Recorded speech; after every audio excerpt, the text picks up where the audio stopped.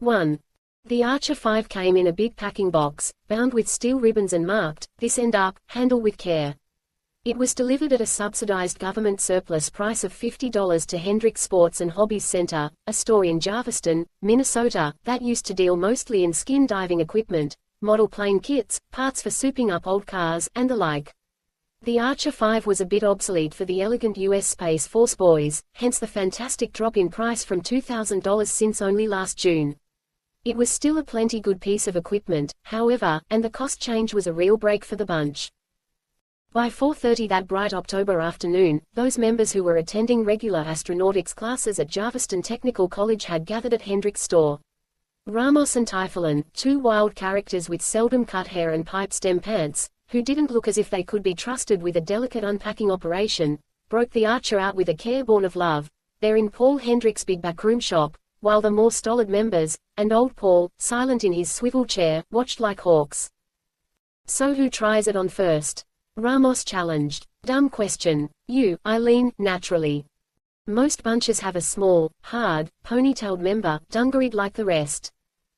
Still kidding around, Ramos dropped an arm across Eileen Z's shoulders, and got her sharp elbow jabbed with vigor into his stomach. She glanced back in a feminine way at Frank Nelsen, a tall, lean guy of 19, butch haircutted and snub-featured. But he was the purposeful, studious kind, more an observer and a personal doer than a leader. He hadn't much time for the encouraging smiles of girls, and donning even an Archer 5 now instead of within a few hours, didn't exactly represent his kind of hurry. "I'll wait, Eileen," he said. Then he nodded toward Gimp Hines.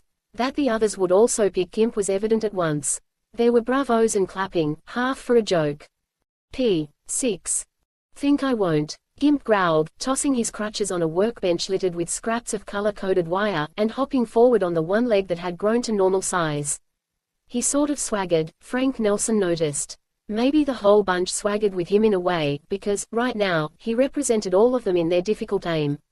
Gimp Hines, with the nylon patch in his congenitally imperfect heart, and with that useless right underpinning, had less chance of taking part in space development than any of them, even with all his talent for mechanics and electronics.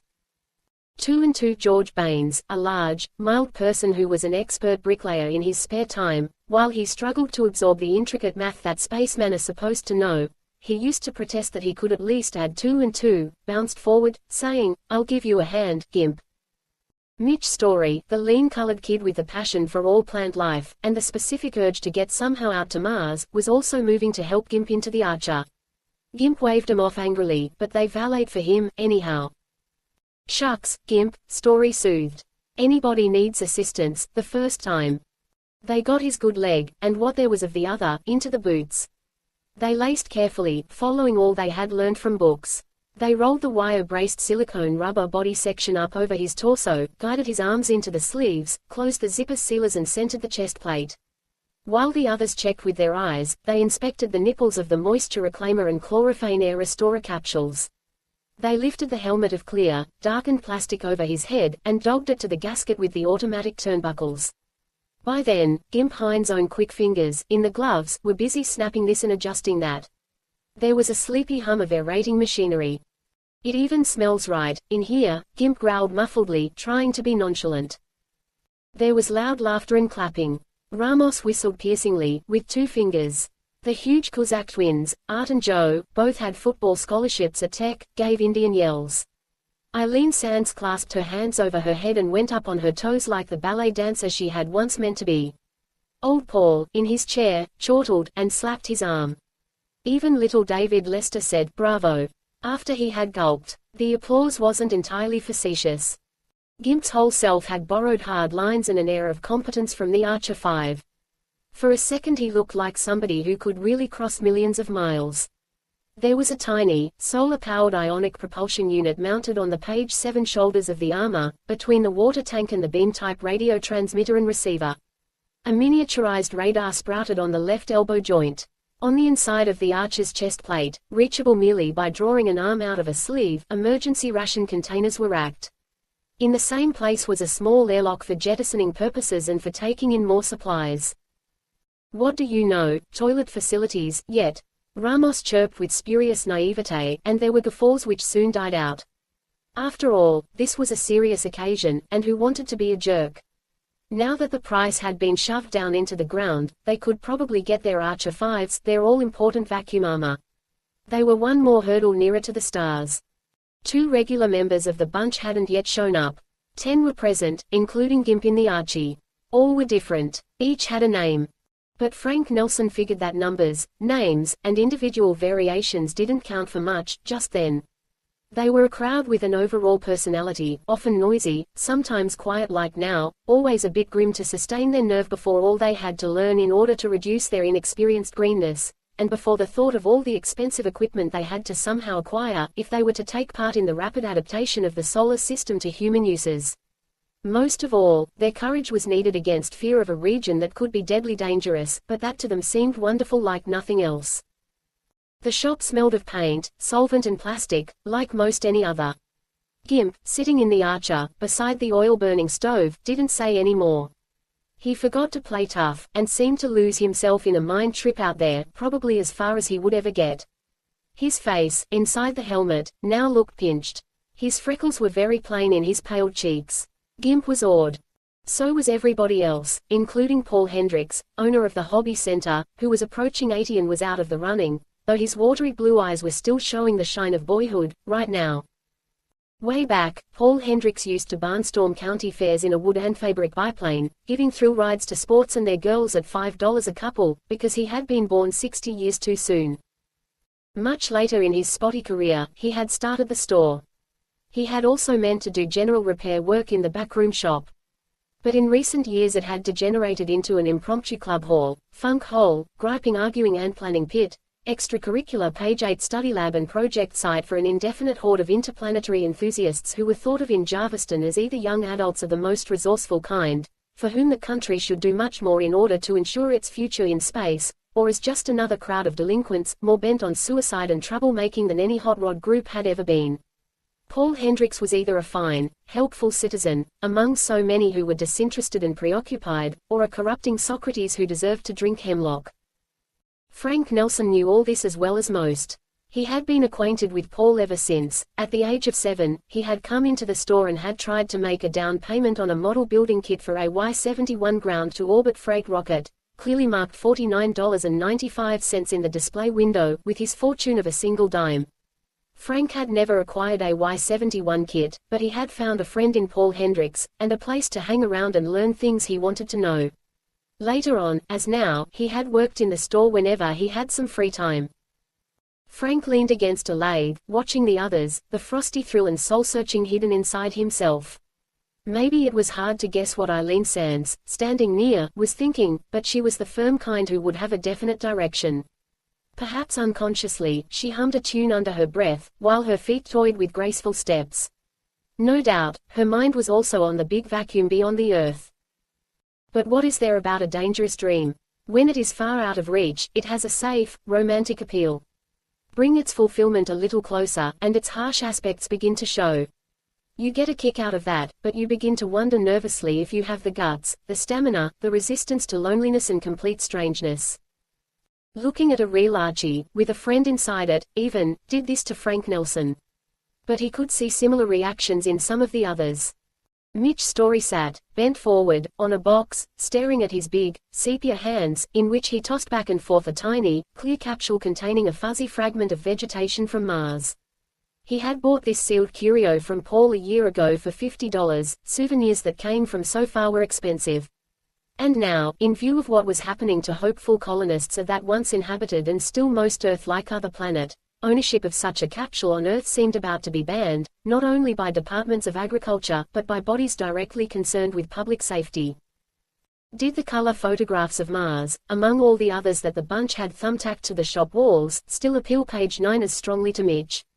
Did he still want to go out to that world of queer, swirled markings, like the fluid flow in the dregs of a paper coffee cup? Mitch would, more so than ever. He had plant life in his soul, maybe from wandering in the swamps near his home in Mississippi. He had been supporting himself here at school by fixing gardens. If it was plant life of a different, dangerous sort, with other billions of years of development behind it, that just made the call stronger. Mitch just sat and thought, now, the mouth organ he seldom played sagging forward in his frayed shirt pocket. Miguel Ramos Alvarez, only stood with his black facade cap pushed back on his head, and a cocky smirk of good humor on his mouth. Reckless Ramos, who went tearing around the country in an ancient motor scooter, decorated with squirrel tails and gaudy bosses, would hardly be disturbed by any risky thing he wanted to do. The thumbtacked pictures of the systems of far, cold Jupiter and Saturn still unapproached, except by small, instrumented rockets, would be the things to appeal to him. The Kuzak twins stood alertly, as if an extra special homecoming football game was in prospect. But they weren't given to real doubts, either. From their previous remarks it was clear that the asteroids, those fragments of an exploded and once populated world, orbiting out beyond Mars, would be for them. Osmium, iridium, uranium. The rich, metallic guts of a planet exposed for easy mining. Thousands of prospectors, hopeful characters, and men brutalized by the life in space, were already drifting around in the asteroid belt. 2 Baines wore a worried, perplexed expression. He was a massive, rather lost young man who had to keep up with the times, and with his companions, and was certainly wondering if he was able. Little David Lester, the pedant, the mother's boy, who looked 18 but was probably older, pouted, and his heavy lips in his thin face moved. "Cause," Nelsen heard him whisper. He had the habit of talking to himself. Frank knew his interests. Drill cores withdrawn from the strata of another planet, and inspected for fossils and other evidences of its long history, was what he probably meant. Seeing Gimp in the Archie had set off another scientific reverie in his head. He was a whiz in any book subject. Maybe he had the brains to be a great investigator of the past, in the belt or on Mars, if his mind didn't crack first, which seemed sure to happen if he left Earth at all.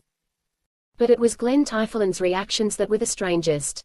He had his switchblade out, and was tossing it expertly against a wall 2x4, in which it stuck quivering each time.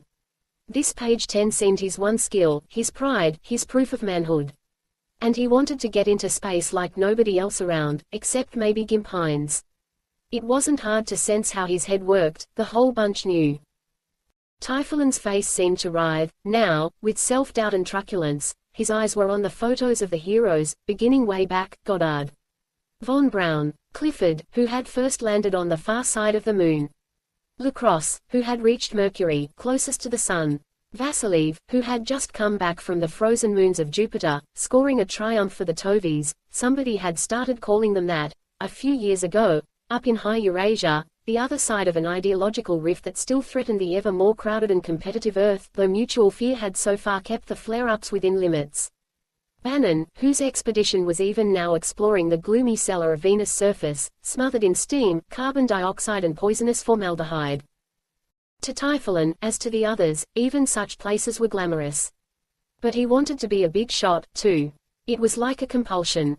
He was touchy and difficult. 3 years back, he had been in trouble for breaking and entering. Maybe his worship of space, and his desire to get there and prove himself, were the only things that had kept him straight for so long, grimly attentive at tech, and at work at his car washing job, nights. In his nervousness, now, he stuck a cigarette savagely between his lips, and lighted it with a quick, arrogant gesture, hardly slowing down the continuous toss and recovery of his knife. This had begun to annoy Big Art Kozak. For one thing, Typholin was doing his trick too close to the mass of crinkly, cellophane-like stuff draped over a horizontal wooden pole suspended by iron straps from the ceiling. The crinkly mass was one of the bunch's major projects, their first space bubble, or bub, which they had been cutting and shaping with more care and devotion than skill. "Cripes, put that damn shiv away, Tiff," Art snapped. "Or lose it someplace." Ramos, who was a part-time mechanic at the same garage where Typholin worked, couldn't help taunting. "Yeah, smoking, too. Oh, using up precious oxygen. Better quit, pal. Can't do much of that out there." This was a wrong moment to rip Typholin. He was in an instant flare. But he ground out the cigarette at once, bitterly. "What do you care what I do, Mex?" he snarled. "And as for you two hunky Cossacks, you oversized bulldozers, how about weight limits for blastoff? Damn, I don't care how big you are." In mounting rage, he was about to lash out with his fists, page 11 even at the two watchful football men. But then he looked surprised. With a terrible effort, he bottled up even his furious words. The bunch was a sort of family. Members of families may love each other, but it doesn't have to happen. For a second it was as if Ramos had Typholin spitted on some barb of his taunting smile, aimed at Typholin's most vulnerable point. Ramos clicked his tongue. What he was certainly going to remark was that people who couldn't pass the emotional stability tests just couldn't get a space fitness card. But Ramos wasn't unkind. He checked himself in time. No sweat, Tiff, he muttered. Hey, Gimp, are you going to sit in that Archie all night? Joe Kozak, the easygoing twin, boomed genially. How about the rest of us? Yeah, how about that, Gimp? Dave Lester put in, trying to sound as brash and bold as the others, instead of just bookish. 2 and 2 Baines, still looking perplexed, spoke in a hoarse voice that sounded like sorrow. What I want to know is just how far this $50 price gets us. Guess we have enough dough left in the treasury to buy us each an Archer 5, Paul. Paul Hendricks rubbed his bald head and grinned in a way that attempted to prove him a disinterested sideliner. Ask Frank, he said. He's your historian secretary and treasurer. Frank Nelsen came out of his attitude of observation enough to warn, that much we've got, if we want as many as 12 Archies. And a little better than $1,000 more, left over from the prize money. They had won $2,500 during the summer for building a working model of a sun-powered ionic drive motor, the kind useful for deep space propulsion, but far too weak in thrust to be any good, starting from the ground. The contest had been sponsored by, of all outfits, a big food chain, Trans-Columbia. But this wasn't so strange. Everybody was interested in, or affected by, interplanetary travel, now. On a workbench, standing amid a litter of metal chips and scraps of color-coded wire, was the bunch's second ionic, full-size this time, and almost finished. On crossed arms it mounted 4 parabolic mirrors, its ion guide was on a universal joint. Out there, in orbit or beyond, and in full, spatial sunlight, its jetting ions would deliver 10 pounds of continuous thrust. $1,000, that's nowhere near enough, 2 and 2 mourned further. Doggone, why can't we get blasted up off the Earth, that costs the most, all by itself, just in our P-12 Archies. They've got those little ionic drives on their shoulders, to get around with, after we're in orbit. Lots of asteroid hoppers live and ride only in their space suits. Why do they make us get all that other expensive equipment? Space bubs, full-size ionics, lots of fancy instruments. 'Cause it isn't legal, otherwise, Mitch Story pointed out. 'Cause new men are green, it isn't safe for them, otherwise, the Extraterrestrial Commission thinks. Got to have all the gear to get clearance. Traveling light isn't even legal in the belt. You know that. Maybe we'll win us another prize, Ramos laughed, touching the crinkly substance of their first bub, hanging like a deflated balloon over the ceiling pole. Typhoon sneered. Oh, sure, you dumb mechs. Too many other bunches, now. Too much competition, like companies starting up on the moon not hiring ordinary help on Earth and shipping them out, anymore, saying contract guys don't stick.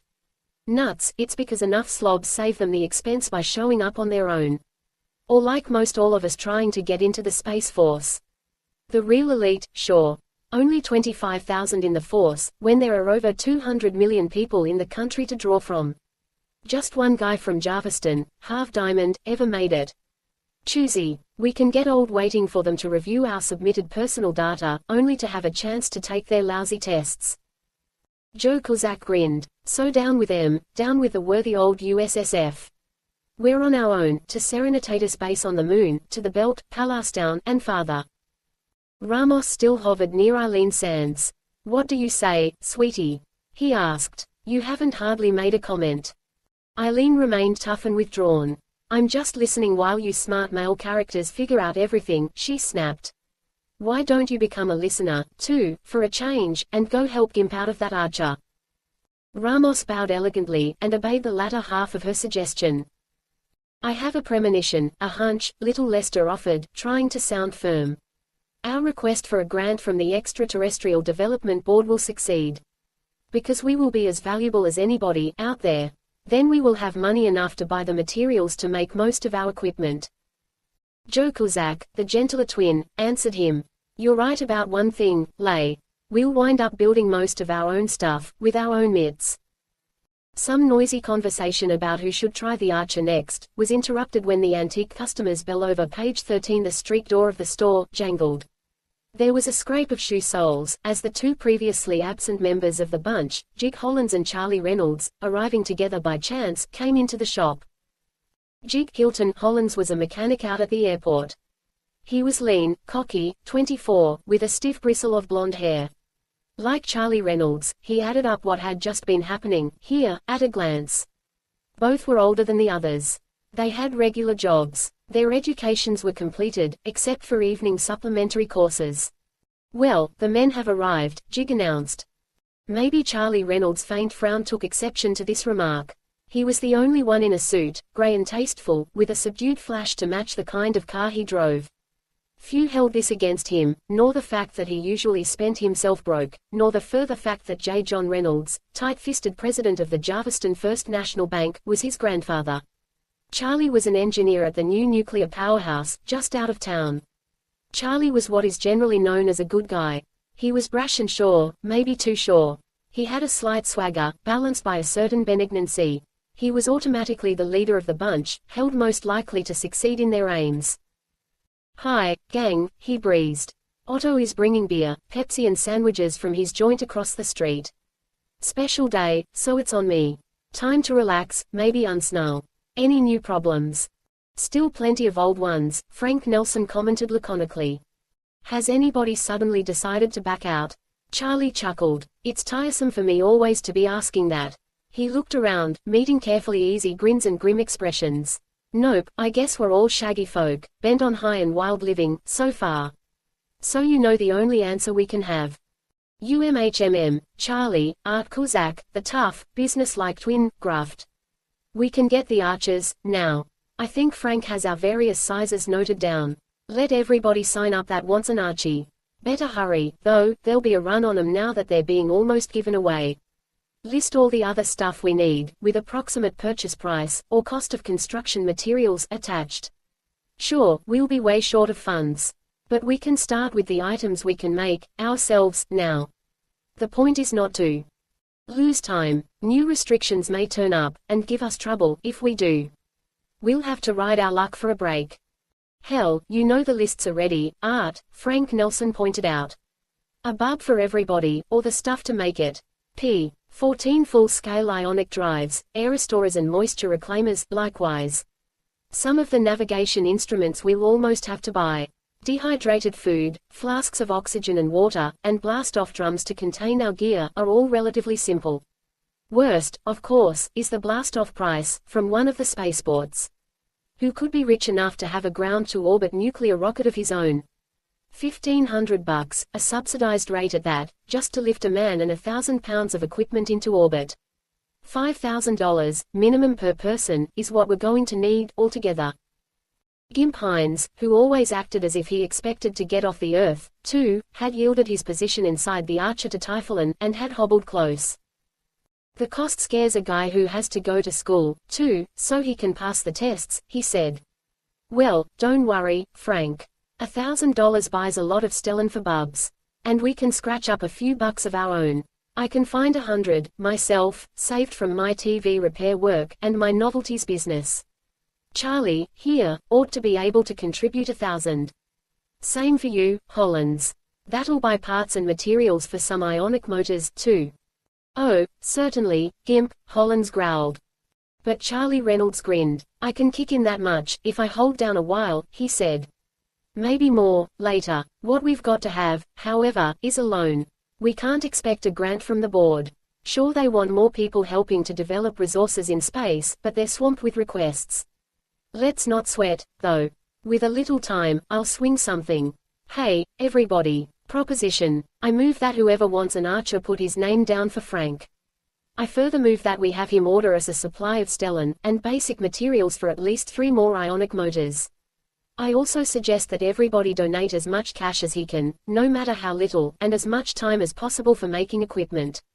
With luck, and if we get our applications for space fitness tests mailed to Minneapolis within a week, at least some of us should get off Earth by next June. Now, shall we sign for the whole deal?" Art Kuzak hunched his shoulders and displayed white teeth happily. "I'm a pushover," he said. "Here I come. I like to see things roll." "Likewise," said his brother, Joe. Their signatures were both small, in contrast to their size. Ramos, fully clad in the Archer, clowned his way forward to write his name with great flourishes, his ballpoint clutched in a space glove. Typhoon made a fierce, nervous scrawl. P. 15. Mitch Story wrote patiently, in big, square letters. Gimp chewed his lip, and signed, Walter Hines, in a beautiful, austere script, with a touch as fine as a master scientist's. I'll go along as far as they let me, he muttered. I think it will be the same, in my case, David Lester stammered. He shook so much that his signature was only a quavering line. For laughs, Eileen Sands said, and wrote daintily. 2 and 2 Baines gulped, sighed, and made a jagged scribble, like the trail of a rocket gone nuts. Jig Hollins wrote in swooping, arrogant circles, that came, perhaps, from his extra jobs as an advertising skywriter with an airplane. Frank Nelsen was next, and Charlie Reynolds was last. Theirs were the most indistinctive signatures in the lot. Just ordinary writing. So here we all are, on a piece of paper, pledged to victory or death, Reynolds laughed. Anyhow, we're out of a rut. Nelsen figured that was the thing about Charlie Reynolds. Some might not like him, entirely. But he could get the bunch unsnarled and in motion. Old Paul Hendricks had come back from waiting on some casual customers in the store. Want to sign, too, Paul? Reynolds chuckled. Nope, that would make 13, Paul answered, his eyes twinkling. I'll watch and listen, and maybe tell you if I think you're off beam. Here comes Otto with the beer and sandwiches, Ramos burst out. They all crowded around heavy Otto Kramer and his basket, all except Frank Nelsen and Paul Hendricks, and Eileen Sands, who made the ancient typewriter click in the little office enclosure, as she typed up the order list that Nelsen would mail out with a bank draft in the morning. Nelsen had a powerful urge to talk to the old man who was his longtime friend, and who had said little all during the session, though he knew more about space travel than any of them, as much as anybody can know without ever having been off the Earth. Hey, Paul, Frank called in a low tone, leaning his elbows across a workbench. Yeah. Nothing, Frank Nelsen answered with a lopsided smile. But he felt that was the right word, when your thoughts and feelings became too huge and complicated for you to express with any ease. Grandeur, poetry, music, for instance, the haunting popular Page 16 song, Fire Streak, about the burial of a spaceman, at orbital speed, in the atmosphere of his native planet. And fragments of history, such as covered wagons. All sorts of subjects, ideas and pictures were swirling inside his head. Wanting to sample everything in the solar system. Home versus the distance, and the fierce urge to build a wild history of his own. Gentleness and lust to be fulfilled, sometime. There would be a girl. And there were second thoughts to twist your guts and make you wonder if all your savage drives were foolish.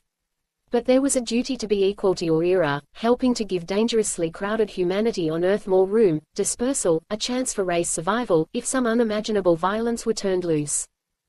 He thought of the names of places out there. Serenitator Space, Serene, on the Moon. Lusty, fantastic Pallas Down, on the golden asteroid, Pallas. He remembered his parents, killed in a car wreck just outside of Jarviston, 4 Christmases ago. Some present. But there was one small benefit: he was left free to go where he wanted, without any family complications, like other guys might have. Poor Dave Lester. How was it that his mother allowed him to be with the bunch at all? How did he work it? Or was she the one that was right? Paul Hendricks had leaned his elbows on the workbench, too. Sure, nothing, Frank, he said, and his watery eyes were bland. The old codger understood. Neither of them said anything for a minute, while the rest of the bunch, except Eileen who was still typing, guzzled Pepsi and beer, and wolfed hot dogs. There was lots of courage-lifting noise and laughter. Ramos said something, and Jig Hollins answered him back. Think there'll be any girls in grass skirts out in the asteroid belt, Mex? Oh, they'll arrive, Ramos assured him. Nelsen didn't listen anymore. His and Paul's attention had wandered to the largest color photo thumbtacked to the wall, above the TV set, and the shelf of dog-eared technical books. It showed a fragile, pearly ring, almost diaphanous, hanging tilted against spatial blackness and pinpoint stars. Its hub was a cylindrical spindle, with radial guys of fine, stainless steel wire. It was like the earliest ideas about a space station, yet it was also different. To many, Frank Nelsen and Paul Hendricks certainly included, such devices had as much beauty as a yacht under full sail had ever had for anybody. Old Paul smirked with pleasure. It's a shame, ain't it, Frank, calling a pretty thing like that a bub? It's an ugly Page 17 word. Or even a space bubble. Technical talk gets kinda cheap. I don't mind, Frank Nelsen answered. Our first one, here, could look just as nice, inflated, and riding free against the stars. He touched the crinkly material, draped across its wooden support.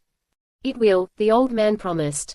Funny, not so long ago people thought that spaceships would have to be really rigid, all metal. So how did they turn out? Made of stellene, mostly, an improved form of polyethylene, almost the same stuff as a weather balloon. A few millimeters thick, light, perfectly flexible when deflated, Nelsen added. Cut out and cement your bub together in any shape you choose. Fold it up firmly, like a parachute, it makes a small package that can be carried up into orbit in a blast-off rocket with the best efficiency. There, attached flasks of breathable atmosphere fill it out in a minute. 8 pounds pressure makes it fairly solid in a vacuum. So, behold, you've got breathing and living room inside. There's nylon cording for increased strength, as in an automobile tire, though not nearly as much. There's a silicone gum between the thin double layers, to seal possible meteor punctures. A darkening lead salt impregnation in the otherwise transparent stellene cuts radiation entry below the danger level, and filters the glare and the hard ultraviolet out of the sunshine. So there you are, all set up. Rig your hub and guy wires, old Paul carried on, cheerfully. Attach your sun-powered ionic drive, set up your air restorer, spin your vehicle for centrifuge gravity, and you're ready to move, out of orbit. They laughed, because getting into space wasn't as easy as they made it sound. The bubs, one of the basic inventions that made interplanetary travel possible, were, for all their almost vagabondish simplicity, still a concession in lightness and compactness for atmospheric transit, to that first and greatest problem, breaking the terrific initial grip of Earth's gravity from the ground upward, and gaining stable orbital speed. Only a tremendously costly rocket, with a thrust greater than its own weight when fully loaded, could do that. Buying a blast-off passage had to be expensive. Figuring, scrounging, counting our pennies, risking our necks, Nelsen chuckled. And maybe, even if we make it, we'll be just a third-rate group, lost in the crowd that's following the explorers. Just the same, I wish you could plan to go, too, Paul. Don't rub it in, kid. But I figure on kicking in a couple of page $18,000, soon, to help you characters along. Nelsen felt an embarrassed lift of hope. You shouldn't, Paul, he advised. We've overrun and taken possession of your shop, almost your store, too.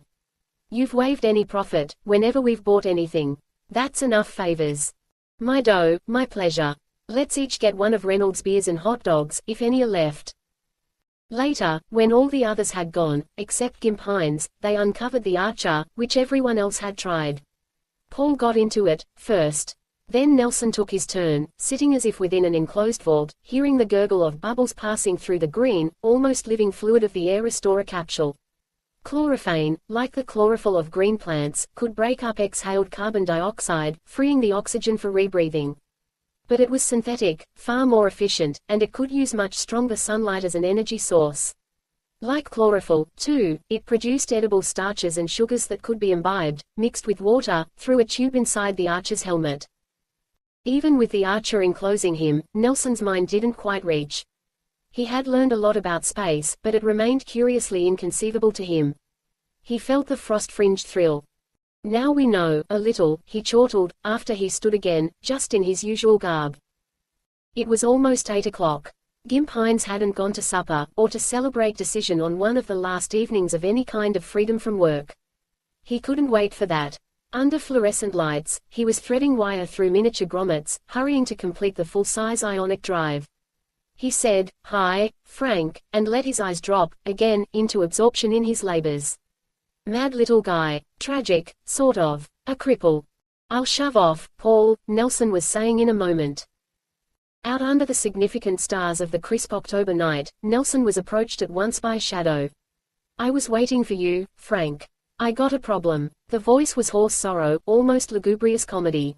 Math again, 2 and 2. Sure, shoot. Well, that kind is always around. With me, 2 and 2 Baines chuckled shakily.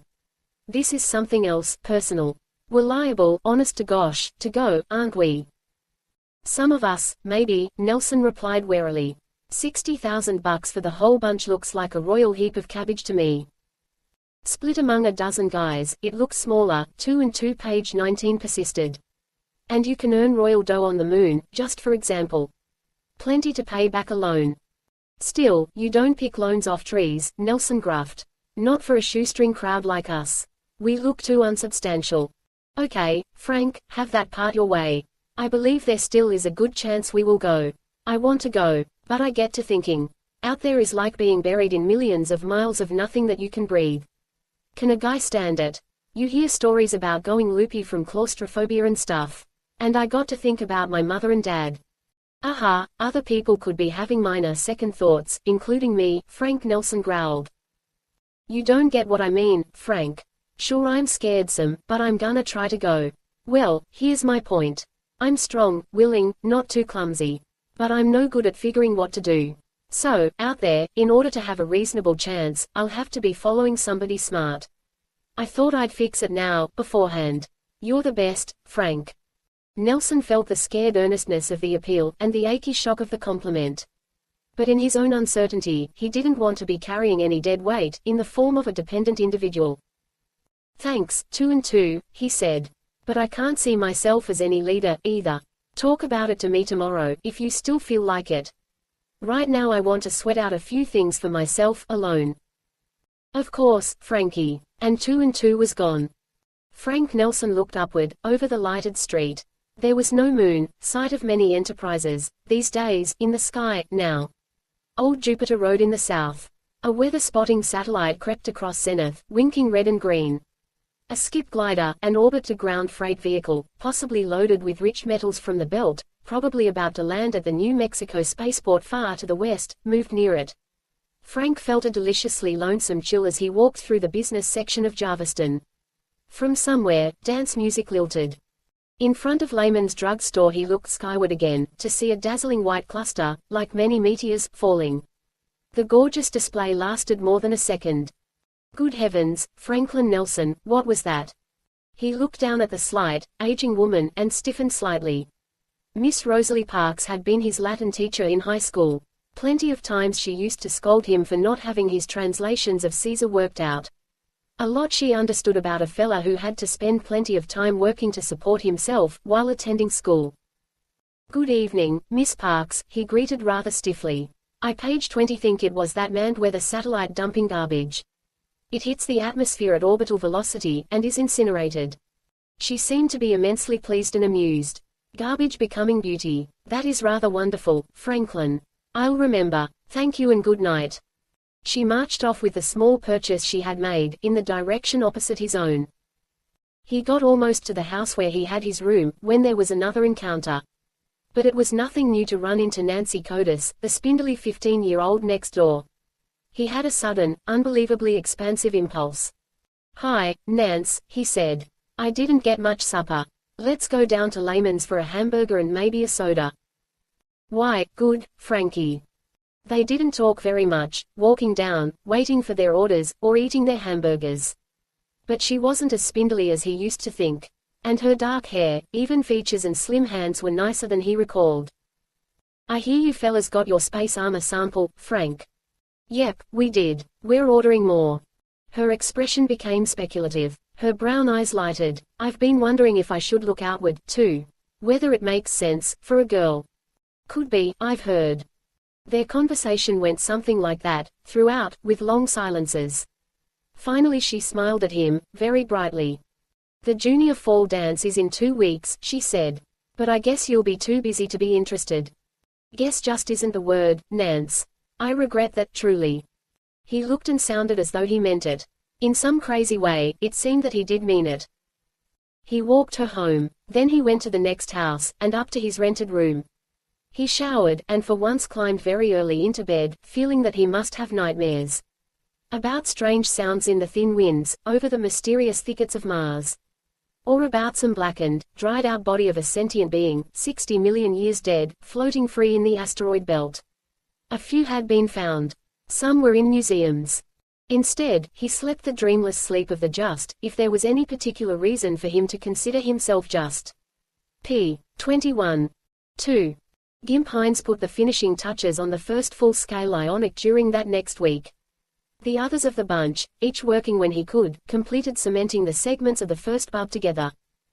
On a Sunday morning they carried the bub out into the yard behind the store and test-inflated the 30-foot ring by means of a line of hose from the compressor in the shop.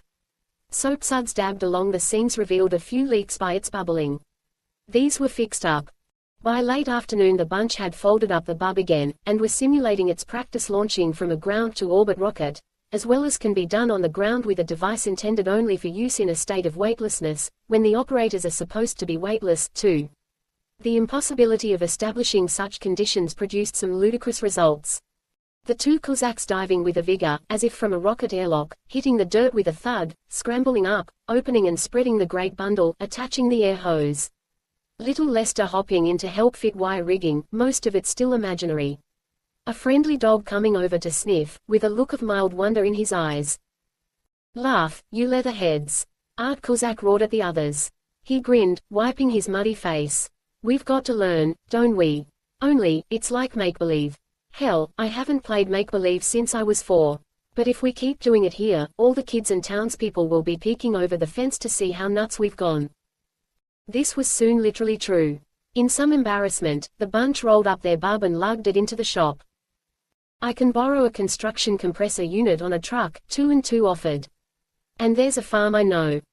A great roll of Stellan tubing, to have a 6 feet 6 inch inside diameter when inflated, was delivered on Monday. Enough for 3 bubs. The Archer 5s were expected to be somewhat delayed, due to massive ordering. But small boxes of parts and raw stock for the Ionics had begun to arrive, too. Capacitors, resistors, thermocouple units. Magnesium rods for Story or Ramos or the Cossacks to shape in a lathe. 22 sheet aluminium to be spun and curved and polished. With Eileen Sands helping, Gimp Hines would do most of that. So the real work began. Nobody in the bunch denied that it was a grind. For most, there were those tough courses at tech. And a job, for money, for sustenance. And the time that must be spent working for destiny. Sleep was least important, a few hours, long after midnight, usually. Frank Nelsen figured that he had it relatively easy, almost as easy as the Cossack twins, who, during football season, were under strict orders to get their proper sack time. He worked at Hendrix. Old Paul didn't mind his combining the job with his labors of aspiration. Ramos, the night mechanic, Typhoon, the car washer, and 2 and 2 Baines, the part-time bricklayer, didn't have it so easy. Eileen, a first-rate legal typist employed for several hours a day by a partnership of lawyers, could usually work from notes, at the place where she lived. 2 and 2 would lift a big hand facetiously, when he came into the shop. Blinking and squinting, he would wiggle his fingers. "I can still see M, to count." He would moan, "Thanks, all you good people, for coaching me in my math." Think nothing of it, Charlie Reynolds or David Lester, or most any of the others, would tell him. 2 and 2 hadn't come near Frank Nelsen very much, during the last few days, though Frank had tried to be friendly. Lester was the only one without an activity to support himself. But he was at the shop every weekday, 6 to 10 p.m., cementing Stellan with meticulous care, while he muttered and dreamed. The bunch griped about courses, jobs, and the stubbornness of materials, but they made progress. They had built their first bub and Ionic. The others would be easier. Early in November, Nelsen collected all available fresh capital, including a second 1,000 from Paul Hendricks and 500 from Charlie Reynolds, and sent it in with new orders. That about exhausted their own finances for a long time to come. 7 bubs, minus most of even their simpler fittings, and 5 Ionics, seemed as much as they could pay for themselves. Charlie Reynolds hadn't yet lined up a backer. "We should have planned to outfit one guy completely," Jig Hollins grumbled on a Sunday afternoon at the shop. "Then we could have drawn lots about who gets a chance to use the gear. That we goofed there is your fault, Reynolds. Or, your grandpappy didn't come through, huh?" Charlie met Hollins' sneering gaze for a moment. "Never mind the grandpappy, Jig," he said softly. "I knew that chances weren't good, there. However, there are other prospects page 23 which I'm working on. I remember mentioning that it might take time. As for your other remarks, what good is equipping just one person? I thought that this was a project for all of us." "I'm with Charlie," Joe Cossack commented. "Don't fight, guys, we've got to figure on training, too," Ramos laughed. "I've got the problem of an expensive training centrifuge about beat. Out at my old motor scooter club. Come on, Charlie, you, too, Jig, get your cars and let's go. It's only 7 miles, and we all need a break." Paul Hendricks had gone for a walk. So Nelsen locked the shop, and they all tore off, out to the place, Ramos leading the way in his scooter. At the scooter club they found an ancient carnival device which used to be called a motordrome. It was a vertical wooden cylinder, like a huge, iron-bound, straight-sided cask, 30 feet high and wide, standing on its bottom. Ramos led himself and the scooter through a massive, curved door, conforming to the curvature of the walls, at the base of the drome. "Secure the latch bar of this door from the outside, fellas," he said. "Then go to the gallery around the top to watch." Ramos started riding his scooter in a tight circle around the bottom of the drome. Increasing speed, he swung outward to the ramp juncture between floor and smooth, circular walls. Then, moving still faster, he was riding around the vertical walls, themselves, held there by centrifugal force. He climbed his vehicle to the very rim of the great cask, body out sideways, grinning and balancing, hands free, the squirrel tails flapping from his gaudily repainted old scooter. "Come on, you characters," he shouted through the noise and smoke. "You should try this, too. It's good practice for the rough stuff to come, when we blast out. Hey, Eileen, you try it first, ride with me, then alone, when you get the hang of it." This time she accepted. Soon she was riding by herself, smiling recklessly. Reynolds rode after that, then the Cossacks. Like most of them, Frank Nelsen took the scooter up alone, from the start.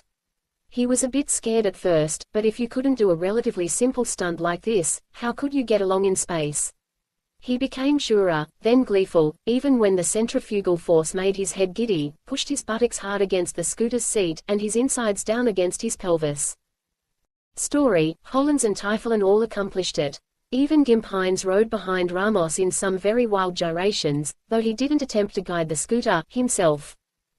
Then it was David Lester's turn. It was a foregone conclusion, page 24, that he couldn't take the scooter up, alone. Pale-faced, he rode double. Ramos was careful this time.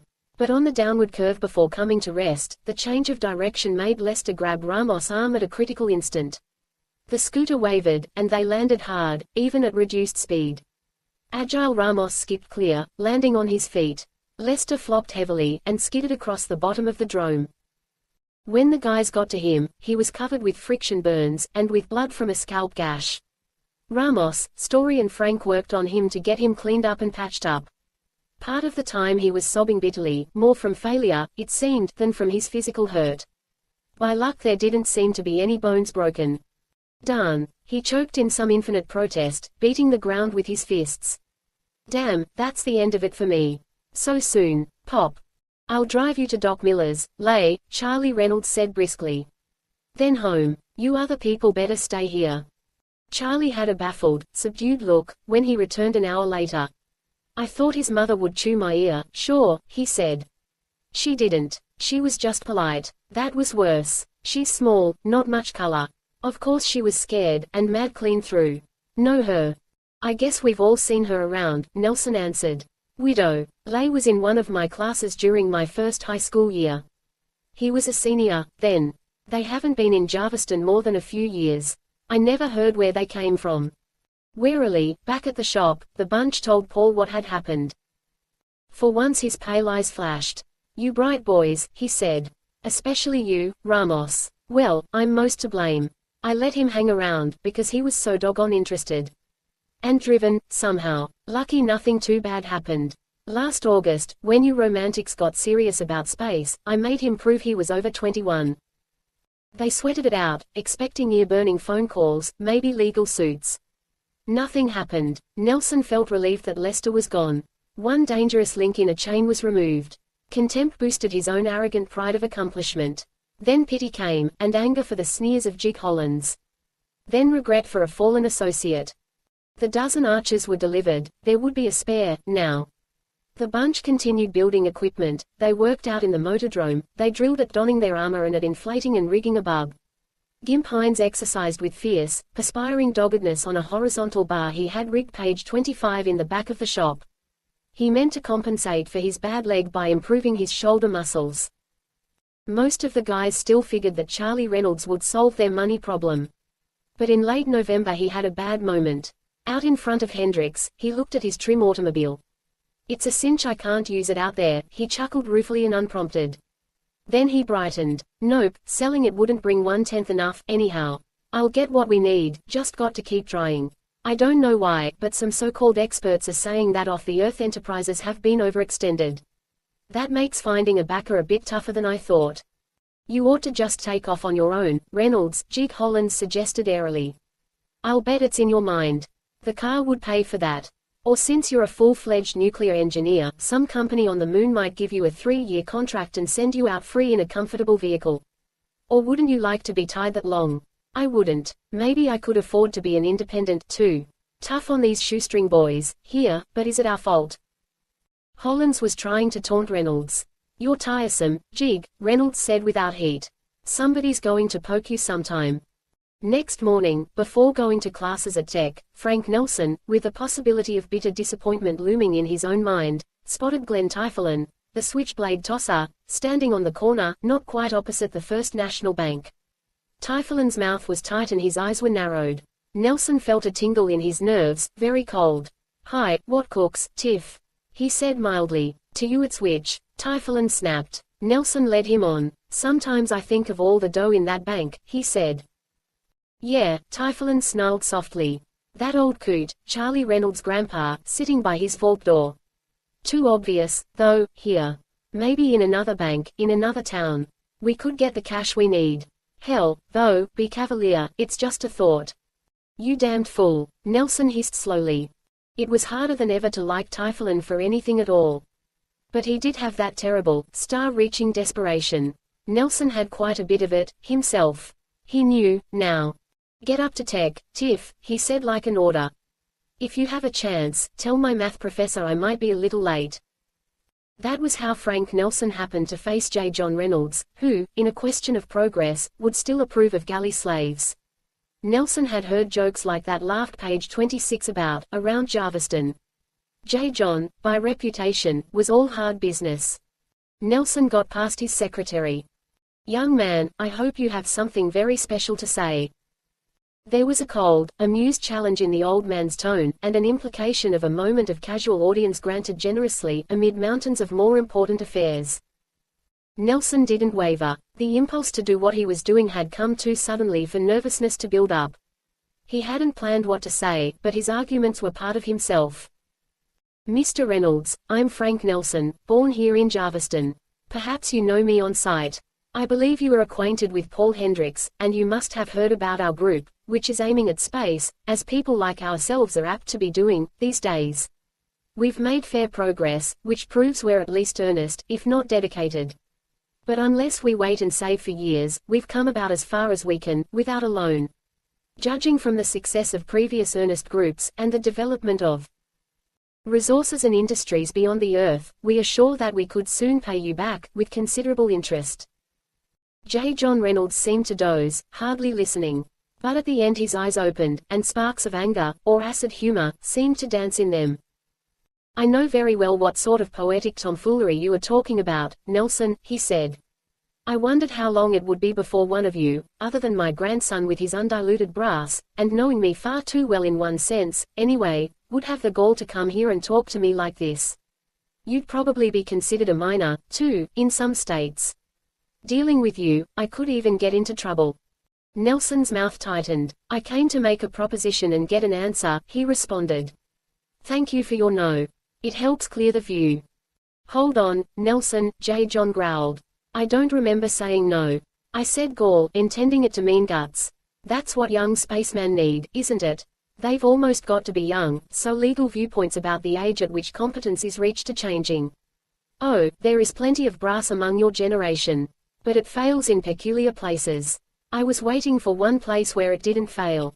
Charlie, my grandson, doesn't count. It has never taken him any courage to talk to me any way he wants. This whole encounter was still dreamlike to Frank Nelsen. Then you are saying yes. I might. Do you foolishly imagine that my soul is so completely page 27 sour milk that in youth I couldn't feel the same drives that you feel, now, for the limited opportunity there was then?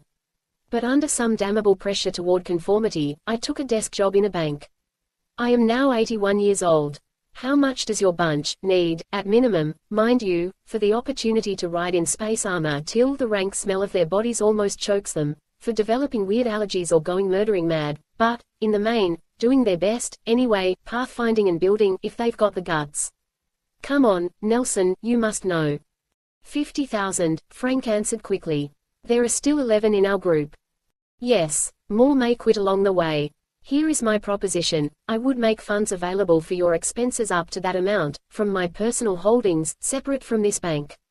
The amount due from each individual shall be 10% of whatever his gains or earnings are, off the earth, over a period of 10 years, but he will not be required to pay back any part of the original loan. This is a high-risk, high-potential profit arrangement for me, with an experimental element.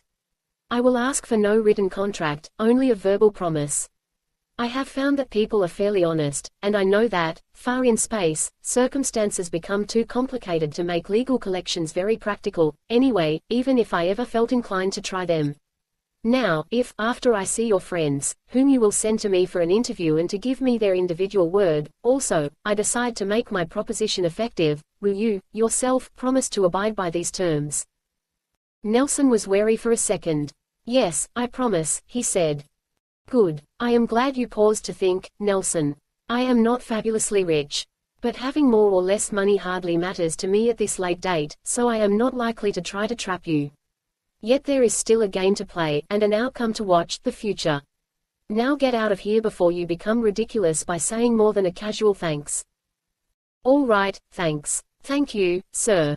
Nelsen felt somewhat numb, but a faint, golden glow was increasing inside his mind. Typhoon hadn't gone up to tech. He was still waiting on the street corner. What the hell, Frank? He said. I think we've got the loan, Tiff. But he wants to see all of us. Can you go in there, be polite, say you're a bunch member, make a promise, and, above all, avoid blowing your top. Boy, if you queer this. Typhoon's mouth was open. You kidding? No. P. 28. Typhoon gulped, and actually looked subdued. Okay, Frank. Be cavalier. Hell, I'd croak before I'd mess this up. By evening, everybody had visited J. John Reynolds, including Charlie Reynolds and Jig Hollins. Nelsen got the backslapping treatment. Charlie sighed, rubbed his head, then grinned with immense relief. That's a load off, he said. Glad to have somebody else fix it. Congrats, Frank. I wonder if Otto has got any champagne to go with the hot dogs. Otto had a bottle, enough for a taste, all around. Eileen kissed Frank impulsively. You ought to get real smart, she said. Aha, he answered. Now let's get some beer, more our speed.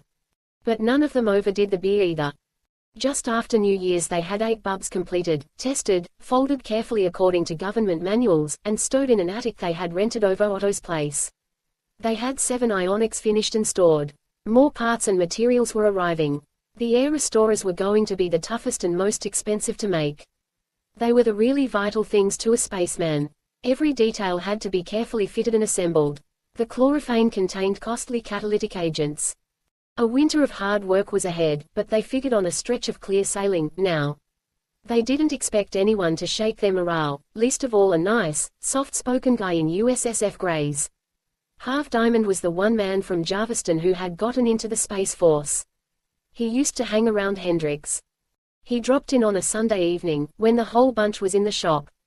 They were around him at once, like around a hero, shouting and questioning. There were mottled patches on his hands, and he wore dark glasses, but he seemed at ease and happy. There have been some changes in the old joint, huh, Paul? He said. So you guys are one of the outfits building its own gear.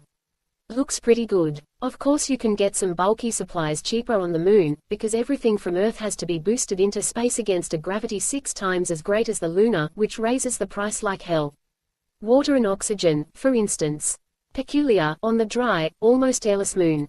But roasting water out of lunar gypsum rock is an easy trick. And oxygen can be derived from water by simple electrolysis. Hell, we know all that, Harv, Ramos laughed. So Half Diamond gave them the lowdown on the shortage of girls, yet, in Serenitatis Base, on the moon. Just the same, page 29 it was growing like corn in July, and was already a pretty good leaf spot, if you like to look around. Big vegetable gardens under sealed, Stellan domes. Metal refineries, solar power plants, plastic factories and so forth, already in operation. But there was nothing like Pallas down, on Little Pallas, out in the asteroid belt. Mars. That was the heebie-jeebie planet. Gimp asked Harv how much leave he had on Earth. Not long, I guess, Harv laughed. I've got to check back at the Force Hospital in Minneapolis tomorrow.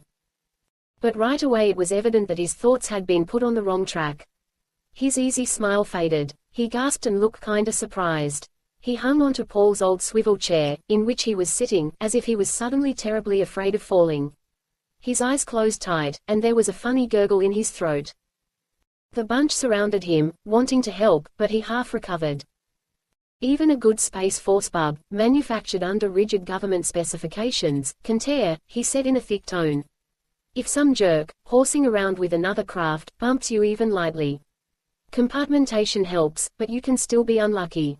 I was fortunate, almost buttoned into my Archer 6, already. But did you ever see a person slowly swell up and turn purple, with frothy bubbles forming under the skin, while his blood boils in the big vacuum? That was my buddy, Ed Kraft. Lieutenant Harvey Diamond gasped. Huge, strangling hiccups came out of his throat. His eyes went wild. The Cossacks had to hold him, while Mitch's story ran to phone Doc Miller. A shot quieted Diamond somewhat, and an ambulance took him away. That incident shook up the bunch a little.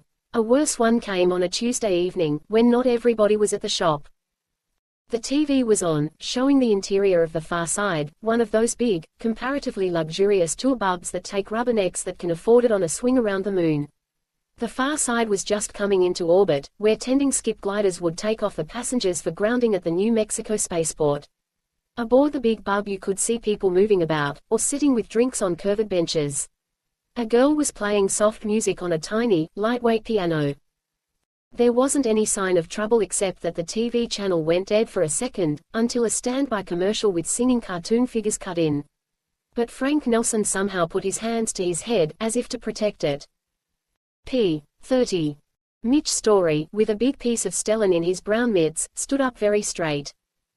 Gimp, at a bench, handed a tiny capacitor to Eileen, and started counting, slow and even. 1, 2, 3, 4, 5, what's with you slobs? Jig Hollins wanted to know. Dunno, we're nuts, maybe, Gimp answered. 10, 11, 12, Charlie Reynolds and Paul Hendricks were alert, too. Then a big, white light trembled on the thin snow beyond the windows, turning the whole night landscape into weird day. The tearing, crackling roar was delayed. By the time the sound arrived, all of the Stellan in the Far Side must have been consumed. It had no resistance to atmospheric friction at 5 miles per second, or faster. There were just the heavier metallic details left to fall and burn. Far off, there was a thumping crash that seemed to make the ground sag and recover. Here we go, Charlie Reynolds yelled. In his and Holland's cars, they got to the scene of the fragments fall, 2 miles out of town, by following a faint, fading glow. They were almost the first to reach the spot. Typhoon and Ramos, who had been working on their jobs, came with their boss, along with a trailing horde of cars from town. Flashlights probed into the hot impact pit in the open field, where the frozen soil had seemed to splash like a liquid. Crumpled in the hole was a lump of half-fused sheet steel, wadded up like paper. It was probably part of the Far Side's central hub.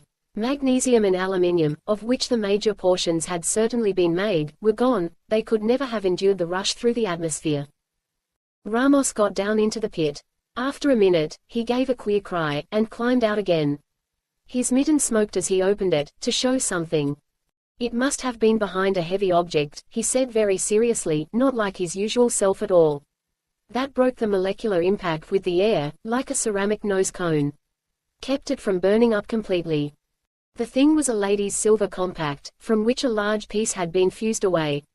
A bobby pin had gotten welded to it.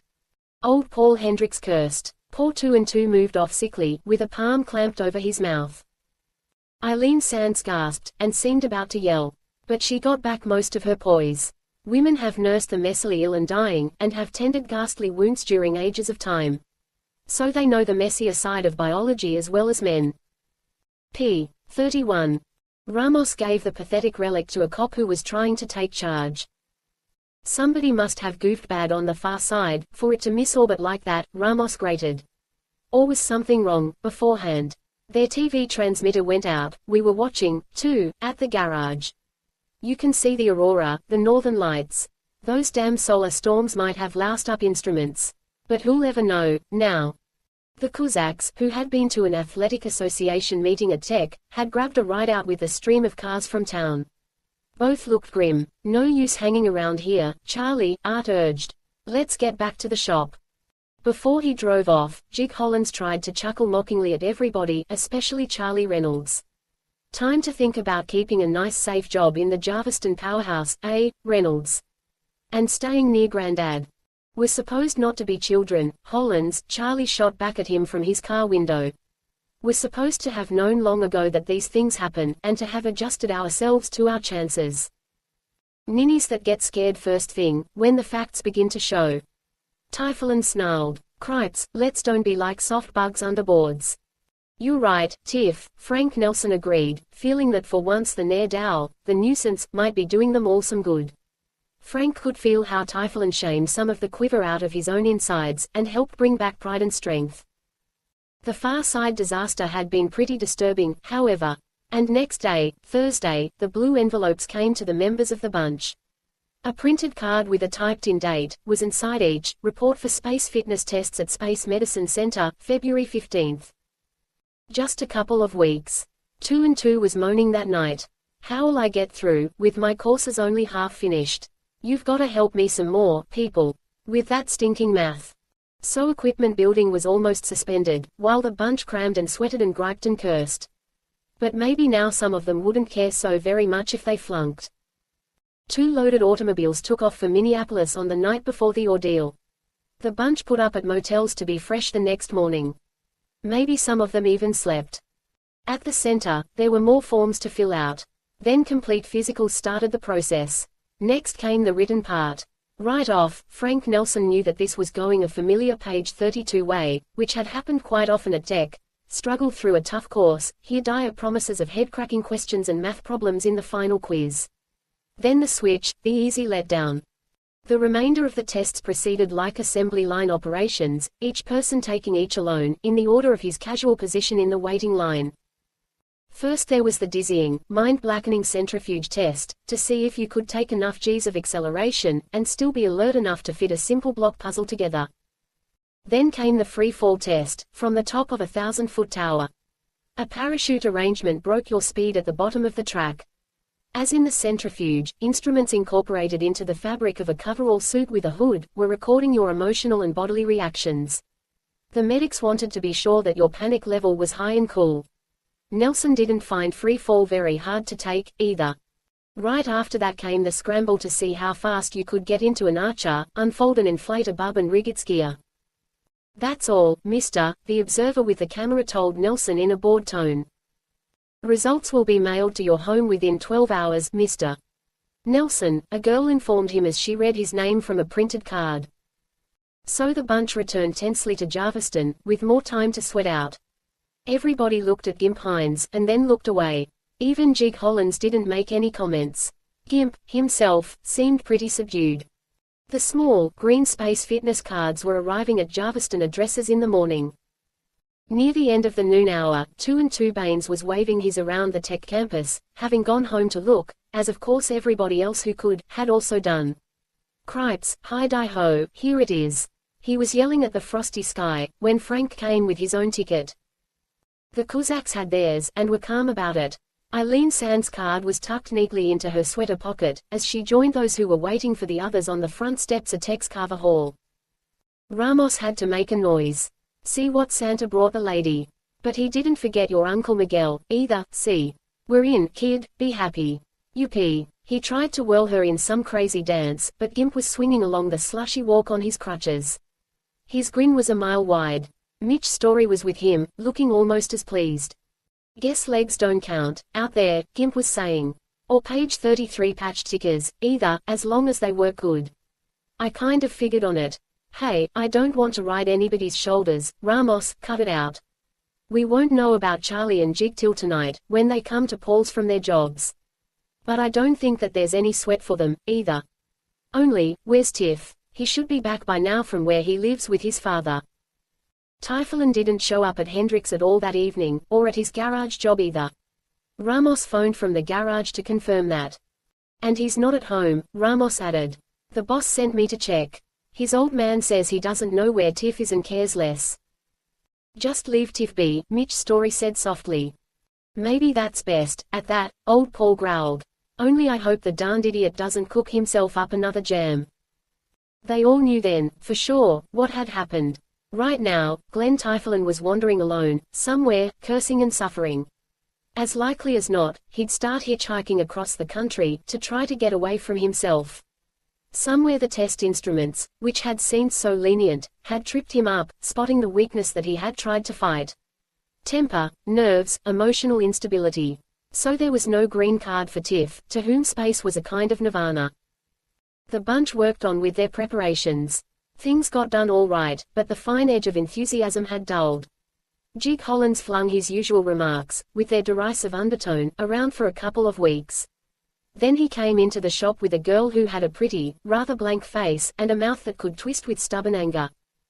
"Meet Minnie," Jig said loudly. "She is one reason why I have decided that I've had enough of this kid stuff. I gave it a whirl, for kicks. But who, with any sense, wants to go batting off to Mars or the asteroids? That's for the birds, the crackpots. Wife, house, kids, right in your own hometown, that's the only sense there is. Minnie showed me that, and we're gonna get married." The bunch looked at Jig Hollins. He was swaggering. He was making sour fun of them, but in his eyes there were other signs, too. A pleading, "Agree with me, back me up, quit. Don't see through me, it's not so, anyhow. Don't say I'm hiding behind a skirt. Above all, don't call me yellow. I'm not yellow, I tell you. I'm tough, Jig Hollins. You're the dopes." Frank Nelsen spoke for the others. "We understand, Jig. We'll be getting you a little wedding present. Later on, maybe page 34, we'll be able to send you something really good. Best of luck." They let Jig Hollins and his Minnie go. They felt their contempt and pity, and their lifting, wild pride. Maybe Jig Hollins, wise guy and big mouth, boosted their own selves quite a bit, by contrast. "Poor sap," Joe Kuzak breathed. "Who's he kidding, us or himself, or neither?" Soon Eileen began to show symptoms, sighs, a restlessness, sudden angry pouts that would change as quickly to the secret smiles of reverie, while she hummed a soft tune to herself, and rose on her toes, dancing a few steps. Speculative looks at Nelsen, or the other guys around her. Maybe she envied men. Her eyes would narrow thoughtfully for a second. Then she might look scared and very young, as if her thoughts frightened her. But the expression of determined planning would return. After about 10 days of this, Gimp asked, "What's with you, Eileen? You don't usually say much, but now there must be something else." She tossed down a fistful of waste with which she had been wiping her hands. She had been cementing segments of the last of the 10 bulbs they would make, more than they needed, now, but spares might be useful. "Okay, all," she said briskly.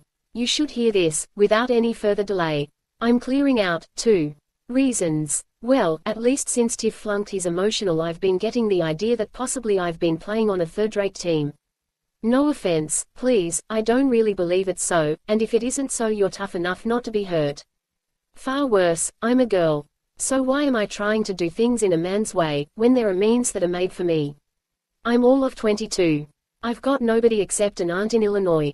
Meanwhile, out in New Mexico, there's a big spaceport, and a lot of the right people who can help me. I'll bet I can get where you want to go, before you do.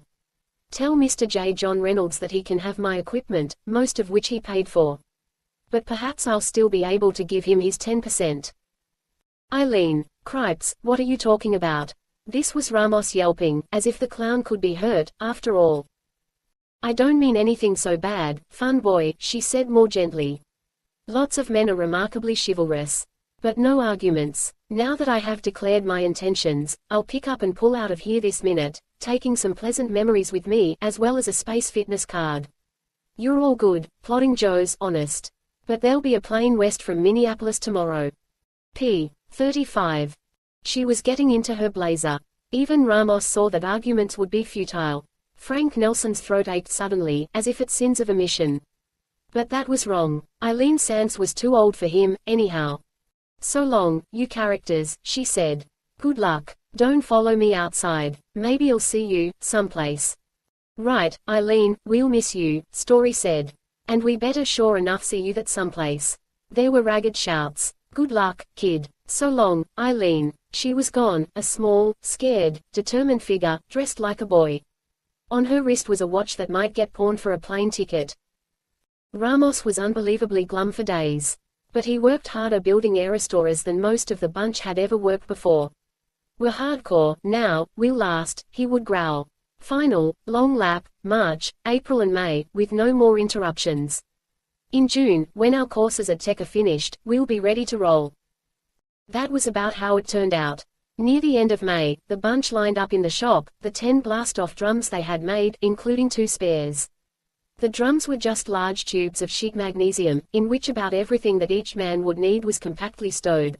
Archer 5, bulb, sun-powered ionic drive motor, air restorer, moisture reclaimer, flasks of oxygen and water, instruments, dehydrated foods, medicines, a rifle, instruction manuals, a few clothes, and various small, useful items.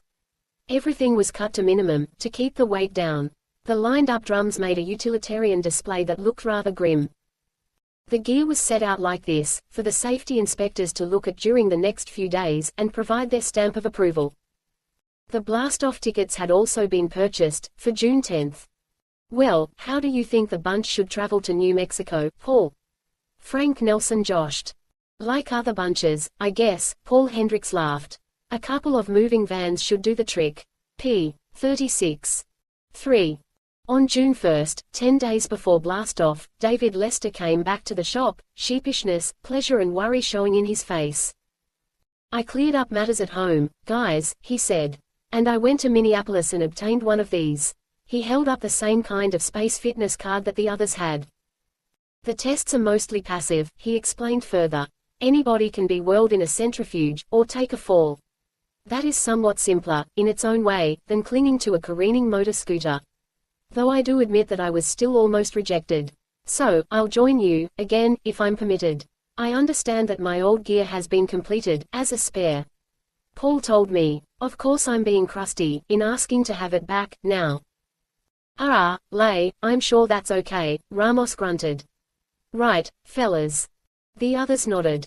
A subdued cheerfulness seemed to possess Lester, the mama's boy, as if he had eased and become less introverted. The bunch took him back readily enough, though with misgivings. Still, the mere fact that a companion could return, after defeat, helped brace their uncertain morale. I'll order you a blast-off ticket, Lay, Frank Nelsen said. In one of the 2 GOs, ground-to-orbit rockets, reserved for us. The space is still there. David Lester had won a battle. He meant to win through, completely. Perhaps some of this determination was transmitted to the others. Two Baines, for example, seemed more composed. There wasn't much work to do during those last days. After the equipment had been inspected and approved, the initials of each man painted in red on his blast-off drum, and all the necessary documents put in order. Mitch Story rode a bus to Mississippi, to say goodbye to his folks. The Cossacks flew to Pennsylvania for the same reason. Likewise, Gimp Hines went by train to Illinois. Ramos rode his scooter all the way down to East Texas and back, to see his parents and a flock of younger brothers and sisters. When page 37 he returned, he solemnly gave his well-worn vehicle to an earnest boy still in high school. No dough, Ramos said. I just want her to have a good home. Those of the bunch who had families didn't run into any serious last-minute objections from them about their going into space. Blasting out was getting to be an accepted destiny. There was a moment of trouble with Two Baines about a kid of 8 years named Chippy Potter, who had begun to hang around Hendricks just the way Frank Nelsen had done, long ago. But more especially, the trouble was about Chippy's fox terrier, Blaster. The lad of course can't go along with us, out there, on account of school and his mum, Two said sentimentally, on one of those final evenings. So he figures his mutt should go in his place. Shucks, maybe he's right. A lady mutt first made it into orbit, ahead of any people, remember. And we ought to have a mascot. We could make a sealed air-conditioned box and smuggle old Blaster. Afterwards, he'd be all right, inside a bub. You try any stunt like that and I'll shoot you, Frank Nelsen promised. Things are going to be complicated enough. You always tell me no, Frank, Two mourned. I know something else, said Joe Cusack. He and his tough twin had returned to Jarviston by then, as had all the others who had visited their homes. There's a desperate individual around, again. Typhoon. He appealed his test, and lost. Kind of a good guy, some ways. The big Cossacks, usually easy and steady and not too comical, both had a certain kind of expression, now, like amused and secretive gorillas. Frank wasn't sure whether he got the meaning of this or not, but right then he felt sort of sympathetic to Typhoon, too. I didn't hear anything, I won't say or do anything, he laughed. Afterwards, under the pressure of events, he forgot the whole matter. It would take about 36 hours to get to the New Mexico spaceport. Calculating accordingly, the bunch hoisted their gear aboard two canvas-covered trucks parked in the driveway beside Hendricks, just before sundown of their last day in Jarviston. People had begun to gather, to see them off. 2 and 2's folks, a solid, chunky couple, looking grave. David Lester's mother, of course, seeming younger than the bunch remembered her. Makeup brought back some of her good looks. She was more Spartan than they had thought, too. p. 38. I have made up a basket of sandwiches for you and your comrades, Lester, she said. Otto Kramer was out with free hot dogs, beer and Pepsi, his face sad. J. John Reynolds, backer of the bunch, had promised to come down, later. Chief of Police, Bill Hobart, was there, looking grim, as if he was half glad and half sorry to lose this parcel of law-abiding but worrisome young eccentrics. There were various cynical and curious loafers around, too. There were Chippy Potter and his mutt, a more wistful and worshipping pair would have been hard to imagine. Sophia Jameson, one of Charlie Reynolds' old flames, was there. Charlie had sold his car and given away his wardrobe, but he still managed to look good in a utilitarian white coverall. Well, we had a lot of laughs, anyway, you big ape. Sophia was saying to Charlie, when Roy Harder, the mailman with broken-down feet, shuffled up, puffing. One for you, Reynolds, he said. Also one for you, Nelson. They just came, ordinarily I wouldn't deliver them till tomorrow morning. But you see how it is. A long, white envelope was in Frank Nelson's hands. In its upper left-hand corner was engraved, United States Space Force Recruiting Section Washington, D.C. Geez, Frankie, Charlie, you made it, open M, quick. 2 and 2 said. Frank was about to do so. But everybody knew exactly what was inside such an envelope, the only thing that was ever so enclosed, unless you were already in the force. An official summons to report, on such and such a date and such a place, for examination. For a minute Frank Nelsen suffered the awful anguish of indecision over a joke of circumstance. Like most of the others, he had tried to get into the force. He had given it up as hopeless. Now, when he was ready to move out on his own, the chance came. Exquisite irony. Frank felt the lift of maybe being one of, well, the chosen. To wear the red, black and silver rocket emblem, to use the finest equipment, to carry out dangerous missions, to exercise authority in space, and yet to be pampered, as those who make a mark in life are pampered. Q Milagro, holy cow. Ramos breathed. Charlie, Frankie, congratulations. Frank saw the awed faces around them. They were looking up to him and Charlie in a friendly way, but already he felt that he had kind of lost them by being a little luckier.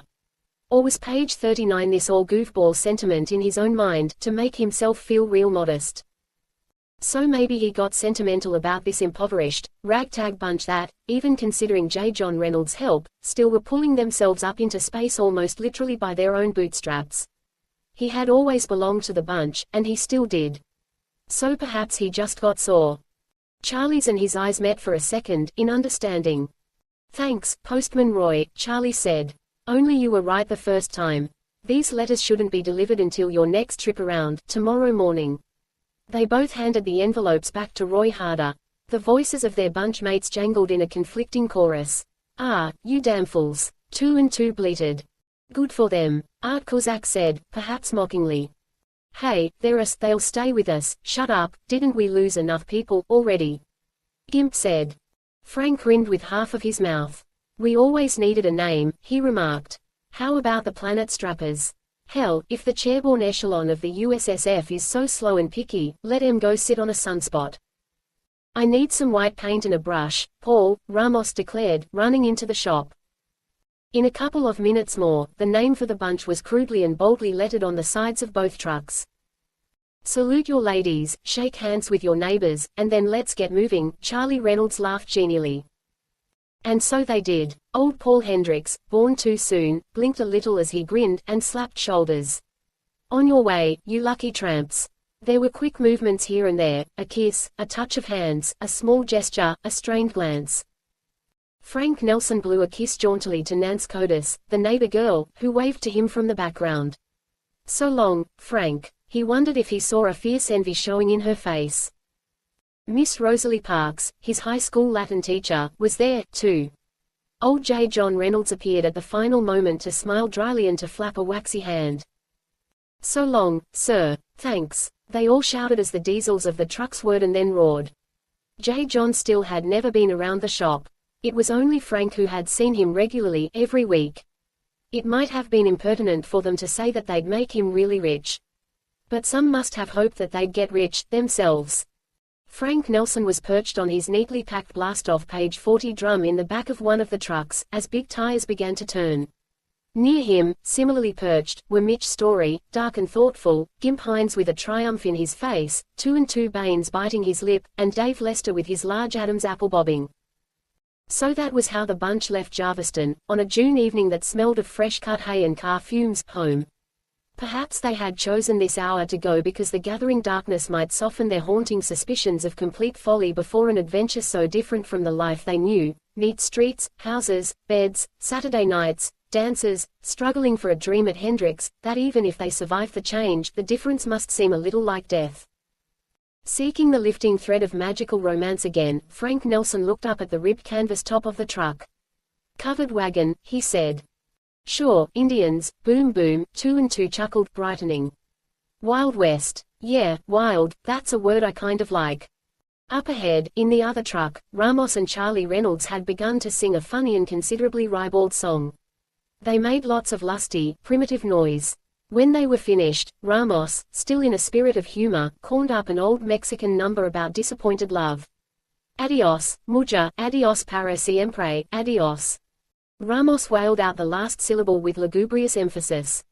"Always it's girls," Dave Lester managed to chuckle. "I still don't see how they expect to find many, out there."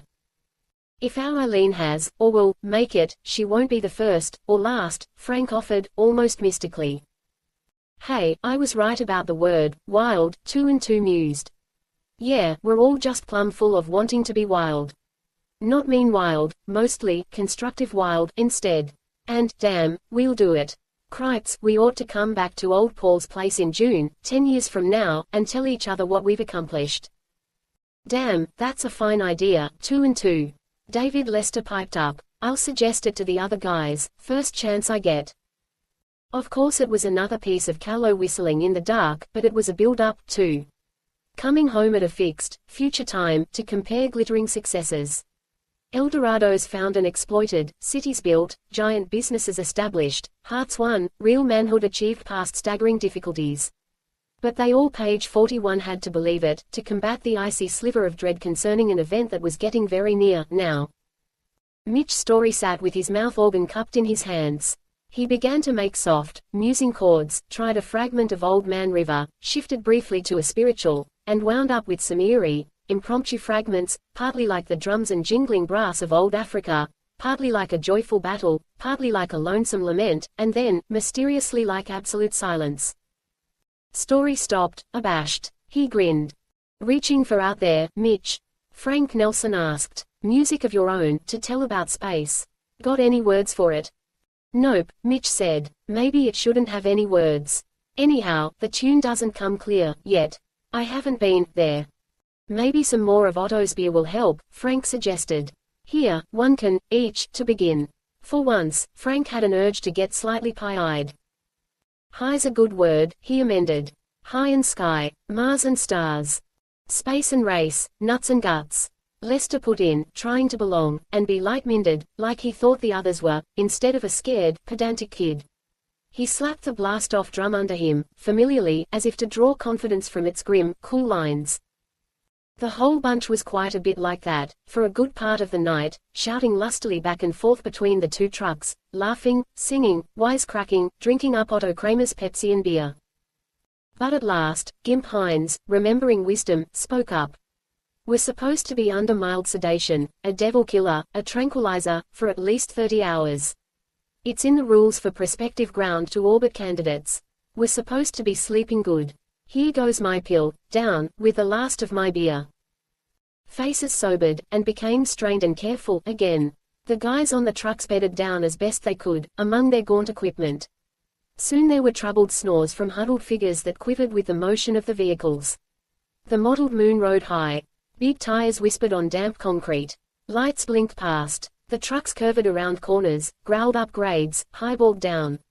There were pauses at all-night drive-ins, coffees misguidedly drunk in a blurred, fur-tongued half-wakefulness that seemed utterly bleak.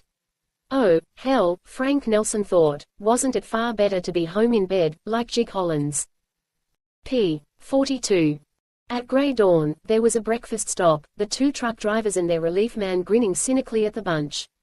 Then there was more country, rolling and speeding past. Wakefulness was half sleep, and vice versa. And the hours, through the day and another night, dwindled toward blast-off time, at 11 o'clock tomorrow morning. When the second dawn came, the bunch were all tautly and wearily alert again, peering ahead, across dun desert. There wasn't much fallout from the carefully developed hydrogen fusion engines of the Go rockets, but maybe there was enough to distort the genes of the cacti a little, making their forms more grotesque. Along the highway there were arrows and signs. When the trucks had labored to the top of a ridge, the spaceport installations came into view all at once. Barbed wire fences, low, olive-drab gate buildings, guidance tower, the magnesium dome of a powerhouse reactor, repair and maintenance shops, personnel housing area carefully shielded against radiation by a huge Stellan bubble, sealed and air-conditioned, with double-doored entrances and exits. Inside it were visible neat bungalows, lawns, gardens, supermarket, swimming pools, swings, a kid's bike left casually here or there.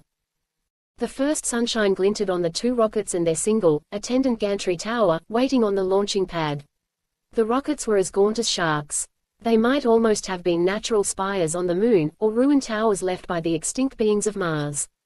At first they were impersonal and expected parts of the scene, until the numbers, ceramic enameled on their striped flanks, were noticed, Go 11 and Go 12. "There's up the old roller coaster," Charlie Reynolds shouted. Then everybody was checking his blast-off ticket, as if he didn't remember the number primly typed on it. Frank Nelsen had Go 12. Go, ground to orbit. But it might as well mean go. Glory, or gallows, he thought. The trucks reached the gate. The bunch met the board and cynical reception committee, a half-dozen USSF men in radiation coveralls. Each of the bunch held his blast-off ticket, his space fitness and his equipment inspection cards meekly in sweaty fingers. It was an old story, the unknowing standing vulnerable before the knowing and perhaps harsh. Nelsen guessed at some of the significance of the looks they all received. Another batch of greenhorns to conquer and develop and populate the extraterrestrial regions. They all come the same way, and look alike. Poor saps. p. 43. Frank Nelsen longed to paste somebody, even in the absence of absolute impoliteness. The blast-off drums were already being lifted off the trucks, weighed, screened electronically, and moved toward a loading elevator on a conveyor. The whole process was automatic. 9 men, 10 drums, how come? One of the USSF people inquired. A spare. Its go carriage charge is paid, Reynolds answered. He got an amused and tired smirk. Okay, sexy, it's all right with us. And I hope you fellas were smart enough not to eat any breakfast. Of course we'd like to have you say, tentatively, where you'll be headed, on your own power, after we toss you upstairs. Toward the moon, like most fledglings say. It helps a little to know. Some new folks start to scream and get lost, up there. See how it is? Sure, we see, thanks. Yes, the moon. This was still Charlie Reynolds talking. No problem, then, sexy. We mean to be gentle. Now let's move along, in line. Never mind consulting wristwatches, we've got over 4 hours left. Final blood pressure check, first. Then the shot, the devil killer, the witch sharpener. And try to remember some of what you're supposed to have learned. Relax, don't talk too much, and try not to swallow any live butterflies. The physician, looking him over, shook his head and made a wry face of infinite sadness, when he came to Gimp and Lester, but he offered no comment except a helpless shrug. The USSF spokesman was still with them. All right, armor up. Let's see how good you're at it. They scrambled to it grimly, and still a little clumsily. Gimp Hines had, of course, long ago tailored his archer to fit that shrunken right leg. Then they just sat around in the big locker room, trying to get used to being enclosed like this, much of the time, checking to see that everything was functioning right, listening to the muffled voices that still reached them from beyond their protecting encasement. They could still have conversed, by direct sound or by helmet radio, but the devil killer seemed to subdue the impulse, and for a while caused a dreaminess that shortened the long wait. Okay, time to move. Heavy with their archies, they filed out into desert sun glare that their darkened helmets made feeble. They arose in the long climb of the gantry elevator and split into two groups, for the two rockets, according to their go numbers. It didn't seem to matter, now, who went with whom. Each man had his page 44 own private sweating party. The padded passenger compartments were above the blast-off drum freight sections. Helmets secure. Air restorer systems on. Phones working. Answer roll call if you hear me. Baines, George. Here. 2 and 2 responded, loud and plain in Frank Nelsen's phone, from the other rocket. Hines, Walter. One by one the names were called. Cusack, Arthur. Cusack, Joseph. Okay, the Mystic 9, A. Lash down. They lay on their backs on the padded floors, and fastened the straps. Gimp Hines, next to Frank, seemed to have discarded his crutches somewhere. The inspector swaggered around among them, jerking straps, and tapping shoulders and buttocks straight on the floor padding with a boot toe. All right, not good, not too bad. Ease off, shut your eyes, maybe. The next 20 minutes are ours. The rest are yours, except for orders. I hope you remember your jump procedures. Also that there are a lot of wooden nickels upstairs, in orbit, on the moon, any place. We'll call some of your shots from the ground. Good luck, and glory help you. The growl in their phones died away with the muffled footsteps. Doors closed on their gaskets and were dogged, automatically. Then it was like waiting 5 minutes more, inside a cannon barrel. There was a buzzing whisper of nuclear exciters. The roar of power cut in. A soft lurch told that the rockets were off the ground, fireborne. The pressure of acceleration mounted. You closed your eyes to make the blackness seem natural, instead of a blackout in your optic nerves, and the threadiness of your mind seem like sleep. But you felt smothered, just the same. Somebody grunted. Somebody gave a thick cry. Frank Nelsen had the strange thought that, by his body's mounting velocity, enough kinetic energy was being pumped into it to burn it to vapor in an instant, if it ever hit the air. But it was the energy of freedom from gravity, from the Earth, from home, for adventure. Freedom to wander the solar system, at last. He tried, still, to believe in the magnificence of it, as the thrust of rocket power ended, and the weightlessness of orbital flight came dizzily. He didn't consciously hear the order to leave the orbiting GO-12, which was moving only about 500 feet from its companion, GO-11. But, like most of the others, he worked his way with dogged purpose through what seemed a fuzzy nightmare. P. 45. The doors of the passenger compartments had opened, likewise the blast-off drums had been ejected automatically, and were orbiting free. Maybe it was Gimp who moved ahead of him. Looking out, Frank saw what was certainly Ramos, already straddling a drum marked with a huge red MR, riding it like a jaunty troll on a seahorse. He saw the Cossacks dive for their initial drums, big men not yet as apt in this new game as in football but grimly determined to learn fast. The motion was all as silent as a shadow. Then Frank jumped for his own drum, and found himself turning slowly end over end, seeing first the pearl mist curve that was the Earth, then the brown-black, chalk-smeared sky, with the bright needle points and the coronering sun in it. Instinct made him grab futilely outward, for the sense of weightlessness was the same as endless fall. He was falling, around the Earth, his forward motion exactly balancing his downward motion, in a locked ellipse, a closed trajectory. His mind cleared very fast. That must have been another phase of the Devil Killer shot coming into action. Controlling panic, he relocated his drum, marked by a splashed red FN, set his tiny shoulder ionic in operation, and reached back to move its flexible guide, first to stop his spin, then to produce forward motion. He got to the drum, and just clung to it for a moment. But in the next instant he was looking into the embarrassed, anguished face of a person, who, like a drowning man, had come to hang onto it for dear life, too. Frank, I even dirtied myself.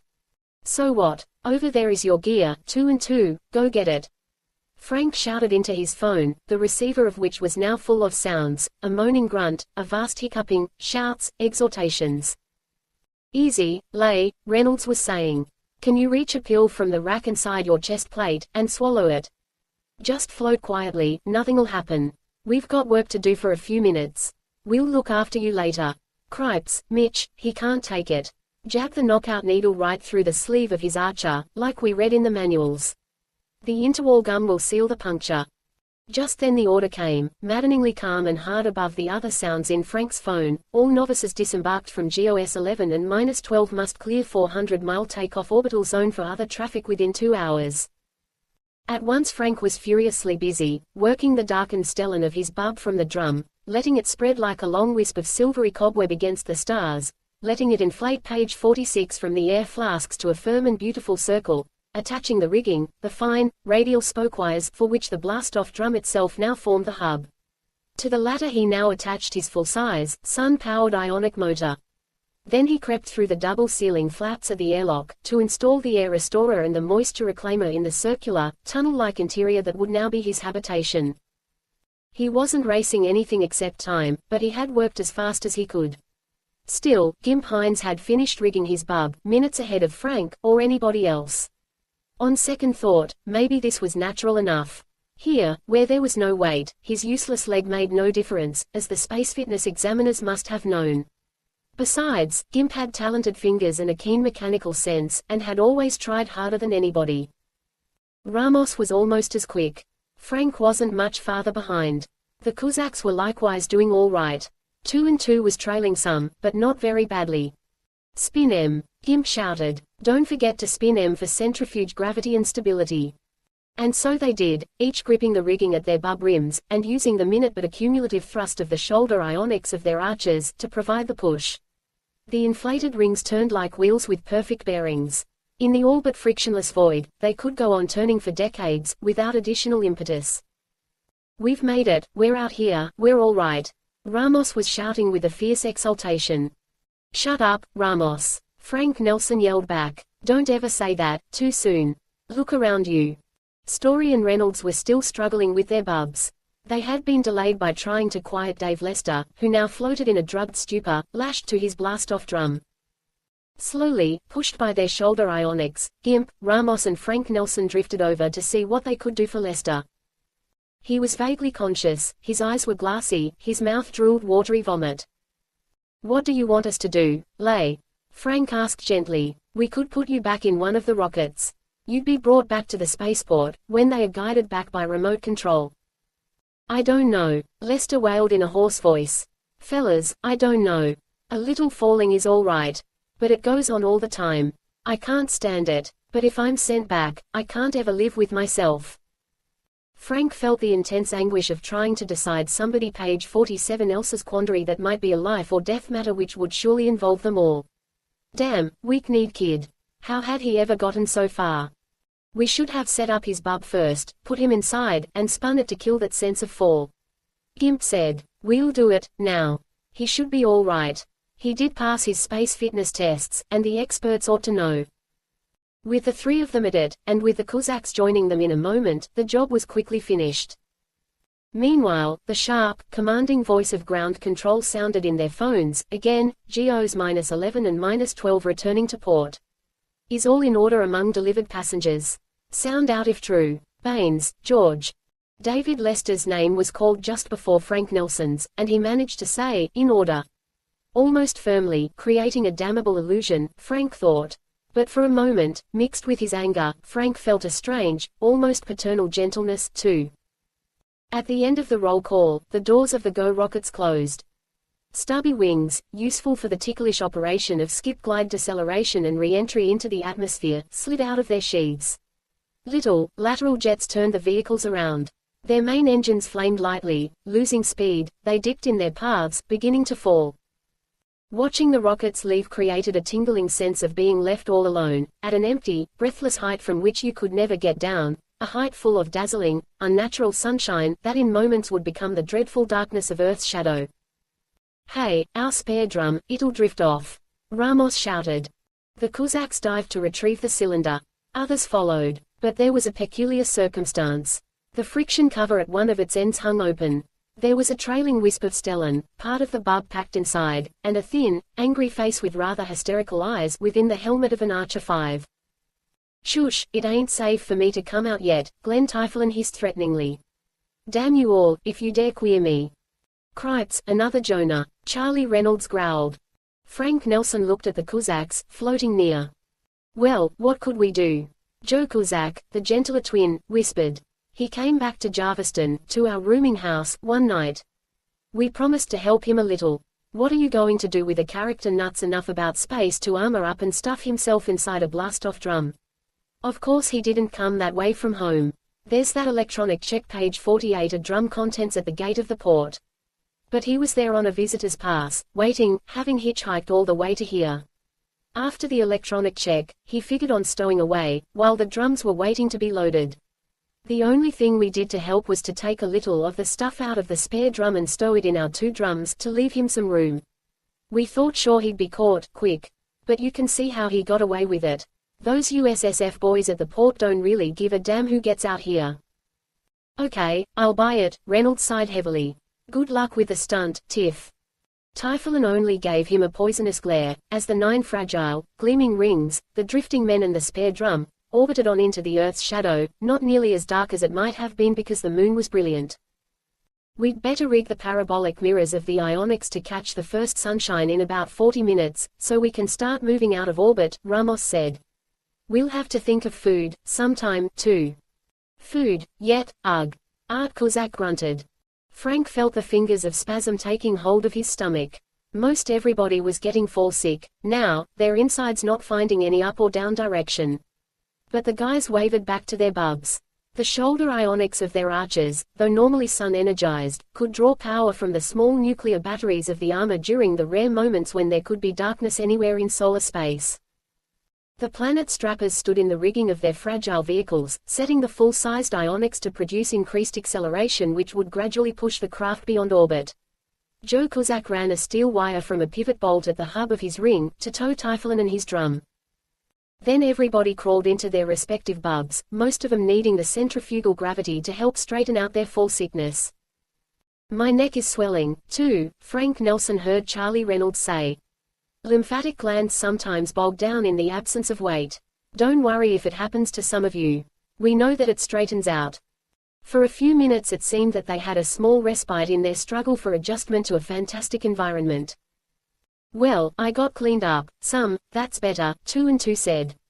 But look at the fuzzy lights down on Earth.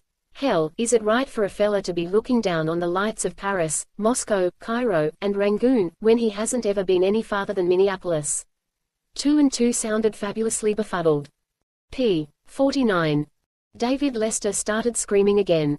They had left him alone and apparently unconscious, inside his ring, because all ionics, including his, had to be set.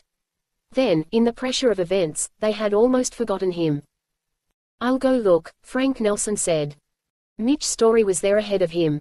Mitch's helmet was off, his dark face was all planes and hollows in the moonlight coming through the thin, transparent walls of the vehicle. Should we call the USSF patrol, Frank? He asked anxiously. Have them take him off. 'Cause he sure can't stand another devil killer. We'd better, Frank answered quickly. But now Typhoon, having deserted his blast-off drum, was coming through the airlock flaps, too. He stepped forward gingerly, along the spinning, ring-shaped tunnel. Poor bookworm, he growled in a tone curiously soft for Glenn Typhoon. Think I don't understand how it is. And how do you know if he wants to get sent back? Mitch had removed Lester's helmet, too. Typhoon knelt. His arm moved with savage quickness. There was the crack of knuckles, in a rubberized steel fabric space glove, against Lester's jaw. His hysterical eyes glazed and closed, his face relaxed. For a second of intolerable fury, Frank wanted to tear Typhoon apart. But Mitch half grinned. That might be an answer, he said. They plopped where they were, and tried to rest until the orbiting cluster of rings emerged from Earth's shadow into blazing sunshine, again. Then Mitch and Frank returned to their own bubs to check on the acceleration. It was soon plain that Joe Kozak's bub, towing Typhoon's drum, would lag. Hell, Art Kozak snapped. Get that character out here to help us inflate and rig his own equipment. We did enough for him. So if the Force notices that there are 10 bubs instead of 9, the extra is still just our spare. Hey, Typhoon. Nuts, I'm looking after Pantywaist, Typhoon growled back. Alright, Art returned. So we just cast your junk adrift. Come on, boy. There was no kidding in the dry tone. Typhoon snarled but obeyed. Irons jetting from the earthward hub ends of the rotating rings, yielded their steady few pounds of thrust. The gradual outward spiral began. Cripes, I'm not sure I can even astrogate to the moon, 2 and 2 was heard to complain. I'll check your ionic setting for you, 2 and 2, Gimp answered him. After that the acceleration should continue page 50 properly without much attention. So how about you and me taking first watch, while the others ease off a little? Frank Nelsen crept carefully back into his own rotating ring, still half afraid that an armored knee or elbow might go right through the thin, yielding stellene. Prone, and with his helmet still sealed, he slipped into the fog which the tranquilizer now induced in his brain, while the universe of stars, moon, sun and earth tumbled regularly around him. He dreamed of yelling in endless fall, and of climbing over metal-veined chunks of a broken world, where once there had been air, sea, desert and forest, and minds not unlike those of men, but in bodies that were far different. Gurgling thickly, he awoke, and snapped on his helmet phone to kill the utter silence. Someone muttered a prayer in a foreign tongue. Nuestra Dama de Guadalupe, te pido, por favor.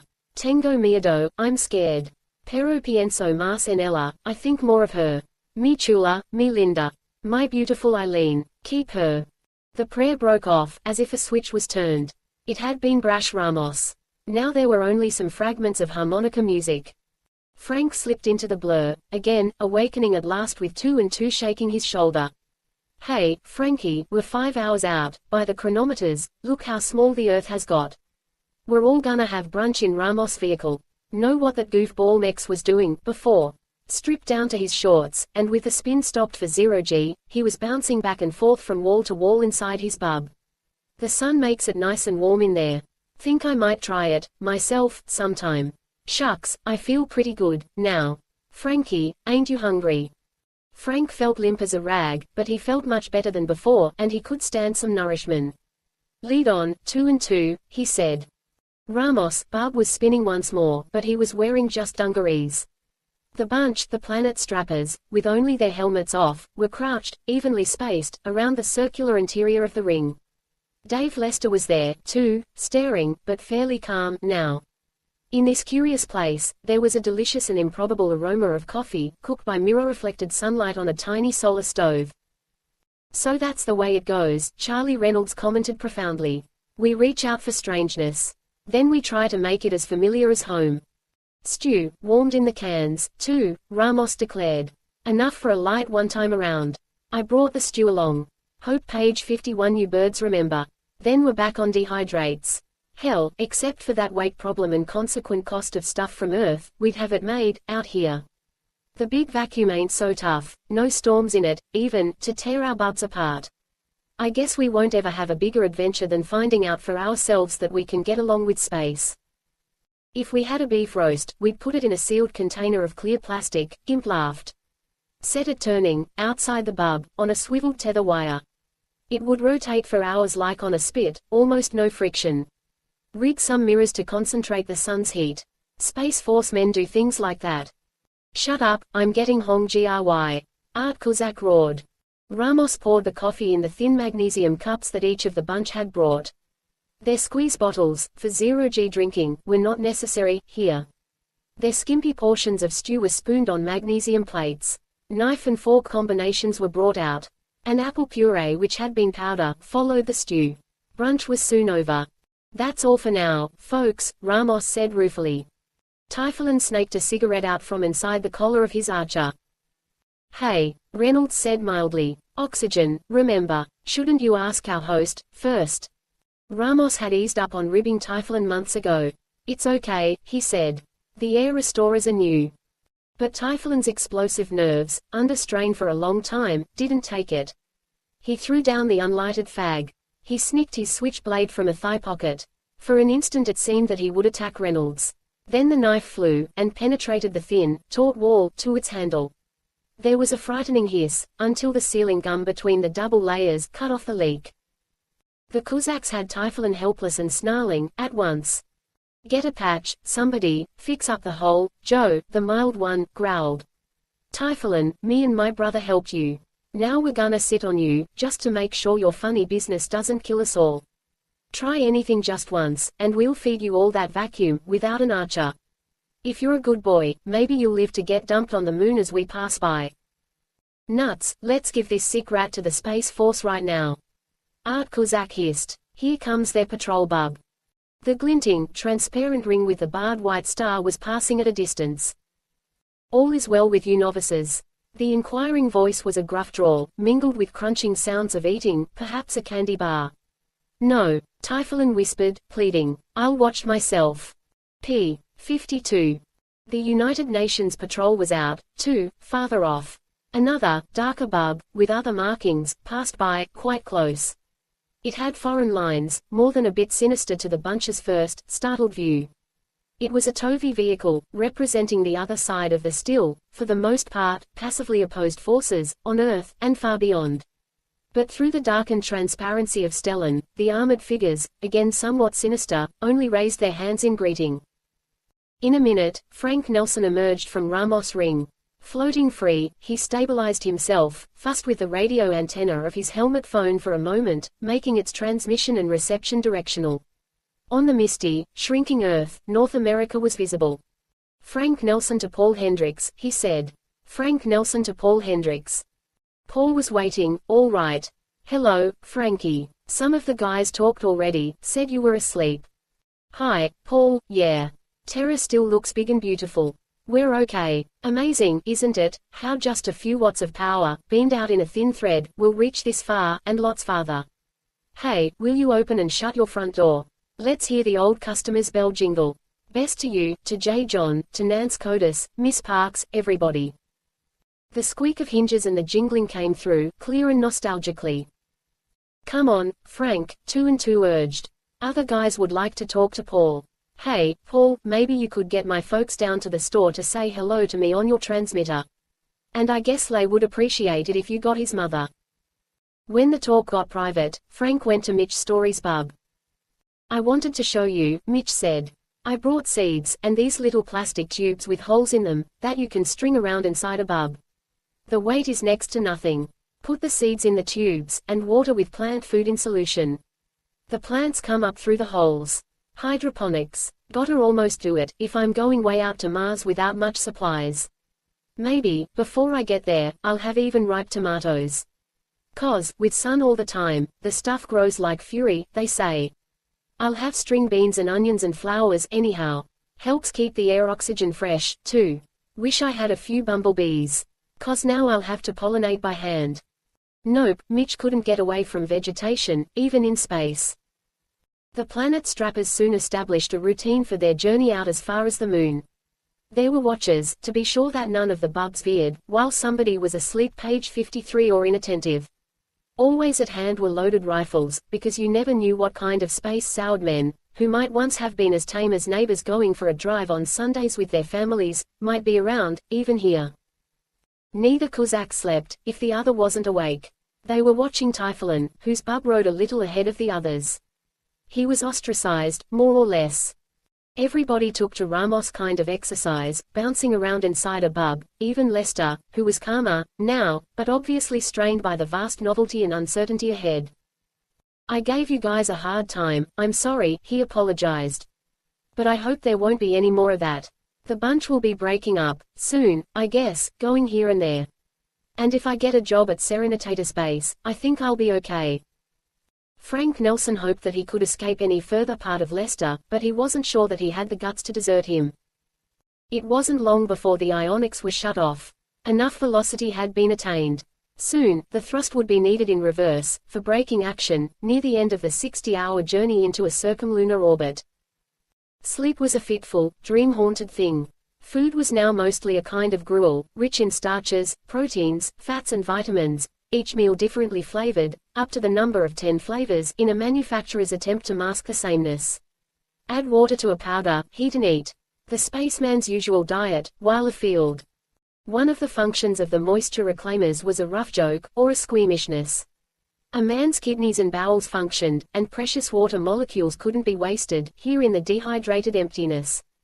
But what difference did it really make, after the sanitary distillation of a reclaimer? Except, adjust. Decision about employment or activity in the immediate future, was one thing that couldn't be dismissed. And announcements, beamed from the moon, emphasized it. Serenitator Space, 17th month day, 16th hour. There was a chime, Lunar Project's placement is here to serve you. Plastics chemists, hydroponics specialists, machinists, mechanics, metallurgists, miners, helpers, all are urgently needed. The tax-free pay will startle you. Free subsistence and quarters. Here at Serene, at Tycho Station or at a dozen other expanding sites. Charlie Reynolds sat with Frank Nelsen while he listened. The lady has a swell voice, said Charlie. Otherwise, it sounds good, too. But I'm one that's going farther. To Venus, just page 54 being explored. All fresh, and no man-made booby traps, at least. Maybe they'll even figure out a way to make it rotate faster, give it a reasonably short day, and a breathable atmosphere, make a warmer second Earth out of it. Sometimes, when you jump farther, you jump over a lot of trouble. Better than going slow, with the faint hearts.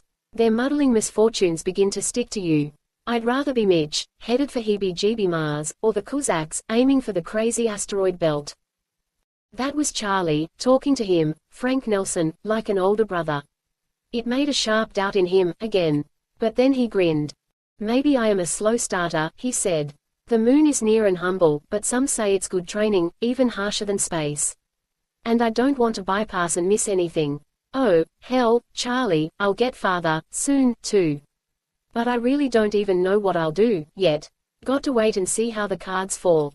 Several hours before the rest of the bunch curved into a slow orbit 1,000 miles above the moon, Glenn Typhoon set the ionic of his barb for full acceleration, and arced away, outward, perhaps toward the belt. So long, all you dumb slobs. His voice hissed in their helmet phones. Now I get really lost. If you ever cross my path again, watch your heads. Art Kozak's flare of anger died. Good riddance, he breathed. How long will he last, alone? Without a space fitness card, the poor idiot probably imagines himself a big, dangerous renegade, already. Joe Kozak's answering tone almost had a shrug in it. Don't jinx our luck, twin brother, he said. For that matter, how long will we last? Mex, did you toss Typhoon back his shiv? A couple of hours ago, Ramos answered mildly. Everybody was looking down at the moon, whose crater-pocked ugliness and beauty was sparsely dotted with the blue spots of stellar domes, many of them housing embryo enterprises that were trying to beat the blast-off cost of necessities brought from Earth, and to supply spacemen and colonists with their needs cheaply. The 9 fragile rings were soon in orbit. One worker-recruiting rocket and several trader rockets, much less powerful than those needed to achieve orbit around Earth, because lunar gravity was only 1/6 of the terrestrial, were floating in their midst. On the moon it had of course been known that a fresh bunch was on the way. Even telescopes could have spotted them farther off than the distance of their 240,000-mile leap. p. 55. Frank Nelsen's tongue tasted of brassy doubt. He didn't know where he'd be, or what luck, good or bad, he might run into, within the next hour. The Cossacks were palavering with the occupants of 2 heavily loaded trader rockets. Sure, we'll buy, if the price is right, Art was saying. Flasks of water and oxygen, medicines, rolls of stellene. Spare parts for Archies, ionics, air restorers. Food, clothes, anything we can sell, ourselves. The Cossacks must have at least a few $1,000s, which they had probably managed to borrow when they had gone home to Pennsylvania to say goodbye. Out here, free of the grip of any large sphere, there was hardly a limit to the load which their ionics could eventually accelerate sufficiently to travel tremendous distances. Streamlining, in the vacuum, of course wasn't necessary, either. Now a small, sharp-featured man in an Archie, drifted close to Ramos and Frank, as they floated near their bubs. Hello, Ramos, hello, Nelsen, he said. Yes, we know your names. We investigate, beforehand, down on terra firma. We even have people to snap photographs, often you don't even notice. We like guys with talent who get out here by their own efforts. Shows they got guts, seriousness. But now you've arrived. We're Lunar Project's placement. We need mechanics, process technicians, administrative personnel, anything you can name, almost. Any bright lad with drive enough to learn fast, suits us fine. $500 an Earth week, to start, meals and lodging thrown in. Quit any time you want. Plenty of different working sites. Mines, refineries, factories, construction. Serenitator space. Ramos asked almost too quickly, Frank thought. And he sounded curiously serious. Was this the Ramos who should be going a lot farther than the moon, anyway? Hell, yes, fella, said the job scout. Then I'll sign. Excellent. You, too, guy. The scout was looking at Frank. And your other friends. I'm thinking about it, Frank answered cagily. Some of them aren't stopping on the moon, as you can see. Mitch Story was lashing a few flasks of oxygen and water to the rim of his bub, being careful to space them evenly for static balance. He didn't have the money to buy much more, even here. The Cossacks were preparing 2 huge bundles of supplies, which they intended to tow. Reynolds was also loading up a few things, with 2 and 2 helping him. "I'm all set, Frank," 2 and 2 shouted. "I'm going page 56 along with Charlie, maybe to crash the Venus exploration party." "Good," Frank shouted back, glad that this large, unsure person had found himself a leader. Now he looked at Gimp Hines, riding the spinning rim of his ring with his good and bad leg dangling, an expectant, quizzical, half-worried look on his freckled face. But Dave Lester was more pathetic. He had stopped the rotation of his bub. He looked down first at the pitted, jagged face of the moon, with an expression in which rapture and terror may have been mingled, glanced with the hope of desperation toward the job scout, and then distractedly continued dismantling the rigging of his vehicle, as if to repack it in the blast-off drum for a landing. "Hey, hold on, Lay," 2 and 2 shouted. "You gotta know where you're going, first." "Make up your mind, Nelson," said the job scout, getting impatient. "We handle just about everything lunar, except in the Tovi areas. Without us, you're just a lost, fresh punk." But another man had approached from another Lunar Go rocket, which had just appeared. He had a thin intellectual face, dark eyes, trap mouth, white hair, soft speech that was almost shy. "I'm Xavier Roden," he said. "I search out my own employees. I do minerals survey, for gypsum, bauxite, anything. And site survey, for factories and other future developments. I also have connections with the Selenographic Institute of the University of Chicago. It is all interesting work, but in a rather remote region, I'm afraid, the far side of the moon. And I can pay only $300 a week. Of course you can resign whenever you wish. Perhaps you'd be interested, Mr. Nelson, is it?" Frank had an impulse to jump at the chance, though there was a warning coming to him from somewhere. But how could you ever know? You would always have to go down to that devil's wilderness to find out. "I'll try it, Mr. Roden," he said. "Selenography, that's one of my favorite subjects, sir." David Lester burst out, making a gingerly leap across the horrible void of spherical sky, stars in all directions except where the moon's bulk hung. "Could I, too?" His trembling mouth looked desperate. "Very well, boy," Roden said at last. $100 for a week's work period." Frank was glad that Lester had a place to go, and furious that he would probably have to nursemaid him, after all. Gimp Hines kept riding the rim of his ring like a merry-go-round, page 57, his face trying to show casual humor and indifference over ruefulness and scare. "Nobody wants me," he said cheerfully. "It's just prejudice and poor imagination. Well, I don't think I'll even try to prove how good I am. Of course I could shoot for the asteroids. But I'd like to look around Serenitator space, some, anyway. Will $50 get me and my rig down?" "Talk to our pilot, lame fella," said the job scout. "But you must be suicidal nuts to be around here at all." The others leapt to help Nelson, Ramos, Gimp and Lester strip and pack their gear. Ramos and Gimp's drums were loaded into the job scout's rocket. Nelson's and Lester's went into Roden's. Gloved hands clasped gloved hands all around. The bunch, the Planet Strappers, were breaking up. "So long, you characters, see you around," said our Kozak. "It won't be 10 years, before you all wind up in the belt." "Bring back the mystery of Mars, Mitch," Frank was saying. "When you get finished mooning, come to Venus, lover lad," Reynolds told Ramos. "But good luck." "Geez, I'm gonna get sentimental," 2 and 2 moaned. "Luck everybody. Come on, Charlie, let's roll. I don't want to slobber. I'll catch up with you all, watch," Gimp promised. "So long, Frank." "Yeah, over the Milky Way, Frankie." "Hasta luego, gang." This was all Ramos, the big mouth, had to say. He wasn't glum, exactly.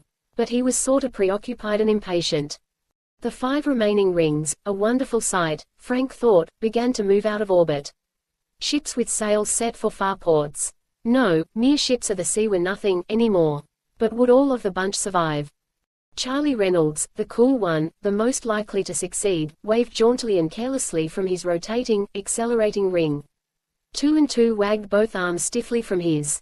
Mitch Story's bub, lightest loaded, was jumping ahead. But you could hear him playing Old Man River on his mouth organ, inside his helmet. The Cossacks' bubs, towing massive loads, were accelerating slowest, with the ex-Gridiron twins riding the rigging. But their rings would dwindle to star specks before long, too. The job scout's rocket, carrying Ramos and Gimp, began to flame for a landing at Serene. In the airtight cabin of Xavier Rodin's vehicle, Frank P. 58 Nelsen and David Lester had read and signed their contracts and had received their copies. Rodin didn't smile. "Now we'll go down and have a look at the place I'm investigating," he said. 4. Frank Nelsen's view of empire building on the Moon was brief, all-encompassing, and far too sketchy to be very satisfying, as Rodin, turned about in his universal gimbaled pilot seat, spiraled his battered rocket down backwards, with the small nuclear jets firing forward in jerky, tooth-cracking bursts to check speed further. It was necessary to go around the abortive sub-planet that had always accompanied the Earth, almost once, to reduce velocity enough for a landing. Thus, Nelsen glimpsed much territory: the splashed, irregular shape of Serenitatis, the international base on the Mare, the dust sea of the same name, the radiating threads of trails and embryo highways, the ever-widening separation of isolated domes and scattered human diggings and workings faintly scratched in the lunar crust, as, at a still great height, Frank's gaze swept outward from the greatest center of human endeavor on the Moon. It was much the same around Tycho Station, except that this base was smaller, and was built in a great, white rayed crater, whose walls were pierced by tunnels for exit and entry. The Tovi camp, glimpsed later, and only at the distant horizon, seemed not very different from the others, except for the misleading patterns of camouflage. That the Tovis should have an exclusive center of their own was not even legal, according to UN agreements. But facts were facts, and what did anyone do about them? Frank was not very concerned with such issues just then, for there was an impression that was overpowering: the slightness of the intrusion of his kind on a 2,000-something miles in diameter globe of incredible desert, overlapping ring walls, craters centered in radiating streaks of white ash, mountain ranges that sank gradually into dust, which once, 2 billion years ago, after probable ejection from volcanoes, had no doubt floated in a then palpable atmosphere. p. 59. But now, to a lone man down there, they would be bleak plains stretching to a disconcertingly near horizon. Frank Nelsen's view was one of fascination, behind which was the chilly thought: this is my choice, here is where I will have to live for a short while that can seem ages. Space looks tame, now. Can I make it all right?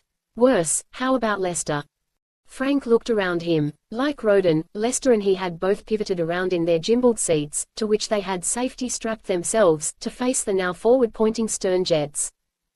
Rodin, looking more trap-mouthed than before, had said nothing further as he guided the craft gingerly lower. Lester was biting his heavy lip. His narrow chin trembled. A faint whisper had begun. As far back as the 1940s, astronomers had begun to suspect that the Moon was, after all, not entirely airless. There would be traces of heavy gases: argon, neon, xenon, krypton, and volcanic carbon dioxide. It would be expanded far upward above the surface, because the feeble lunar gravity could not give it sufficient weight to compress it very much. So it would thin out much less rapidly with altitude than does the terrestrial atmosphere.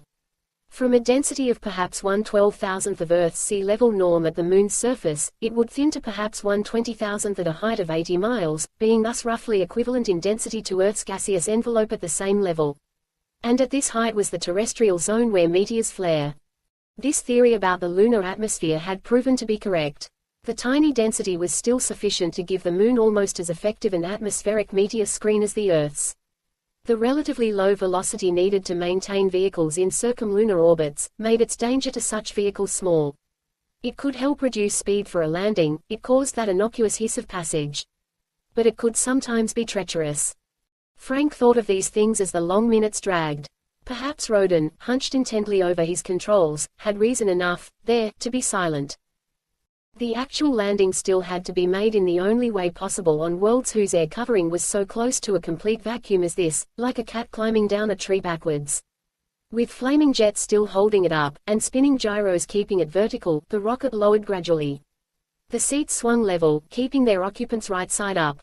There was a hovering pause, then the faint jolt of contact. The jet growl stopped, complete silence closed in like a hammer blow. "Do you men know where you are?" Rodin asked after a moment. "At the edge of Mare Nova, I think," Frank answered, his page 60 eyes combing the demon's landscape beyond the thick, darkened glass of the cabin's ports. The dazzling sun was low, early morning of 2 weeks of daylight. The shadows were long, black shafts. "Yes, there's Tower Rock," Lester quavered. "And the Arabian Range going down under the dust of the plain."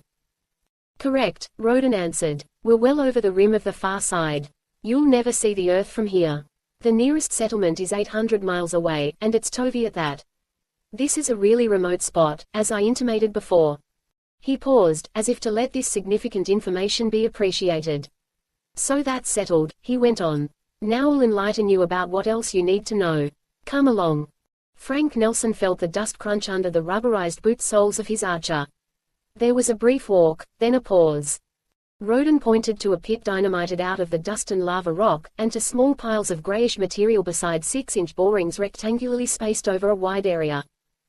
There is an extensive underlying layer of gypsum, here, he said. The water-bearing rock. A mile away there's an ample deposit of graphite, carbon. Thus, there exists a complete local source of hydrogen, oxygen and carbon, ideal for synthesizing various hydrocarbonic chemicals or making complicated polyethylene materials such as stellene, so useful in space. Lead, too, is not very far off. Silicon is, of course, available everywhere. There'll be a plant belonging to Hoffman Chemicals here, before too long. I was prospecting for them, for a site like this. Actually I was very lucky, locating this spot almost right away, which is fortunate. They think I'm still looking, and aren't concerned. Roden was quiet for a moment before continuing. The pupils of his eyes dilated and contracted strangely. Because I found something else, he went on. It was luck beyond dreams, and it must be my very own. I intend to investigate it thoroughly, even if it takes years. Come along, again. This time the walk was about 300 yards, past 3 small stellene domes, the parabolic mirrors of a solar power plant, a sun-energized tractor, and onward almost to the mountain wall, embedded in the dust of the mare. There Frank noticed a circular, glassy area. Strips of magnesium were laid like bridging planks across chunks of lava, and in the dust all around were countless curious scrabbled marks. Roden stood carefully on a magnesium strip, and looked back at Nelsen and Lester, his brows crinkling as if he was suspicious that he had already told them too much. Frank P. 61 Nelsen became more aware of the heavy automatic pistol at Roden's hip, and felt a tingling urge to get away from here and from this man, as if a vast mistake had been made. It is necessary for you to be informed about some matters, Roden said slowly. For instance, unless it is otherwise disturbed, a footprint, or the like, will endure for millions of years on the moon, as surely as if impressed in granite, because there is no weather left to rub it out. You will be working here. I am preserving some of these markings. So please walk on these strips, which Dutch and I have laid down. Roden indicated a large, archer-clad man, who also carried an automatic. He had the face of a playful but dangerous mastiff. He was hunkered down in a shallow pit, scanning the ground with a watch-sized device probably intended for locating objects hidden just beneath the surface, electronically. Beside him was a screen-bottomed container, no doubt meant for sifting dust. Greetings, novices, he gruffed with genial contempt. But his pale eyes, beyond the curve of his helmet, had a masked puzzlement, as if something from the lunar desolation had gotten into his brain, leaving the realization of where he was permanently not altogether clear to him. Roden pulled a shiny object from his thigh pouch, and held it out in a gloved palm for his new employees to peer at. One of the things we found, he remarked. Incomplete. If we could, for instance, locate the other parts. Frank saw a little cylinder, with gray coils wrapped inside it, a power chamber, perhaps, to be lined with magnetic force, the only thing that could contain what amounted to a tiny 20 million degree piece of a star's hot heart. It was a familiar principle for releasing and managing nuclear power. But the device, perhaps part of a small weapon, was subtly marked by the differences of another technology. I believe I have said enough, Roden stated with a thin smile. Though some facts will be unavoidably obvious to you, working here. But at least I will let you figure them out for yourselves, since you are well-informed young men, by your own statement. Here Roden looked hard at the pale, unsteady Lester. We will go back, now, so I can show you the camp, its routine, and your place in it. We have 3 domes, garden and living quarters, with a workshop and supply dome between them. Quarters proved to be okay, 2 bunks and the usual compact accessories. Leave your archers in the lockers outside your door, here are your keys, Roden suggested. Helen will have a meal page 62 ready for you in the adjacent dining room. Afterwards, take a helpful tranquilizer, and sleep. No work until you awaken. I shall leave you, now. It was a good meal, steak cultured and grown in a nourishing solution, on the moon, perhaps at Serene, much as Dr. Alexis Carroll had long ago grown and kept for years a living fragment of a chicken's heart. Potatoes, peas and tomatoes, too, all had become common staples in hydroponic gardens off the earth. "What do you make of what Roden was talking about, Lay?" Frank asked conversationally. But David Lester was lost and vague, his food almost untouched. I don't know," he stammered. Scared and embittered further by this bad sign, Frank turned to Helen. "And how are you?" he asked hopefully. "I am all right," she answered, without a trace of encouragement. She was in jeans, maybe she was 18, maybe she was Roden's daughter. Her face was as reddened as a peasant's. It was hard to tell that she was a girl at all. She wasn't a girl. It was soon plain that she was a zombie with about 10 words in her vocabulary. How could a girl have gotten to this impossible region, anyway? Now Frank tried to delay Lester's inevitable complete crack-up by encouraging his interest in their situation. "It's big, Lay," he said. "It's got to be. An expedition came here to investigate the moon. It couldn't be any more recently than 60 million years ago, if it was from as close as Mars, or the asteroid planet. 2 adjacent worlds were competing, then, the scientists know. Both were smaller than the Earth, cooled faster, bore life sooner. Which sent the party? I saw where their rocket ship must have stood, a glassy spot where the dust was once fused. From all the markings, they must have been around for months. Nowhere else on the moon, that I ever heard of, is there anything similar left. So maybe they did most of their survey work by gliding, somehow, above the ground, not disturbing the dust. I think the little indentations we saw look Martian. That would be a break. Mars still has weather. Archaeological objects wouldn't stay new there for millions of years, but here they would. Roden is right, he's got something that'll make him famous." "Yes, I think I'll have a devil killer and hit the sack, Frank," Lester said.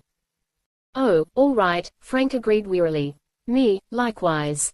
Frank awoke naturally from a dreamless slumber. After a breakfast of eggs that had been a powder, Lester and he were page 63 at the diggings, sifting dust for the dropped and discarded items of an alien visitation. Thus Frank's job began. In the excitement of a hunt, as if for ancient treasure, for a long time, through many 10-hour shifts, Frank Nelsen found a perhaps unfortunate lethe of forgetfulness for his worries, and for the min-poisoning effects of the silence and desolation in this remote part of the moon. They found things, thinly scattered in the 10-acre area that Roden meant tediously to sift. The screws and nuts, bright and new, were almost earthly. But would anyone ever know what the little plastic rings were for? Or the sticks of cellulose, or the curved, wired device with fuzz at the ends? But then, would an off-Earth being ever guess the use of, say, a toothbrush or a bobby pin? The metal cylinders, neatly cut open, might have contained food. Dried leaf-like dregs still remained inside. There were small bottles made of pearly glass, too, empty except for gummy traces. They were stoppered with a stuff like rubber. There were also crumpled scraps, like paper or cellophane, most of them marked with designs or symbols.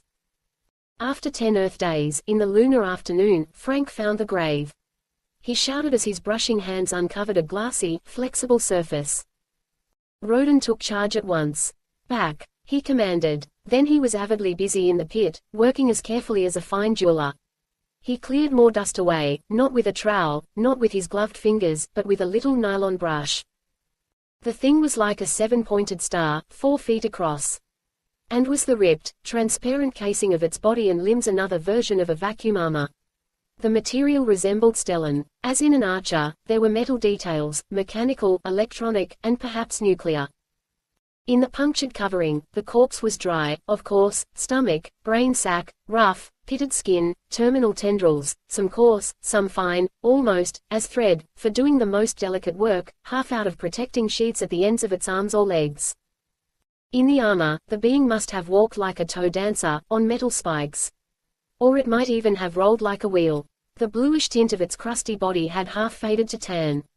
Perhaps no one would ever explain the gaping wound that must have killed the creature, unless it had been a rockfall. "Martian," Lester gasped. "At least we know that they were like this." "Yes," Roden agreed softly. "I'll look after this find." Moving very carefully, even in the weak lunar gravity, he page 64 picked up the product of another evolution and bore it away to the shock dome. Frank was furious. This was his discovery, and he was not even allowed to examine it. Still, something warned him not to argue. In a little while, his treasure hunter's eagerness came back, holding out through most of that protracted lunar night, when they worked their 10-hour periods with electric lamps attached to their shoulders. But gradually Frank began to emerge from his single line of attention. Knowing that Lester must soon collapse, and waiting tensely for it to happen, was part of the cause. But there was much more. There was the fact that direct radio communication with the Earth, around the curve of the Moon, was impossible. The Tovies didn't like radio relay orbiters, useful for beamed, shortwave messages. They had destroyed the few unmanned ones that had been put up. There were the several times when he had casually sent a slender beam of radio energy groping out toward Mars and the asteroid belt, trying to call Story or the Cossacks, and had received no answer. Well, this was not remarkable. Those regions were enormous beyond imagining. You had to pinpoint your thread of tiny energy almost precisely. But once, for an instant, while at work, he heard a voice which could be Mitch Story's call, Frank. Frankie. In his helmet phone. There was no chance for him to get an instrument fix on the direction of the incoming waves. And of course his name, Frank, was a common one. But an immediate attempt to beam Mars, yellow in the black sky, and its vicinity, produced no result. His trapped feeling increased, and nostalgia began to bore into him. He had memories of lost sounds. Roden tried to combat the thick silence with taped popular music, broadcast on very low power from a field set at the diggings. But the girl voices, singing richly, only made matters worse for Frank Nelsen. And other memories piled up on him: Jarviston, Minnesota. Wind, hay smell, car smell. Home, cripes, damn.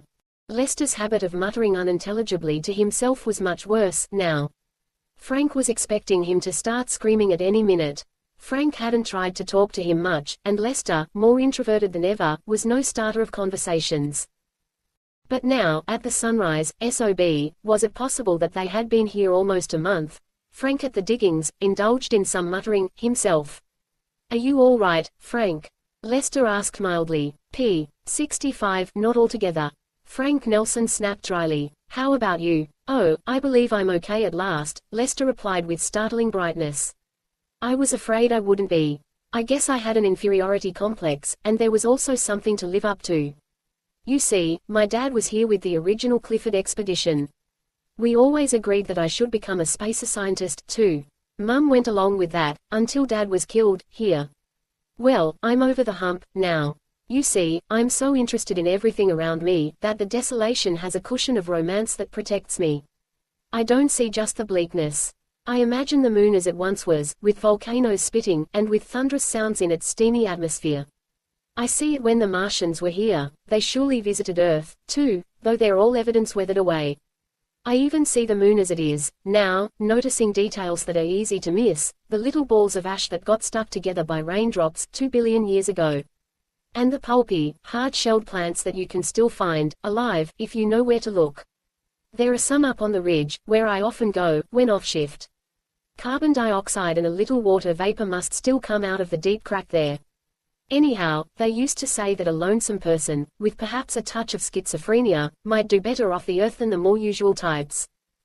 Frank Nelsen was surprised as much by this open, self-analytical explanation, and the clearing up of the family history behind him, as by the miracle that had happened. Cripes, was it possible that, in his own way, Lester was more rugged than anybody else of the old bunch? Of course even Lester was somewhat in wonder, himself, and had to talk it all out to somebody. Good for you, Lay, Nelsen enthused, relieved. Only, well, skip it, for now. 2 work periods later, he approached Roden. It will take months to sift all this dust, he said. I may not want to stay that long. The pupils of Roden's eyes flickered again. Oh, he said, per contract, you can quit anytime. But I provide no transportation. Do you want to walk 800 miles, to a Tovi station? On the moon it is difficult to keep hired help. So one must rely on practical counter-circumstances. Besides, I wouldn't want you to be at Serenitatis Base, or anywhere else, talking about my discovery, Nelsen. I'm afraid you're stuck.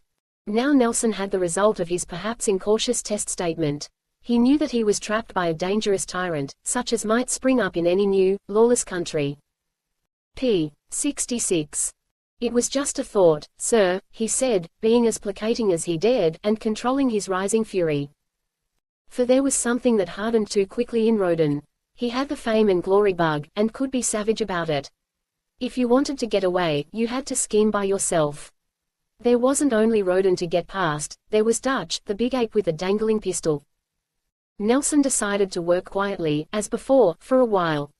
There were a few more significant finds, what might have been a nuclear-operated clock, broken, of course, and some diamond drill bits. Though the long lunar day dragged intolerably, there was the paradox of time seeming to escape, too. Daylight ended with the sunset. 2 weeks of darkness was no period for any moves. At sunup, a second month was almost finished. And 10 acres of dust was less than half sifted. In the shop and supply dome, David Lester had been chemically analyzing the dregs of various Martian containers for Roden. In spare moments he classified those scarce and incredibly hardy lunar growths that he found in the foothills of the Arabian Range. Some had hard, bright green tendrils, that during daylight, opened out of woody shells full of spongy hollows as an insulation against the fearsome cold of night. Some were so small that they could only be seen under a microscope. Frank's interest, here, however, palled quickly. And Lester, in his mumbling, studious preoccupation, was no companionable antidote for loneliness.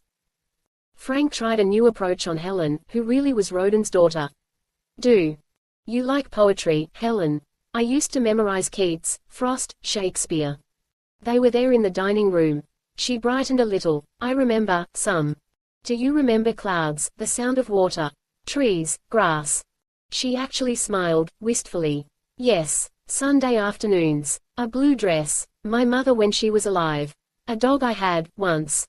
Helen Roden wasn't quite a zombie, after all. Maybe he could win her confidence, if he went slow. But 20 hours later, at the diggings, when Dutch stumbled over Frank's sifter, she reverted. "I'll learn you to leave junk in my way, you greenhorn squirt." Dutch shouted. Then he tossed Frank 30 feet. Frank came back, kicked him in his thinly armored stomach, knocked him down, and tried to get his gun. But Dutch grabbed him in those big arms.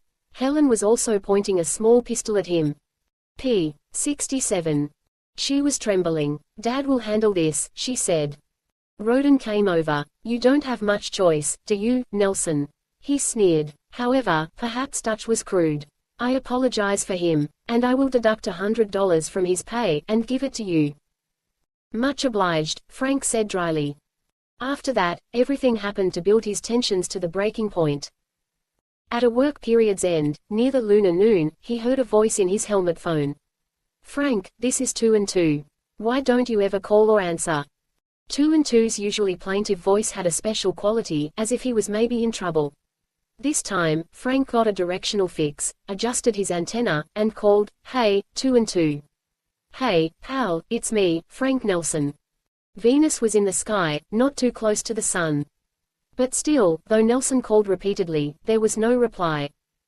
He got back to quarters, and looked over not only his radio but his entire Archer.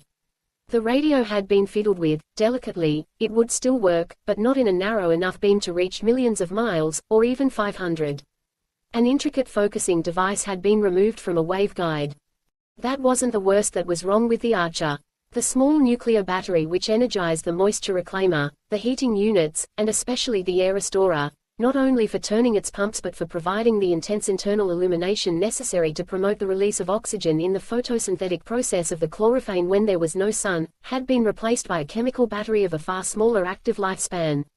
The armor locker. Roden had extra keys, and could tamper and make replacements, any time he considered it necessary. Lester had wandered afield, somewhere. When he showed up, Nelsen jarred him out of his studious preoccupations long enough for them both to examine his armor. Same, identical story. Roden made sure, Frank gruffed. "That SOB put us on a real short tether." David Lester looked frightened for a minute. Then he seemed to ease. "Maybe it doesn't make any difference," he said. "Though I'd like to call my mother. But I'm doing things that I like. After a while, when the job is finished, he'll let us go." "Yeah," Frank breathed. There was the big question. Nelsen figured that an old, corny pattern stuck out all over Roden. Personal glory emphasized page 68 to a point where it got beyond sense. And wouldn't that unreason be more likely to get worse in the terrible lunar desert than it ever would on Earth? Would Roden ever release them? Wouldn't he fear encroachment on his archaeological success, even after all his data had been made public? This was all surmised prediction, of course, but his extreme precautions, already taken, did not look good. On the moon there could easily be an arranged accident, killing Lester, and him, Frank Nelsen, and maybe even Dutch. Rodin's pupils had that nervous way of expanding and contracting rapidly, too. Nelsen figured that he might be reading the signs somewhat warply himself. Still. At the end of another shift, Nelsen took a walk, farther than ever before, up through a twisted pass that penetrated to the other side of the Arabian mountains. He still had that much freedom. He wanted to think things out. In bitter, frustrating reversal of all his former urges to get off the earth, he wanted, like a desperate weakling, to be back home. Up beyond the Arabians, he saw the tread marks of a small tractor vehicle in a patch of dust. There was a single boot print. A short distance farther on, there was another. He examined them with a quizzical excitement. But there weren't any more. For miles, ahead and behind, unimpressible lava rock extended. Another curious thing happened, only minutes later. 1,000 miles overhead, out of reach of his sabotage transmitter, one of those around the moon tour bubs, like the unfortunate Far Side, was passing. He heard the program they were broadcasting. A male voice crooned out what must be a new, popular song. He had heard so few new songs. Serene. Found a queen. And her name is Eileen. Nelsen's reaction wasn't even a thought. At first, it was only an eerie tingle in all his flesh. Then, realizing what his suspicion was, he listened further, with all his nerves taut. But no explanation of the song's origin was given.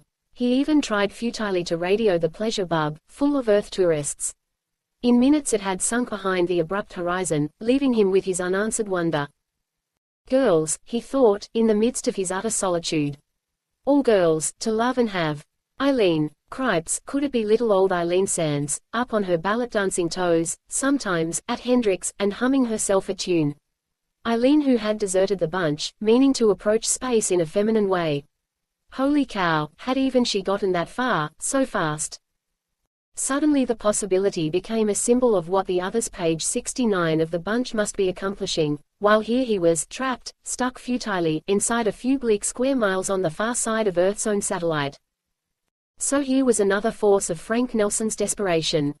He made up his mind, which perhaps just then was a bit mad. With outward calm he returned to camp, slept and worked again. He decided that there was no help to be had from Lester, who was still no man of action. Better to work alone, anyway. Fortunately, on the moon, it was easy to call deadly forces to one's aid. Something as simple as possible, the trick should be. Of course all he wanted to do was to get the upper hand on Rodin and Dutch, take over the camp, get the missing parts of his radio and Archer, borrow the solar tractor, and get out of here. To serenitator space, serene. His only preparation was to sharpen the edges of a diamond-shaped trowel used at the diggings, with a piece of pumice. Then he waited.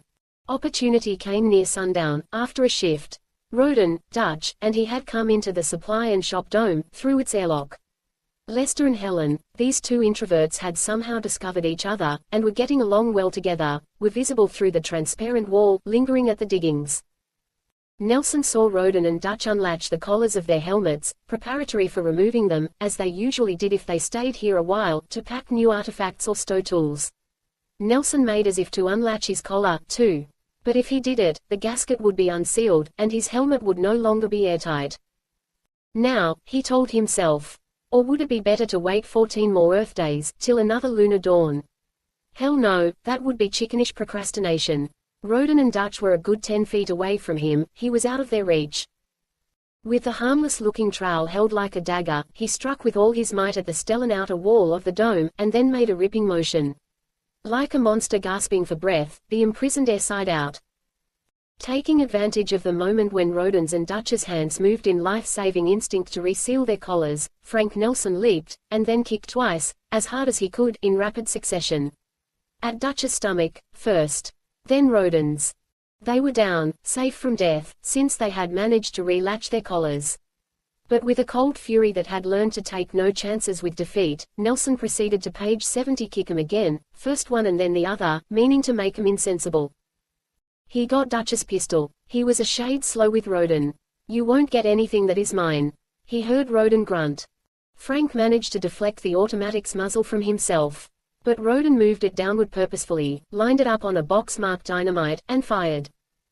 Nelsen must have thrown himself prone at the last instant, before the ticklish explosive blew. He saw the flash and felt the dazzing thud, though most of the blast passed over him.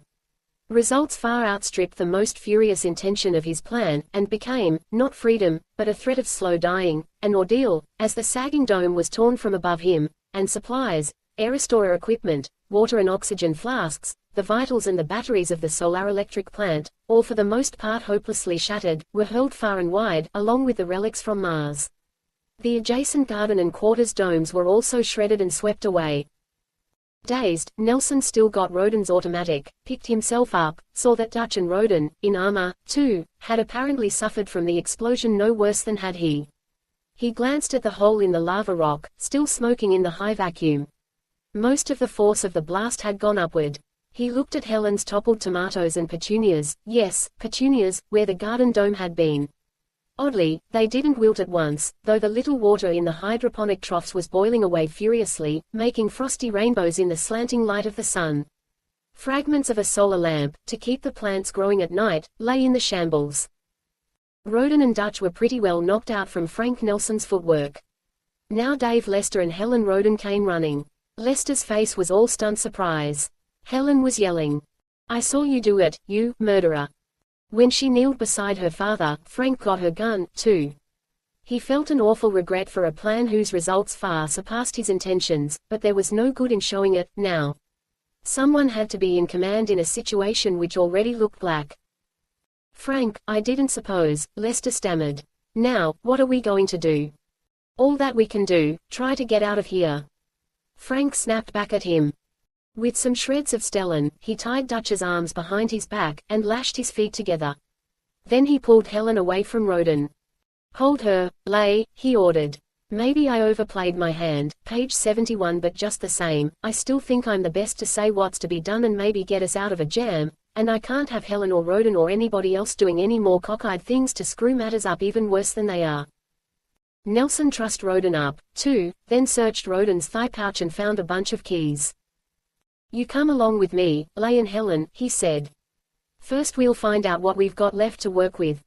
He investigated the rocket. That the blast had toppled it over, wasn't the worst. When he unlocked its servicing doors, he found that Roden had removed a vital part from the nuclear exciters of the motors.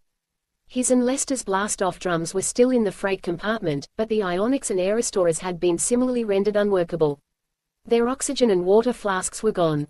Only their bulbs were intact, but there was nothing with which to inflate them. When Frank examined the sun-powered tractor, he found that tiny platinum plates had been taken from the thermocouple units. It was clear that, with paranoid thoroughness, Roden had concentrated all capacity to move from the camp's vicinity in himself. He had probably locked up the missing items in the supply dome, and now the exploding dynamite had ruined them. Exploring the plane, Nelsen even found quite a few of the absent parts, all useless. Only one oxygen flask and one water flask remained intact. Here was a diabolical backfiring of schemes, all around. Returning to Roden and Dutch, he examined their arches through their servicing ports. Roden's was as the manufacturer intended it. But Dutch's was jimmied the same as his and Lester's. Nelsen swung Helen around to face him, and unlatched a port at her archer's shoulder. "He put even you on a short string, kid," he pronounced bitterly, after a moment. "Well, at least we can give you his nuclear battery for a while, and let him have his chemical cell back." Helen seemed about to attack him. But then her look wavered, confusion and pain came into her face. Nelsen was aware that he was doing almost all of the talking, but maybe this had to be. "So we've got a long walk," he said. "Toward the Tovi settlement. In arches of mostly much reduced range. Whose fault the situation is, can't change anything a bit. This is a life or death proposition, with lasting time the most important factor. So let's get started. Has anybody got any suggestions to increase our chances?" p. 72. Both Roden and Dutch had come to. Roden said nothing. His look was pure poison. Dutch sneered. "Smart damn kid you are, huh, Nelsen? You think. Wait till you and your mumble and crackpot pal get out there. I'll watch both of you go bust, squirt." Lester seemed not to hear these remarks. "All that gypsum, Frank," he said. "The water and oxygen mineral. But this is for real. There's no gimmick, no energy source, to release it and save us." Frank Nelsen untied Roden's and Dutch's feet, and, at pistol point, ordered them to move out ahead. From the charts he knew the bearing, straight toward the constellation Cassiopeia, at this hour, across an arm of Mare Nova, then along a pass that cut through the mountains. 800 hopeless miles. Well, how did he know, really? How much could a human body take? How fast could they go? How long would the chemical batteries actually last? What breaks might appear? They loped along, even Roden hurrying. They made 100 miles in the hours before darkness. With just Helen's shoulder lamp showing the way, they continued onward through the mountains. Was there truly much to tell, in that slow, losing struggle? Nelsen attached the oxygen flask to his air system for a while, relieving the drain on his battery. Then he gave the flask to Lester. Later he began to move the nuclear battery around to all the archers, to conserve all of the other batteries a little. Soon they filled the drinking water tanks of their armor, so that they could discard the flask, whose slight weight seemed to have tripled. After 20 hours, the power of the chemical batteries began to wane. David Lester, hovering close to Helen, muttered to himself, or to her. Roden, still marching quite strongly, retreated into an unreality of his own. "Have another scotch on the rocks, Ralph," he said genially. "I knew I'd make it. Nobel Prize. Oh, you have no idea what I went through. Most of my staff dead. But it's over, now, Ralph. Another good, stomach-warming scotch." "Damn, loony squirt's crackin' up." Dutch screamed suddenly. He began to run, promptly falling into a volcanic crack, the bottom of which couldn't even be found with the light. Fortunately he wasn't wearing the nuclear battery just then. Somehow, Lester remained cool. It was as if, with everyone else scared, too, and nobody to show superior courage, he had found himself. p. 73. The batteries waned further. The cold of the inky lunar night, much worse than that of interplanetary space, where there is practically always sunshine, began to bite through the insulation of the arches, and power couldn't be wasted on the heating coils. Worst was the need for rest. They all lay down at last, except Frank Nelsen, who moved around, clipping the nuclear battery into one archer for a minute, to freshen the air, and then into another. It was the only trick, or gimmick, that they found. After a while, Lester made the rounds, while Nelsen rested. They got a few more miles by swapping batteries in quick succession. But the accumulating carbon dioxide in the air they breathed made them sleepier. They had to sit down, then lie down. Frank figured that they had come something over a quarter of the 800 miles. This was about the end of Frank Nelsen, would-be planet strapper from Jarviston, Minnesota. Well, his coffin would be a common one, an Archer 5. Somehow, he thought of a line from Kipling, "If you can keep your head when all about you are losing theirs and blaming it on you." He tried to clip the nuclear battery back in Helen's armor, again. She might make the remaining 500-something miles, alone. He just barely managed to accomplish it. There was still a little juice, from his chemical cell, feeding his helmet phone. Now, he thought he heard someone singing raucously one of those improvised doggerel songs of Spaceman and Moonman. Folklore, almost. "If this goddamn dust just holds its crust, I'll get on to hell. If my gear don't bust." Hey, Nelsen gurgled thickly into his phone. Hey, then it was as if he sort of sank. Hell was real, all right, because, with needles in his eyes and all through his body, Nelsen seemed to be goaded on by imps to crawl, in infinite weariness, through a hot steel pipe, to face old Nick himself, or was it somebody he'd met before? Maybe he asked, because he got an answer, from the grinning, freckled face bending over him, as he lay, armorless, on a sort of pallet, under the taut stellene roof of a moontent. Sure, Frankie, me, Gimp Hines, the itinerant trader and repairman of the lunar wilderness. What a switch, didn't think you'd goof. The bunch, especially 2 and 2, couldn't contact you. So I was sort of looking, knowing about where you'd be. Just made it in time. Lay and the girl, and page 74, that ornery professor or whatever, are right here, too, still knocked out with a devil killer. You've been out 20 hours, yourself. I'll fill you in on the news. Just shut up and drink up. Good Earth whiskey, $100 just to shoot a fifth into orbit. Frank gulped and coughed. Thanks, Gimp. His voice was like pumice. Shut up, I said. Gimp ordered arrogantly. About me, first. When I got to Serene, I could have convinced him I was worth a job. But I'm independent. I hocked my gear, bought some old parts, built myself a tractor and trailer, loaded it with water, oxygen, frozen vegetables, spare parts, cigarettes, pin-up pictures, liquor and so forth, and came traveling. I didn't forget tools. You'd be astonished by what you can sell and fix, and for what prices, out in the isolated areas, or what you can bring back. I even got a couple of emeralds as big as pigeon eggs.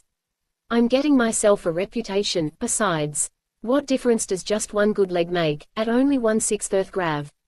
You still hop along, even when you don't ride. And everywhere I go, I leave that left boot print behind in the dust, like a record that could last 1,000 ages. I'm getting to be left foot, the legend. Nelsen cleared his throat, found his voice. Cocky, aren't you, pal? He chuckled. So another thing was happening in reverse from what most people had expected. Gimp Hines was finding a new, surer self, off the earth. It's all right, Gimp, Nelsen added. I figured that I saw your tracks and your tractor tread marks, up in the hills, just before I decided to break away from Rodan. Then he was telling the whole story. Yes, I was there, Gimp said at the end. I missed you on the first pass, prospected for a couple of Earth days, found a small copper deposit. High ground gave me a good position to receive shortwave messages, thought I heard your voices a couple of times. So I doubled back, and located what is left of Rodan's camp, and yours, and lay initial blast-off drums, which I've brought along in my trailer. Lucky a trader needs an atom-powered tractor that can move at night. I followed your tracks, though going through rough country, you were screened from my radio calls until I was almost on you. Though on my first pass, when you were still in camp, I guess I could have reached you by bouncing a beam off a mountain top, had I known. Well, it doesn't matter, now. I'm out of stock, again, and full of money, got to head back to Serene. You were trying for the Tovi station, eh? What else could we do? I see what you mean, Frank. If you could have made it, page 75, and missed getting shot by some trigger-happy guard, where a frontier isn't even supposed to exist, they probably would have held you for a while, and then let you go. About the rest of the bunch? Frank Nelsen prompted. The Cossacks got to the belt okay, though they had to fight off some rough and humorous characters. Story reached his Mars. Charlie Reynolds and 2 got to Venus, and hooked up with the exploring expedition. Typhoon. Who knows? Ramos. Ah, a real disappointing case, Frank. Darn wild idiot who ought to be probing the farther reaches of the solar system, got himself a job in a chemical plant in Serene. A synthesizing retort exploded. He was burned pretty bad. Just out of the hospital when I last left. It was on account of a woman that he was on the moon at all. Eileen, the Queen of Serene. Gimp, is that so, too? Yep, sort of. Our Eileen. Back in Jarviston, Ramos found out that she was there. She's a good kid. Even admits that she hasn't got much competition, on a mostly, yet, masculine world. Well, I guess we start rolling, eh? I didn't want to jolt any of you poor sick people, so I camped. Let's get you all into Archers, for which I have a few spare parts left.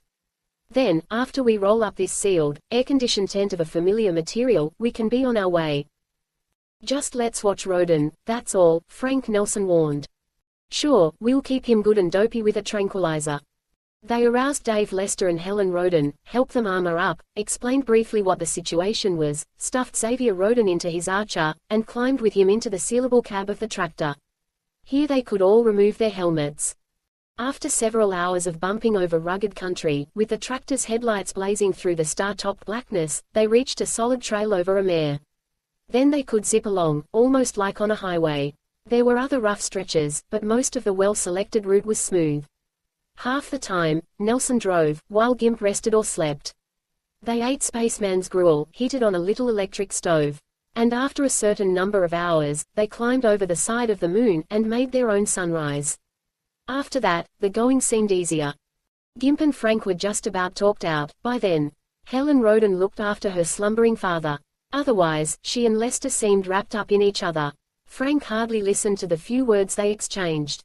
They kept peering page 76 eagerly and worriedly along the trail, that wound past fantastic scenery. Nelsen was eager and tense, himself. Serene, he was thinking with gratitude. Back to some of civilization. Back to freedom, if there wasn't too much trouble on account of all that had happened. Speeding along, they passed the first scattered domes, a hydroponic garden, an isolated sun-power plant. It was another hour before they reached the checking gate of one of the main airlocks. Frank Nelsen didn't try any tricks before the white-armored international guards. There have been some difficulties, he said. I think you will want all of our names. I am Helen Roden, Helen interrupted. My father, Xavier Roden, here, is sick. He needs a hospital. I will stay with him. These are our friends. They brought us all the way from far side. Within the broad airlock compartment, Lester also got down from the tractor. I'll stay, too, he said. Go ahead, Frank. You and Gimp have had enough. A moment, gruffed one of the guards with a slight accent. We shall say who shall do what, passing this lock. Difficulties. Very well. Names, and space fitness cards, please, from everybody. And where you will be staying, here in Serene. Gimp and Frank got permission to pass the lock after about 15 minutes. Without Helen and Leigh agreeing to stay, it might have been tougher. They spoke their thanks. For the time being, Frank was free to breathe open air under big, stellar domes. But he didn't know in what web of questioning and accusation he might soon be entangled. Looking back to his first action against Roden, with a sharpened trowel that had pierced the wall of a Stellan dome, eventually leading up to Dutch's death, and very nearly precipitating his own demise and that of his other companions, he wondered if it wouldn't be regarded as criminal. Now he wasn't absolutely sure, himself, that it hadn't been criminal, or moonmad. Yet he didn't hate Xavier Roden any less. The SOB might just get sent to a mental hospital, at the worst, Gimp growled loyally. Well, come on, Frank, let's forget it, ditch our Archies at the hostel, get a culture steak, and look around to see what you've missed. So that was how Frank Nelsen began to get acquainted with Serene, 15,000 population, much of it habitually transient, a town of vast aspirations, careful discipline, little spotless cubicles for living quarters, pay $20 a day just for the air you breathe, earth beer $20 a can, $1 if synthesized locally. Hydroponic sunflowers, dahlias, poppies, tomatoes, cabbages, all grown page 77 enormous in this slight gravity. New chemical synthesis plants, above ground and far below, metal refineries, shops making electronic and nuclear devices, and articles of fabric, glass, rubber, plastic, magnesium. A town of supply warehouses and tanks around a great spaceport, a town of 1,000 unfinished enterprises and as many paradoxes and inconveniencies. No water in fountains, water in toilets only during part of an Earth day. English, French, Spanish, German, Greek and Arabic spoken, to mention a few of the languages. An astronomical observatory, a selenographic museum, already open, though less than half completed. And of course it was against the law not to work for more than 72 consecutive hours. And over the whole setup there seemed to hang the question, can man really live in space, or does his invasion of it signal his final downfall? At a certain point, Nelsen gave up trying to figure out all of the aspects of Serene. Of course he and Gimp had one inevitable goal. There was a short walk, Gimp hopping along lightly, then there was an elevator ride downward, for the place, aggressively named the first stop, was nestled cozily in the lava rock underlying the dust of Mare Serenitatis. It had an arched interior, bar, stage, blaring jukebox, tables, and a shoulder-to-shoulder press of tough men, held in curious orderliness in part by the rigid caution needed in their dangerous and artificial existences, in part by the presence of police, and in part perhaps by a kind of stored-up awe and tenderness for girls, all girls, who had been out of their lives for too long. In a way, it was a crude, tawdry joint, but it was not the place that Frank and Gimp, or even many of the others, had come to see. Eileen Sands was there, dancing crazy, swoopy stuff, possible at lunar gravity, as Frank and Gimp entered. Her costume was no feminine fluff. Cheesecake, of which she presumably didn't have much, was not on display, either. Dungarees, still, no, not quite. Slender black trousers, like some girls use for ballet practice, instead. Maybe she wasn't terribly good, or sufficiently drilled, yet, in her routines. But she had a pert, appealing face, a quick smile, her hair was brushed close to her head. She was a cute, utterly bold pixie to remember smiling at you, just you, like a spirit of luck and love, far out in the thick silence.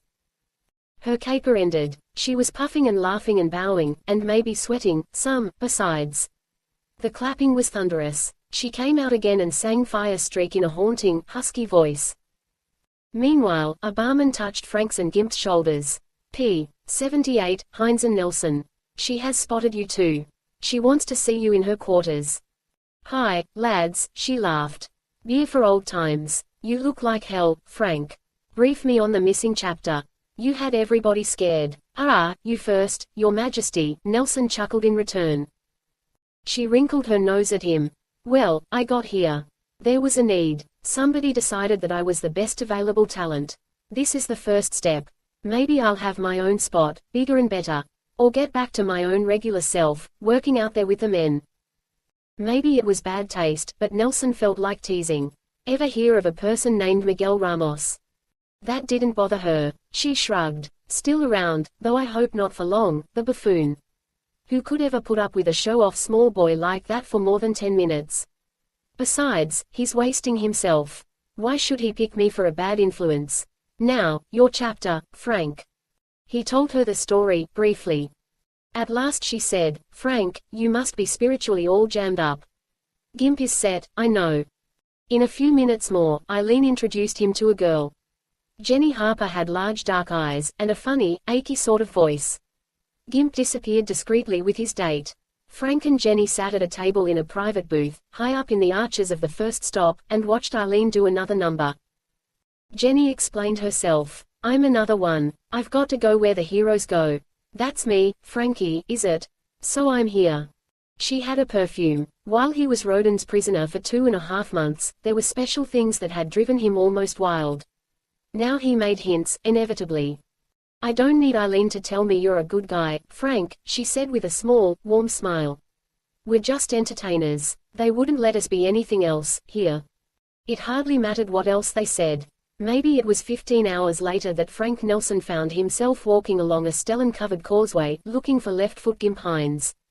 He had memories of a tiny room, very neat and compact, with even a single huge rose in a vase on the bed table. But the time had a fierce velvet softness that tried to draw him to it forevermore. It was like the grip of home, and the lost earth, and the fear that he would chicken out and return.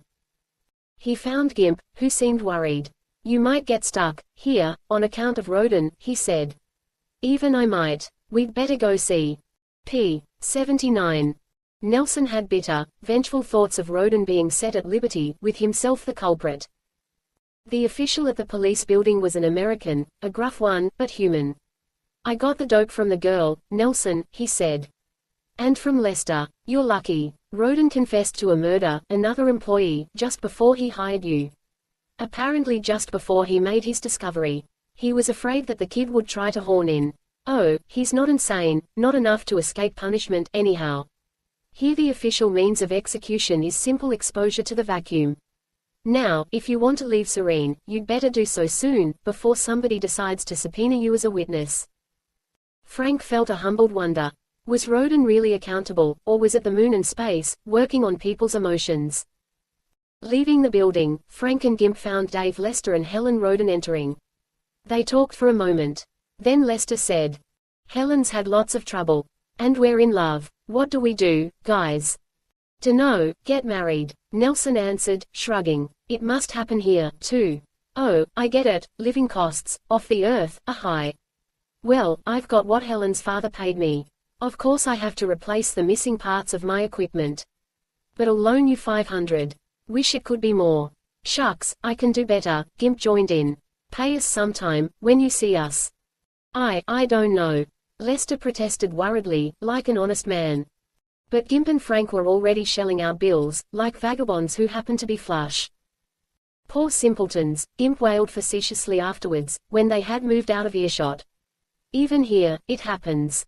But that's worse. And if her daddy had stayed human, she might almost have been an heiress. Well, come on, Frank. I've got my space gear out of hock, and my tractor sold. And an old buddy of ours is waiting for us at a repair and outfitting shop near the spaceport. I hope we didn't jump the gun, assuming you want to get out into the open again, too. You didn't, Nelsen answered. You sure you don't want to look at Roden's site, see if we can find any more Martian stuff? Gimp looked regretful for a second. It's jinxed, he said. Ramos, scarred, somewhat, along the neck and left cheek, and a bit stiff of shoulder, was rueful but very eager. Frank's gutted gear was out of the blast-off drum, and spread around page 80 the shop. Most of it was already fixed. Ramos had been helping. Well, Frankie, here's one loose goose who is really glad to be leaving Luna, he said.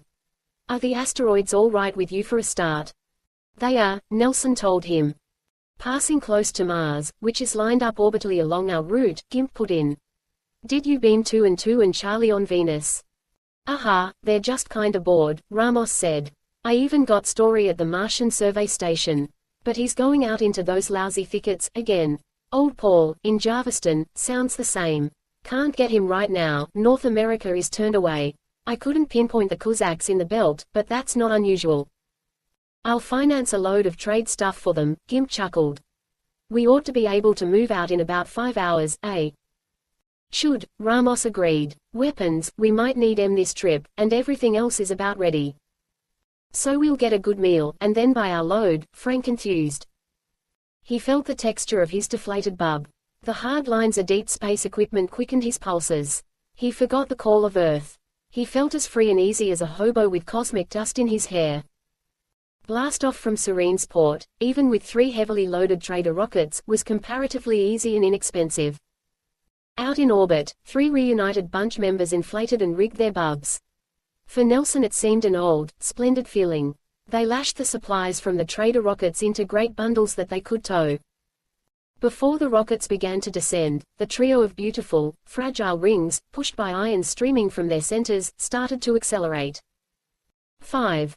It's the life of Riley, Paul. Ramos was beaming back to Jarviston, Minnesota, not many hours after Frank Nelsen, Gimp Hines and he started out from the moon, with their ultimate destination, after the delivery of their Page 81 loads of supplies to the Cossacks tentatively marked in their minds as Pallas down on Pallas, the golden asteroid.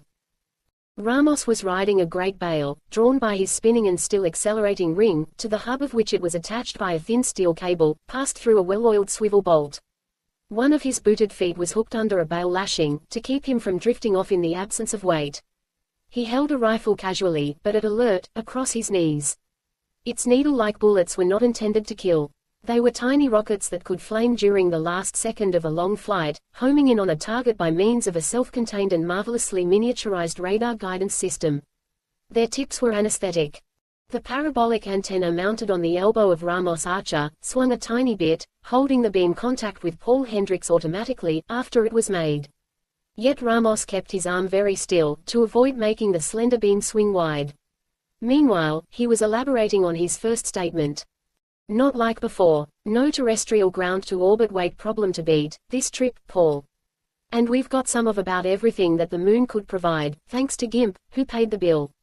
Culture steak in the shadow refrigerators. That's all you need, out here, to keep things frozen, just a shadow. We've got hydroponic vegetables, tinned bread, chocolate, beer. We've got sun stoves to cook on. We've got numerous luxury items not meant for the stomach. We're living high for a while, anyhow. Of course we don't want to use up too much of the fancy stuff. Tell Otto Kramer about us. Frank Nelsen and Gimp Hines, who were riding the rigging of their respective bubs, which were also hauling big bales of supplies, were part of the trans-spatial conversation, too. There was enough leakage from Ramos' tightened beam, here at its source, for them to hear what he said. But when, after a moment, Paul Hendricks answered from the distance, "Easy with the talk, fella, overinterested people might be listening," they suddenly forgot their own enthusiasms. They realized. Their hides tingled unpleasantly. Ramos' dark face hardened. Still he spoke depreciatingly. "Shucks, Paul, this is a well-focused beam. Besides it's pointing earthward and sunward, not toward the belt, where most of the real mean folks are." But he sounded defensive, and very soon he said, "Bye for now, Paul." A little later, Frank Nelsen contacted Art Kuzak, out in the asteroid belt, across a much greater stretch of space. He thought he was cautious when he said, "We're riding a bit heavy, for you guys." But after the 20-minute interval it took to get an answer back over 10 light minutes, a distance traversed twice, 186,000 miles for every second, spanned by Page 82 slender threads of radio energy which were of low power but of low loss, slow dispersal, too. Explaining their tremendous range, Art Kuzak's warning was carefully cryptic, yet plain to Nelsen and his companions. "Thanks for all the favors," he growled dryly. "Now keep still, and be real thoughtful, Frankie boy. That also goes for you other two naive boneheads." Open space, like open, scarcely touched country, had produced its outlaws. But the distances were far greater. The pressures of need were infinitely harsher. "Yeah, there's a leader named Fessler," Gimp rasped, with his phone turned low so that only his companions could hear him. "But there are other names. Art's right. We'd better keep our eyes open and our mouths shut." Asteroid miners who had had poor luck, or who had been forced to kill to win even the breath of life, colonists who had left Mars after terrible misfortunes, their adventurers soured and maddened by months in a vacuum armor, smelling the stench of their own unwashed bodies, men flush with gains, and seeking merely to relieve the tensions of their restrained, artificial existences in a wild spree, refugees from rigid Tovi conformism, all these composed the membership of the wandering, robbing, hijacking bands, which, though not numerous, were significant. Once, most of these men had been reasonably well-balanced individuals, easily lost in a crowd. But the big vacuum could change that. Ramos, Hines, and Nelsen had heard the stories. Now, their watchfulness became almost exaggerated. They felt their inexperience. They made no more radio beam contacts. One of them was always on lookout, clutching a rifle, peering all around, glancing every few seconds at the miniaturized radar screen set inside the collar of his helmet. But the spherical sky remained free of any unexplained blip or luminous speck. Fragments of conversations picked up in their phones, widely separated asteroid miners talking to each other, for the most part, obviously came from far away. There was a USSF bub cruising a few million miles off. Otherwise, the enormous emptiness was safely and perversely empty, all around. They kept accelerating. For a planned interval, they enjoyed all the good things. They found that masculine guardedness and laziness went well together. They ate themselves full. Like Mitch Story had once done, they all started hydroponic gardens inside their bubs. In the pleasant, steamy sun warmth of those stellar interiors, they bounced back and forth from elastic wall to elastic wall, with gravity temporarily at zero because they had stopped the spin of their bubs. Thus they loosened their muscles, worked up a sweat. Afterwards they page 83 dozed, slept, listened to beamed radio music or taped recordings of their own. They smiled at pin-up pictures, read microfilmed books through a viewer, looked at the growing plants around them. There was an arrogance in them, because they had succeeded in bringing so much of home out here. There was even a mood like that of a lost, languid beach in the tropics. And how was that possible, with only a thin skin of stellene between them and frigid nothing? Ramos said just about what he had said, long ago, it seemed, now. Nuts, the big vacuum ain't so tough. But he amended quickly, yeah, I know, Frank, don't scowl. When you aren't looking, it can up and kill you. Like with my Uncle Jose, only worse. He was a powder monkey in Mexico. It got so he thought dynamite was his friend. Well, there wasn't even anything to put in his coffin. The luxurious interlude passed, and they reverted mostly to Spartan meals of space gruel, except for some fresh-grown lettuce.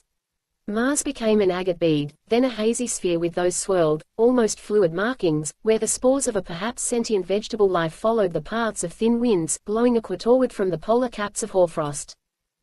The 3 stellene rings bumped lightly on the 10-mile chunk of captured asteroidal rock and nickel iron that was Phobos, Mars' nearer moon. Gravitation was almost nil. There was no need, here, for rockets, to land or take off. The sun-powered ionics were more than enough. A small observatory, a UN tended between ground and orbit rocket port, and a few hydroponic garden domes nestled in the jaggedness were about all that Phobos had, other than the magnificent view of the red planet, below. Gimp Hines' freckled face shone in the ruddy light.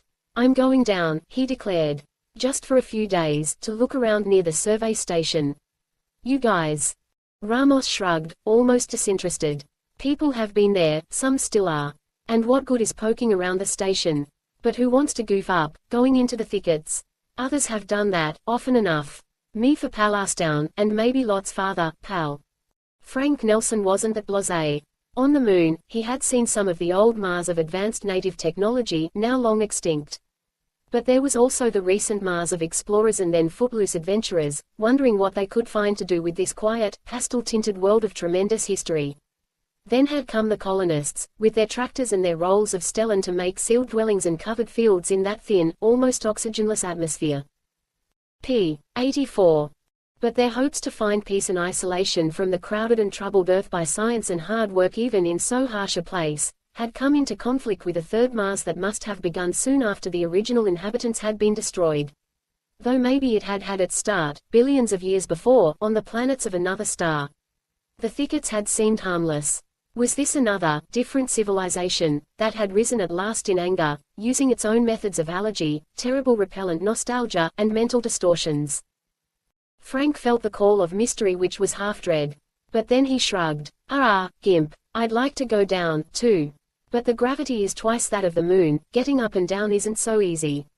Besides, once when I made a stopover in space, after a nice short hop, I got into trouble. I'll pass this one up. I'd like to talk to Mitch Story, though. They all tried to reach him, beaming the survey station at the edge of Syrtis Major, the great equatorial wedge of blue-green growths on the floor of a vanished ocean, first. Mitchell Story is not around right now, a young man's voice informed them. He wandered off again, 3 days ago. Does it often? No, we don't know where to reach him.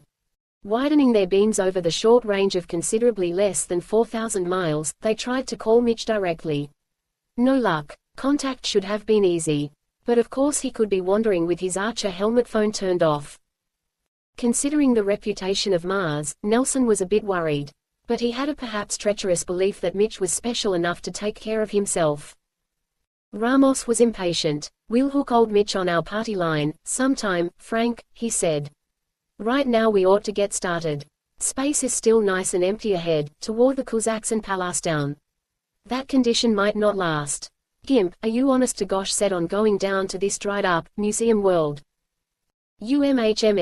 See you soon, though, Gimp answered, grinning. I'll leave my bub and my load of supplies up here on Phobos. Be back for it probably in a week. And there'll be a freight bub cluster, or something, for me to join up with, and follow you out. Nelsen and Ramos left Gimp Hines before he boarded the winged skip-glide rocket that would take him below. Parting words flew back and forth. See you. Take care. Over the Milky Way, suckers. Then they were standing off from Mars and its 2 moons. During the next several Earth days of time, they accelerated with all the power that their bub ionics could wring out of the sunshine, weakened now, with distance. They knew about page 85 where to find the Cossacks. But contact was weeks off. When they were close enough, they could radio safely, checking the exact position of Art's and Joe's supply post. And they knew enough to steer clear of Ceres, the largest asteroid, which was Tovi occupied. All the signs were good. They were well armed and watchful. They should have made the trip without trouble. Ahead, dim still with distance, but glinting with a pinkish, metallic shine which made it much brighter than it would otherwise have been, was Pallas, which Ramos watched like a beacon. El Dorado, he said once, cockily, as if he remembered something from the Spanish part of his background. They got almost 3/4 across that unimaginable stretch of emptiness before there was a bad sign. It was a catcall, literally, in their helmet phones. Meow. It was falsely plaintive and innocuous. It was a maliciously childish promise of trouble. A little later, there was a chuckle. Be cavalier, fellas. Watch yourselves. I mean it. The tone had a strange intensity. Ramos was on lookout, then, with eyes, radar and rifle. But the spoken message had been too brief to get a fix on the direction of its radio waves. Ramos stiffened. With his phone power turned very low, he said, Frank, lots of people say be cavalier, nowadays. But that includes one of the old bunch. The voice might match, too. Aha, Typhoon, the SOB, Nelsen growled softly. For 10 hours, nothing else happened. Then there were some tiny radar blips, which could have indicated meteors. Nelsen and Ramos changed the angle of the ion guides of their ionic motors to move their bubs from course, slightly, and dodge. During the first hour, they were successful. But then there were more blips, in greater numbers. Fist-sized chunks flicked through their vehicles almost simultaneously. Air puffed out. Their rings collapsed under them. The sealer was no good for holes of such size. At once, the continued spin of the bubs wound them, like limp laundry, into knots. While Nelsen and Ramos were trying to untangle the mess, visible specks appeared in the distance. They fired at them. Then something slammed hard into the fleshy part of Nelsen's hip, penetrating his armor, and passing on out, again. The sealing gum in the Archer's skin worked effectively on the needle-like punctures, but the knockout drug had been delivered. As his awareness faded, Nelsen fired rapidly, and saw P-86 Ramos doing the same, until his hand slapped suddenly at his side. After that there was nothing, until, for a few seconds, Frank Nelsen regained a blurred consciousness. He was lying, unarmored, inside a bub, perhaps his own, which had been patched and reinflated. All around him was loud laughter and talk, the gurgle of liquor, the smells of cooked meat, a choking concentration of tobacco smoke. Music blared furiously. Bushed out Shumor. Somebody was hollering, "We got jackpot, the whole Fanchi works. I almost think I'm back in Sputzberg, wherever hell that is." But where's the women? Nothing but dumb, prissy pictures. Not even good pictures. There were guys of all sizes, mostly young, some armored, some not. One with a pimply face stumbled near. Frank Nelsen choked down his fury at the vandalism. He had a blurred urge to find a certain face, and almost thought he succeeded. But everything, including his head, was a fuzzy jumble. Hey, the pimply guy gurgled. Hey, boss. Our benefactors, they're half awake. You should sleep, baby greenhorns. A large man with shovel teeth ambled over. Frank managed half to rise. He met the blow and gave some of it back. Ramos was doing likewise, gamely. Then Nelson's head zeroed out again in a pyrotechnic burst. He awoke to almost absolute silence, and to the turning of the whole universe around him. But of course it was himself that was rotating, boots overhead. There was a bad smell of old sweat, and worse. His hip felt numb from the needle puncture. In all except the most vital areas, those slim missiles would not usually cause death, or even serious injury, but soon the wound would ache naggingly. First, Frank Nelsen hardly knew where he was. Then he understood that he was drifting free in space, in an armor. He thought it was his own until he failed to recognize the scuffed, grimy interior. Even the work shirt he was wearing wasn't the new blue one he had put on, it seemed only hours ago. It was a greasy gray. Etched into the scratched plastic of the helmet that covered his head, he saw Archer 3, Sir. Number 828,211. And casually stuck into the gasketed rim of the collar, was a note, penciled jaggedly on a scrap of paper. Honest, Greenie, you're a pal. All that nice stuff. Thanks a 1,000,000. Couple of my boys needed new Archies, bad. Thanks again. You and your buddy are not having so bad a break. These old threes been all over hell. They will show page 87 you all about asteroid hopping and mining. So will the load hauling net and tools. Thanks for the little dough, too. Find your space fitness card in shirt pocket. We don't need it. Have lots of fun. Just remember me as the stinker. Frank Nelsen was quivering with anger and scare. He saw that a mended steel net, containing a few items, had got wrapped around him with his turning. He groped for the ion guide of the ancient shoulder ionic, and touched a control. Slowly his spin was checked. Meanwhile he untangled himself, and saw what must be Ramos, adrift like himself in a battered Archer 3, doing the same. Gradually they managed to ion glide over to each other. Their eyes met. They were the butts of a prank that no doubt had been the source of many guffaws. Did you get a letter, too, Frank? Ramos asked. For close communication, the old helmet phone still worked okay. I did, Nelsen breathed. Why didn't they just knock us off? Alive, we might tell on them. Not slow and funny enough, maybe, Ramos answered dolefully. In these broken down outfits, we might not live to tell. Besides, even with these notes for clues, who'd ever find out who they are, way out here? Nelsen figured that all this was probably the truth. In the belt, life was cheap. Death got to be a joke. There was an ox of a guy with big teeth. He hissed furiously. Thought I saw Typhoon, too, the SOB. Cripes, do I always land in the soup? The bossman with the teeth, I remember, Ramos grated. Typhoon I don't know about. Could be. Hell, though, what now? I suppose we're going in about the same direction and at the same speed as before. Have to watch the sun and planets to make sure. Did they leave us any instruments? Meanwhile, we might try to decelerate. I'd like to get out to Pluto sometime, but not equipped like this. We'll check everything, see how bad off they left us, Nelsen said. So that was what they did, after they had set their decrepit shoulder ionics to slow them down in the direction of the belt.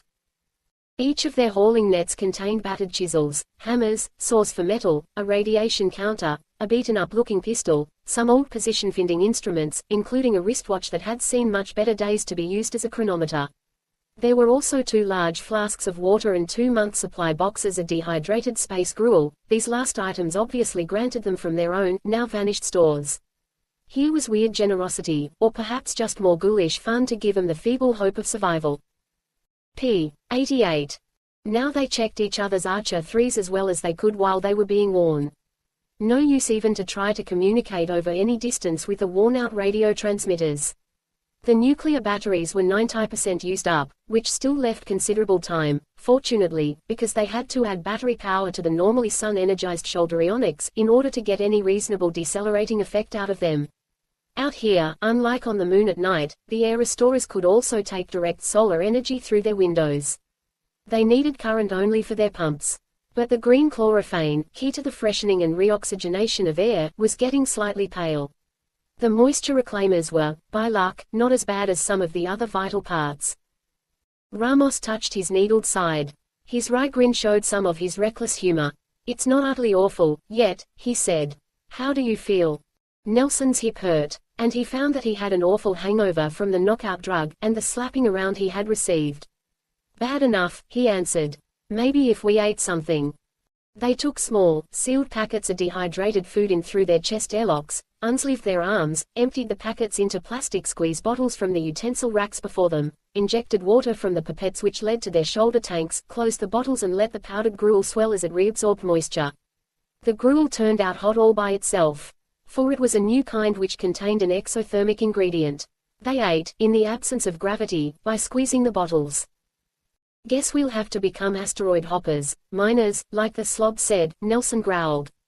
"Well, I did want to try everything." This was to become the pattern of their lives. But not right away. They still had an incomplete conception of the vast distances. They hurtled on, certainly decelerating considerably, for days, yet, before they were in the belt. Even that looked like enormous emptiness. And the brightened speck of Pallas was too far to one side.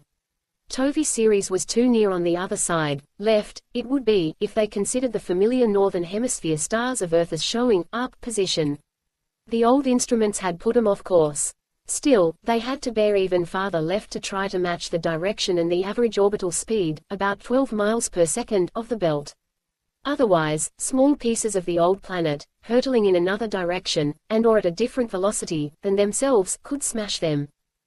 Maybe they thought that they would be located and picked page 89 up. The gang that had robbed and dumped them had found them easily enough. But there, again, was a paradox of enormity. Bands might wait for suckers somewhere beyond Mars. Elsewhere, there could be nobody for millions of miles. They saw their first asteroid, a pitted, mesoderm fragment of nickel iron from middle deep in the blasted planet. It was just drifting slightly before them. So they had achieved the correct orbital speed. They ion glided to the chunk, and began to search clumsily for worthwhile metal. It was fantastic that somebody had been there before them, chiseling and sawing out a grayish material, of which there was a little left that made the needles of their radiation counter swing wildly. They got a few scraps of the stuff to put into the nets which they were towing. "For luck," Ramos laughed. "Without it we'll never pay J. John." "Shut up. Big deal," Nelsen snapped. "Okay, shut up it is," Ramos answered him. So they stayed silent until they couldn't stand that, either. Everything was getting on their nerves. Their next asteroids were mere chips a foot long, core fragments of the planet, heavy metals that had sunk deep. No crust material of any normally formed world could ever show such wealth. It gleamed with a pale yellow shine, and made Ramos' sunken eyes light up with an ancient fever, until he remembered, and until Nelsen said, "Not for the gold, anymore, pal. Common, out here. So it's almost worthless, everywhere. Not much use as an industrial metal. But the osmium and uranium alloyed with it are something else. One hunk for each of our nets. Too bad there isn't more." The uranium was driving their radiation counters wild. "Could we drag it, if there was more?" Ramos growled. "With just sun power on these lousy shoulder ionics." Everything was going sour, even Ramos. After a long deceleration they were afraid to draw any more power for propulsion from their weakened batteries. They needed the remaining current for the moisture reclaimers and the pumps of the air restorers, a relatively much lighter but vital drain. The sunlight was weak way out here. Worse, the solar thermocouples to power the ionics were almost shot. They tried to fix them up, succeeding a little, but using far more time than they had expected. Meanwhile, the changed positions of the various large asteroids, moving in their own individual orbits, lost them any definite idea of where the Kuzak's supply post was, and the dizzying distance to Pallas, with only half-functioning page 90 ionics to get them there, fuddled them in their inexperience. Soon their big hope was that some reasonable asteroid hoppers would come within the few thousand-mile range of their weakened transmitters. Then they could call, and be picked up. Mostly to keep themselves occupied, they hunted pay metal, taking only the very best that they could find, to keep the towage mass down. Right from the start they cut their food ration, a good thing, because 1 month went, and then 2, as near as they could figure. Cripes, how much longer could they last?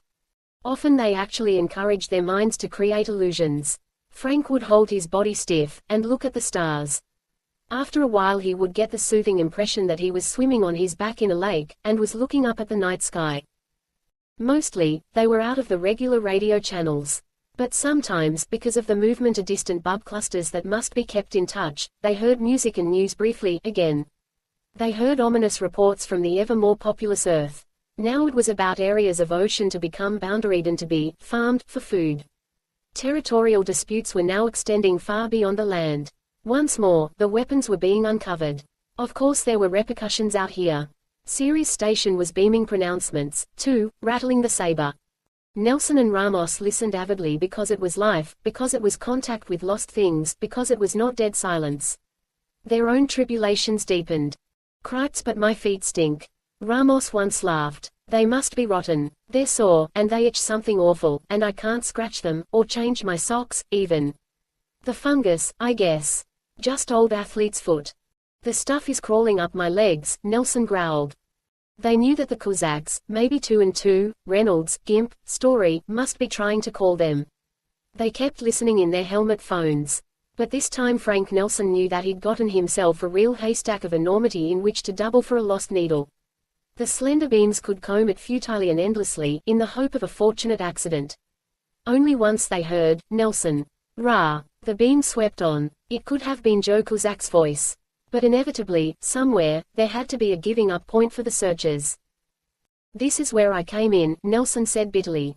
"Damn these beam systems that are so delicate and important." p. 91. They did pick up the voices of scattered asteroid hoppers, talking cautiously back and forth to each other, far away. "Got me pinpointed, Ed. Coming in almost empty, this trip. Not like the last. Stake me to a run into Palestine." Most of such voices sounded regular, friendly. Once they heard wild laughter, and what could have been a woman's scream. But it could have been other things, too. On another occasion, they almost believed that they had their rescue made. Even their worn-out direction and distance finders could place the 10 or so voices as originating not much over 100 miles away. But they checked their trembling enthusiasm just in time. That was sheerest luck. The curses, and the savage, frightened snarls were all wrong. "If we don't catch us somebody, soon." Out here, the needs could get truly primitive. Oxygen, water, food, repair parts for vital equipment. Cannibalism and blood drinking could also be part of blunt necessity. Nelsen and Ramos were fortunate. 20 miles off was a haze against the stars, a cluster of small mesoderm fragments. Drawing power for their shoulder ionics from their almost spent nuclear batteries, they glided toward the cluster, and got into its midst, doubling themselves up to look as much like the other chunks as possible. They were like hiding rats for hours, until long after the distant specks moved past. While he waited, Frank Nelsen's mind fumbled back to the lost phantom of Jarviston, Minnesota, again. To a man named Jig Hollins who had got married, stayed home. Yellow. Hell, Nelsen imagined the comforts he might have had in the Space Force. He coaxed up a dream girl, blonde, dark, red-headed, with an awful wistfulness. He thought of Nance Codis, the neighbor kid. He fumbled at the edge of a vast, foggy vision, where the wanderlust and spacelust of a man, and needs of the expanding race, seemed to blend with his home love and love, and to become, impossibly, a balanced unit. Later, much later, he heard young, green asteroid hoppers yakking happily about girls and about how magnificent it was, out here. "Haw haw," he heard Ramos mock. "Yeah," Nelsen said thickly. "Lucky for them that they aren't near us, being careless with their beams, that way." Frank Nelsen sneered, despising these innocent novices, sure that he could have beaten and robbed them without compunction. That far he had come toward understanding the outlaws, the twisted men of the belt. Ramos and he seemed to go on for an indefinite period longer. In a sense, they toughened. But toward the last page 92 seemed to blunder slowly in the mind shadows of their weakening body forces. They had a little food left, and water from the moisture reclaimers. At zero gravity, where physical exertion is slight, men can get along on small quantities of food. The sweetish, starchy liquid that they could suck through a tube from the air restorers, it was a byproduct of the photosynthetic process, might even have sustained them for a considerable interval. But the steady weakening of their nuclear batteries was another matter. The pumps of their air restorers and moisture reclaimers were dependent on current. Gradually the atmosphere they breathed was getting worse. But from reports they had read and TV programs they had seen long ago, they found themselves another faint hope, and worked on it. With only solar power, derived through worn-out thermocouple units, to feed their uncertain ionics, they could change course only very slowly, now. Yet maybe they had used up their bad luck. At last they came to a surface fragment a couple of 100 yards long. They climbed over its edge. The thin sunshine hit dried soil, and something like corn stubble in rows. Ahead was a solid stone structure, half flattened. Beside it a fallen trunk showed its roots. Vegetation was charred black by the absolute dryness of space. There was a fragment of a road, a wall, a hillside. Here, there must have been blue sky, thin, frosty wind. The small, Mars-sized planet had been far from the sun. Yet perhaps the greenhouse effect of a high percentage of carbon dioxide in its atmosphere and the radioactive heat of its interior had helped warm it. At least it had been warm enough to evolve life of the highest order, eons ago. Poof had gone the blue sky and this whole world, all in a moment, the scattered pieces forming the asteroids. Accident. More likely it was a huge, interplanetary missile from competing Mars. The Martians had died, too, as surely, though less spectacularly. Radioactive poison, perhaps. Here, there had been an instant of unimaginable concussion, and of swift passing flame. The drying out was soon ended. Then, what was left had been preserved in a vacuum through 60 millions of years.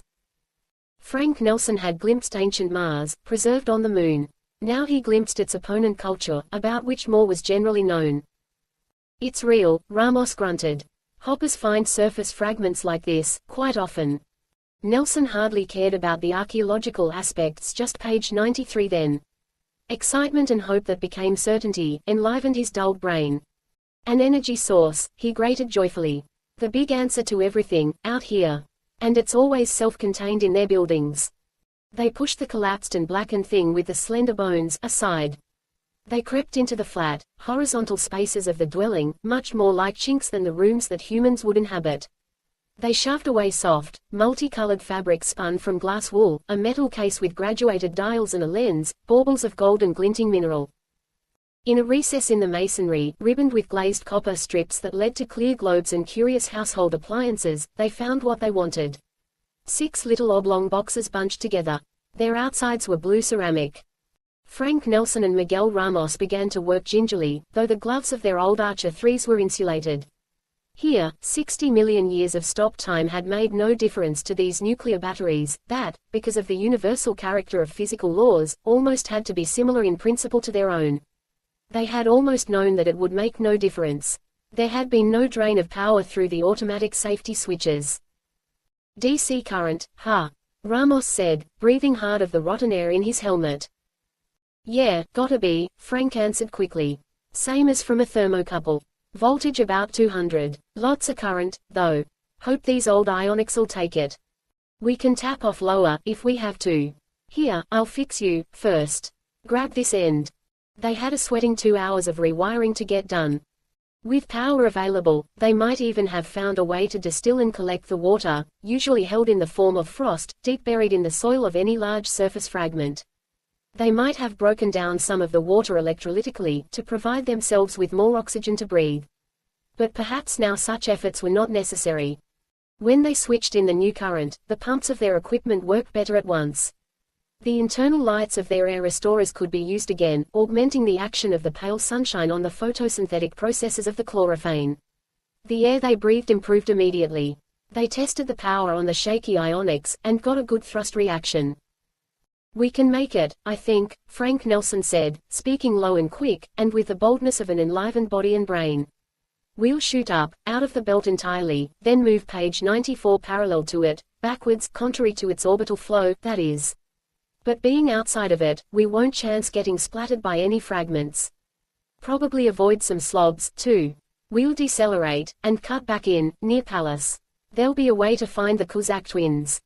Ramos chuckled recklessly. Let's not forget to pack these historical objects in our nets. Especially that camera, or whatever it is.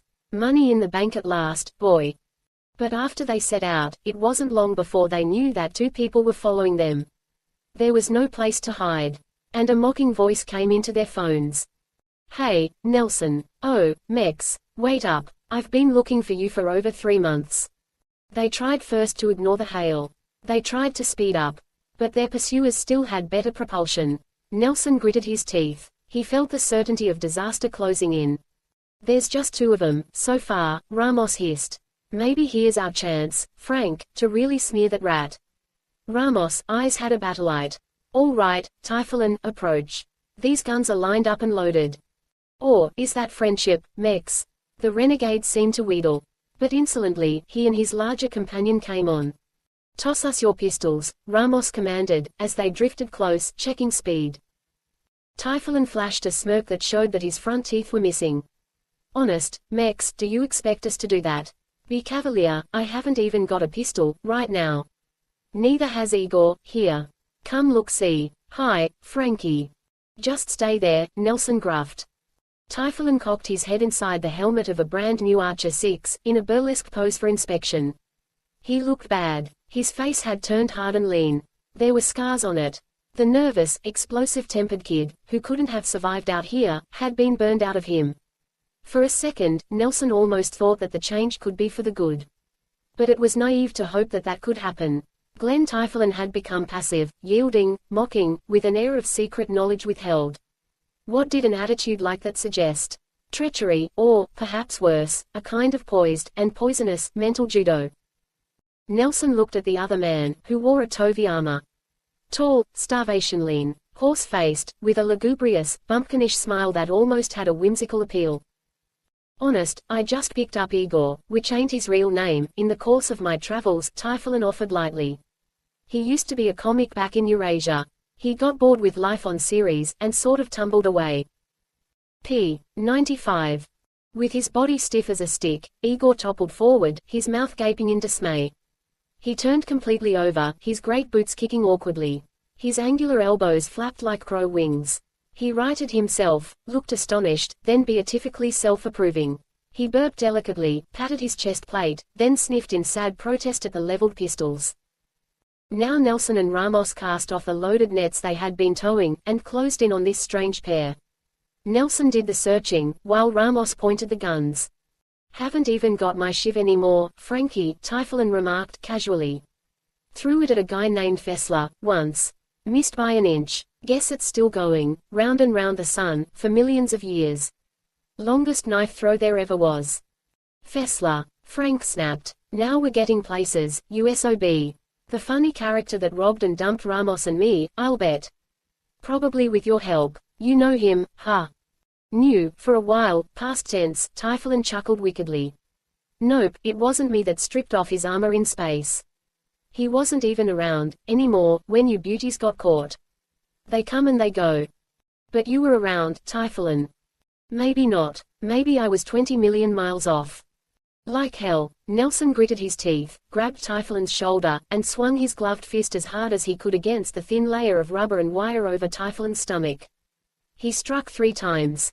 Damn you, Nelsen snarled. I promised myself I'd get you good, Typhoon. Now tell us what else you and your friends are cooking for us, or by the big silence, you'll be a drifting, explosively decompressed mummy. Frank Nelsen didn't know till now, after exerting himself, how weak privations had made him. He felt dizzy. Typhoon's eyes had glazed slightly, as he and Frank did a slow roll, together. He gasped, but that insulting smirk came back. Haven't had your Wheaties lately, have you, Frank? Go ahead, hit, knock yourself out. You, too, Mex. I've been slugged before, by big men, in shape. Could be I'm not cooking anything. Except I notice that you two have found yourselves some very interesting local objects of ancient history, worth a little money. Also, some good, raw metal. Well, I suppose you want to get the load and yourselves to the famous twins, Art and Joe. That's easy, with luck. Though the region is a trifle disturbed, right now. But I can tell you where they are.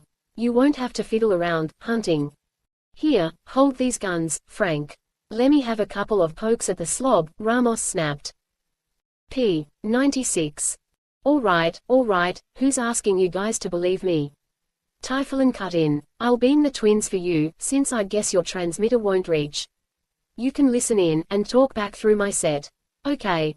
Let's see what happens, just for kicks, Ramos said softly.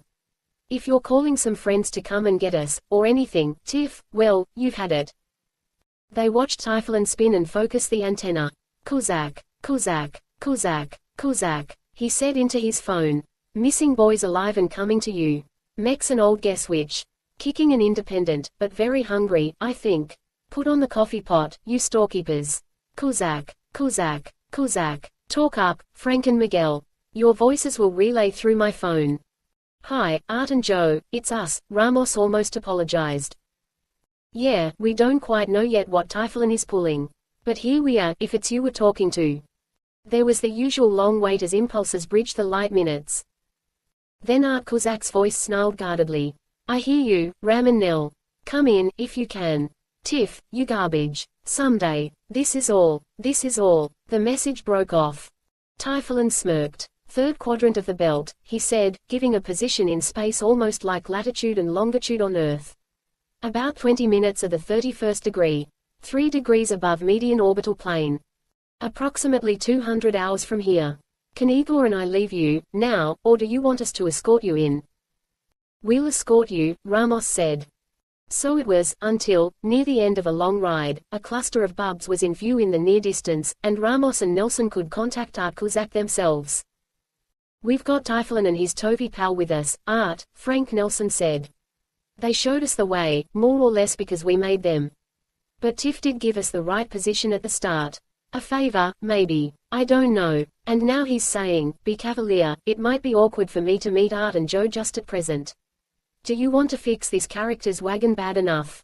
Your customers could get mean, if he ever did them dirt. Just one thing I've got against Typhoon. Art snarled back. Every time I hear his voice, it means trouble.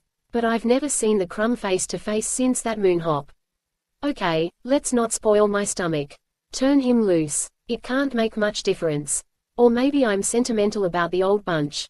He was our cracked, space wild punk. Thanks, Art, Typhoon laughed. p. 97. In a minute he, and his comic, scarecrow pal who originated from the dark side of trouble, on Earth and out here, too, were fading against the stars. Nelsen and Ramos, the long lost, glided in, past some grim hoppers. A bub and sweet air were around them once more. They shed their stinking Archer 3s. Hot showers, miraculous luxury, played over them. They rubbed disinfectant salves into their fungus-ridden hides. Then there was a clean, white table, with plates, knives, forks. They had to treat their shrunken stomachs gently, just a little of everything, beer, steak, vegetables, fruit. Somewhere during the past, unmarked days Frank Nelsen had gotten to be 20 years old. Only 20. Well, maybe this was his celebration. Ramos and he told their story very briefly. Little time was wasted on congratulations for survival or talk of losses long past. The Kuzaks looked leaner and tougher, now, and there were plenty of present difficulties to worry them. Joe Kuzak hurried out to argue with the miners at the raw metal receiving bins and at the store bubs. Art stayed to explain the present situation. 3 big loads of supplies were shipped through to us from the moon, he growled. We did fine, trading for metal. We sent J. John Reynolds his percentage, a fair fraction of his entire loan. We sent old Paul $5,000. But the 4th and 5th loads of trade stuff got pirated en route. When there's trouble on Earth, it comes out here, too. Ceres, colonized by our socialist Tovi friends of northern Eurasia, helps stir up the bums, who think up plenty of hell on their own. It's a force-out attempt aimed at us or at anybody who thinks our way. After 2 lost shipments, and a lot of new installations here at the post, we're about broke, again. Worse, we've got the asteroid hoppers expecting us to come through with pay for the new metal in their nets, and with stuff they need. Back home, some people used to raise hell about a trifle like a delayed letter. How about a spaceman's reaction, when what is delayed may be something to keep him alive? They could get really annoyed, and kick this place apart. Art Kuzak blew air up past his pug nose, and continued. Finance, here we go again, Frank. He chuckled. Gimp Hines is helping us. After Mars, he came here without trouble. He's in Palestine, now, trying to raise some fast cash, and to rush supplies through from there, under Space Force guard. You know he's got a head for commerce as well as science. But our post, here, perhaps isn't considered secure enough to back a loan, anymore. Art grinned wryly at Nelsen and Ramos. His hint was plain. p. 98 he had seen the museum pieces that they had brought in. Should we, Frank? Ramos chuckled after a moment. Possibly. We've got some collateral, Art. Lots more valuable per unit mass than any raw metal, I should think. So you might want to work for us. Art inquired blandly. Not for, Nelsen chuckled. We might say with, okay, cuties, Art laughed. Joe Kozak had just come back into the dwelling and office bub. Don't let my twin sell you any rotten apples, fellas, he warned lightly. He might be expecting you to transport your collateral to Palestine. Naturally anybody trying to strangle this post will be blocking the route. You might get robbed again. Also murdered. Ramos' gaunt face still had its daring grin. Frank and I know that, he said. I'm past bragging, but we've had experience. Now, we might be smart enough to get through. A few more days out there won't hurt. How about it, Frank? 10 hours sleep and breakfast, Frank said. Then a little camouflage material, new weapons, a pair of archers in condition, got any left? 5 in stock, Joe answered. Settled, then, Art asked. Here, it is, Ramos answered, and Nelsen nodded. It would have been rough going for them to try to sleep in beds. They had lost the habit. They slept inside their new Archer 5s. Afterwards they painted their armor a dark gray, like chunks of mesoderm stone. They did likewise to the 2 bundles in which they wrapped their relics. They were as careful as possible to get away from the post without being observed, visually or by radar. But of course you could never be sure. Huddled up to resemble stray fragments, they curved out of the belt, toward the pole star, north of its orbital plane. Moving in a parallel course, they proceeded toward Palestine. The only thing that would seem odd was that they were moving contrary to the general orbital rotation of most of the permanent bodies of the solar system. Of course they and their bundles might have been stray meteors from deep in space. 4 watchful, armored figures seemed to notice the peculiarity of their direction, and to become suspicious. These figures seemed too wary for honesty as they approached. They got within 25 miles. Even without the memory that Typhoon might make guesses about what they meant to do, Nelsen and Ramos would have page 99 taken no chances. They had to be brutal. Homing darts pierced armor. The 4 went to sleep. 6.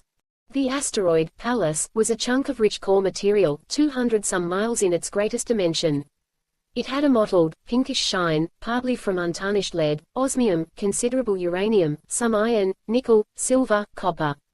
The metals were alloyed, here, almost pure, there. There was even a little rock. But 35% of Pallas' roughly spherical mass was said to be gold. Gold is not rare at the cores of the worlds, to which most of the heavy elements must inevitably sink, during the molten stage of planetary developments. On Earth it must be the same, though who could dig 3,000 miles into a zone of such heat and pressure? But the asteroid world had exploded. Pallas was an exposed and cooled piece of its heart. Pallas had a day of 24 hours because men, working with great ion jets angling toward the stars, had adjusted its natural rate of rotation for their own convenience to match the terrestrial. A greater change was Palestine. Frank Nelsen and Miguel Ramos made the considerable journey to it without further incident.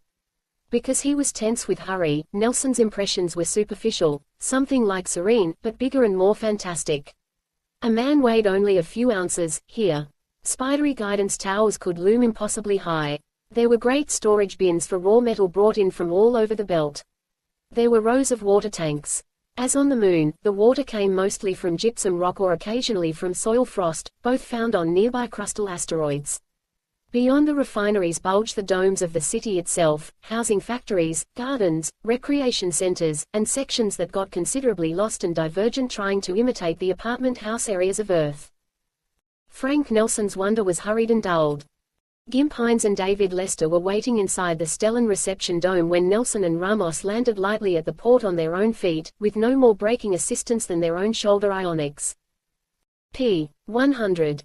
Greetings were curiously breathless yet casual, but without any backslapping. We'd about given you 2 up, Gimp said. But an hour ago Joe Kozak beamed me, and said you'd be along with some museum stuff. Lay lives here, now, working with the new Archaeological Institute. Hi, good to see you guys, Ramos said. Likewise. Hello, Lay, Frank put in. While Frank was gripping David Lester's limp, diffident hand, which seemed almost to apologize for his having come so far from home, Gimp teased a little. So you latched onto Art Kozak, too. Or was it the other way around? Frank's smile was lopsided. I didn't analyze motives. Art's a pretty good guy. I suppose we just wanted to help Joe and him out. Or maybe it was instinct. Anyhow, what's wrong with latching onto, or being latched onto by, somebody whom you feel will get himself and you ahead, and make you both a buck? Check. Not a darn thing, Gimp laughed. Now let's go to my hotel and have a look at what you brought in. Did you really examine it, yet? Some, on the way. Not very much, Ramos said. There's a camera. In the privacy of Gimp's quarters, the bundles were opened, the contents, some of them dried and gruesome, all of them rather wonderful, were exposed. David Lester and Gimp Hines were both quietly avid. Lester knew the most about these things, but Gimp's hands, on the strange camera, were more skillful. The cautious scrutiny of dials and controls marked with cryptic numerals and symbols, and the probing of detail parts and their functions, took about an hour. What do you think, Lay? Gimp asked. I'm not an expert, yet, Lester answered. But as far as I know, this is the first undamaged camera that has yet been found. That makes it unique. Of course by now, hoppers are bringing in quite a lot of artifacts from surface asteroids. But there's not much in the way of new principle for our camera manufacturers to buy. Lens systems, shutters, shock mountings, self-developing, integral viewing, projecting and sonic features, all turn out to be similar to ours. It's usually that way with other devices, too. It's as if all their history, and ours, were parallel. Well, damn it, let's see what the thing can show. Ramos gruffed. In the darkened room, the device threw a rectangle of light on the wall. Then there was shape, motion, and color, kept page 101 crystallized from 60 million years before. A cloud, pinked by sunrise, floating high in a thin, expanded atmosphere.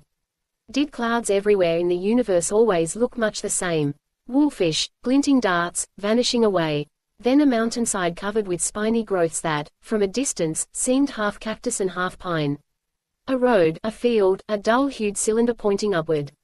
Shapes of soft, bluish-gray, topped like rounded roofs, unfolding out of a chink, and swaying off in a kind of run, with little clinkings of equipment, for there were sounds, too.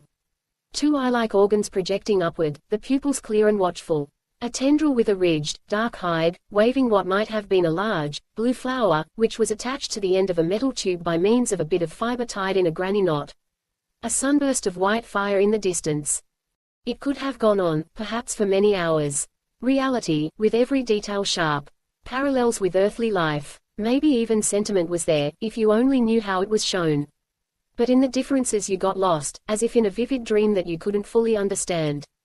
Though what was pictured here was certainly from the last beautiful days of a competing planet. Frank Nelsen's mouth often hung open with fascination. But his own realities kept intruding. They prodded him. I hate to break this off, he said. But a lot of asteroid hoppers are out at the post, waiting for Ramos and me to bring stuff back. It's a long ride through a troubled region.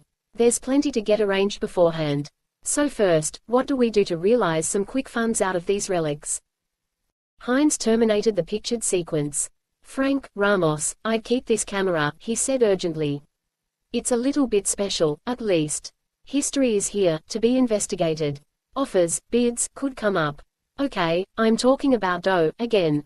Still, who wants to detach himself, right away, from something pretty marvelous, by selling it? I'd dump most of the other things. Getting a loan, the hock shop approach, is no good. Am I telling it right, Lay? Lester nodded. More of the same will be brought in. Prices will drop. Archaeological Survey has a buying service for museums back home. I've been working for them for a month. I don't claim to love them entirely, but they'll give you the safest break. You should get enough, for your purposes, without the camera. With a load like this, you can see Doc Linford, the boss, anytime. Right now, then, Frank said. Hey, you impolite slobs. Ramos laughed. When do you consult me, co-discoverer and owner? Alright, skip it, you're the Wizards of Oz. I'll just grab out a few items for my P102 Ma and the kids, and maybe a girl or two I'll meet someplace. You guys might as well do the same. He took some squares of fabric, silk and soft, though spun from fiber of colored glass. And some wheeled devices, which might have been toys. Lester and Hines picked up only token pieces of the fabric. Frank took a 3-inch golden ring that glinted with mineral. Except that it looked decorative, he had no idea of its original purpose. The broken, fine-boned mummy and the other items were appraised and bought in a large room across the city. It was already cluttered with queer fossils and objects. The numbers printed on the 2 equal checks, and on the cash in their hands, still looked slightly mythical to Nelsen and Ramos, to whom $1,000 had seemed a fortune. Later, at the USSF headquarters, he was prepared to argue grimly. Words were in his mind, a vital matter of supply. Without an escort, we'll still have to try to get through, alone. You have been informed, therefore, if anything happens, you will be responsible. He didn't have to say anything like this. They knew. Maybe an old bitterness had made him misjudge the USSF. A young colonel smiled tiredly. This has been happening, he said. We have limited facilities for this purpose. The UNSF even less. However, an escort is due in, now. We can move out again, with you, in 7 hours. Thank you, sir, Nelsen responded. Gimp Hines had the better part of the supplies to be purchased already lined up at the warehouses. Nelsen counted the money he had left. Figuring losses and gains, I have no idea how much I owe J. John, if anything, he laughed. So I'll make it $1,000, build up my ego. But we owe old Paul more than dough. All right, I'm another idiot, I'll mail J. John a similar draft, Ramos gruffed. Paul's a problem. He can use money, but he never lived for it. And you can't buy a friend. We'll have to rig something. Yeah, we will, Gimp said. Couple of times I forgot J. John. But I lost my shirt on those loads that were lifted off you boneheads. The Cossacks reimbursed me for half. Do you two want to cover the other half? Or, forget it, who's got time to figure all this? That old coot doped himself out a nice catch dollar scheme, making us promise. Or was it a leg pull on a highly elusive proposition, where big sums and the vastness of space seemed to match? Hell, I'm getting mixed up again. Dave Lester had wandered off embarrassedly, there in the page 103 warehouse. But now he returned, clearing his throat for attention. Fellas, he said, Helen and I want you to come out to our apartment, now, for dinner. Shucks, that's swell, Lay, Ramos responded, suddenly curious. Here, also, Nelsen enthused. Sure, Gimp said, but his smile thinned. In this gravity, going to Lester's place was a floating glide rather than a walk. Along a covered causeway, into a huge dome, up a wall with handholds, onto a wispy balcony. Nelsen and Ramos brought liquor and roses. Much of what followed was painful and familiar, in a fantastic setting. 2 young people, recently married, struggling with problems that they hadn't been able to plan for very well. While his wife was out of earshot, Lester put his hand on the back of a chair constructed entirely of fine golden wire. Later it developed that he had made it, do-it-yourself fashion, to be economical, and seemed more intent on holding it down than to rest his hand. Gimp. Frank. He began nervously. You helped Helen and me to get married and get set up out here.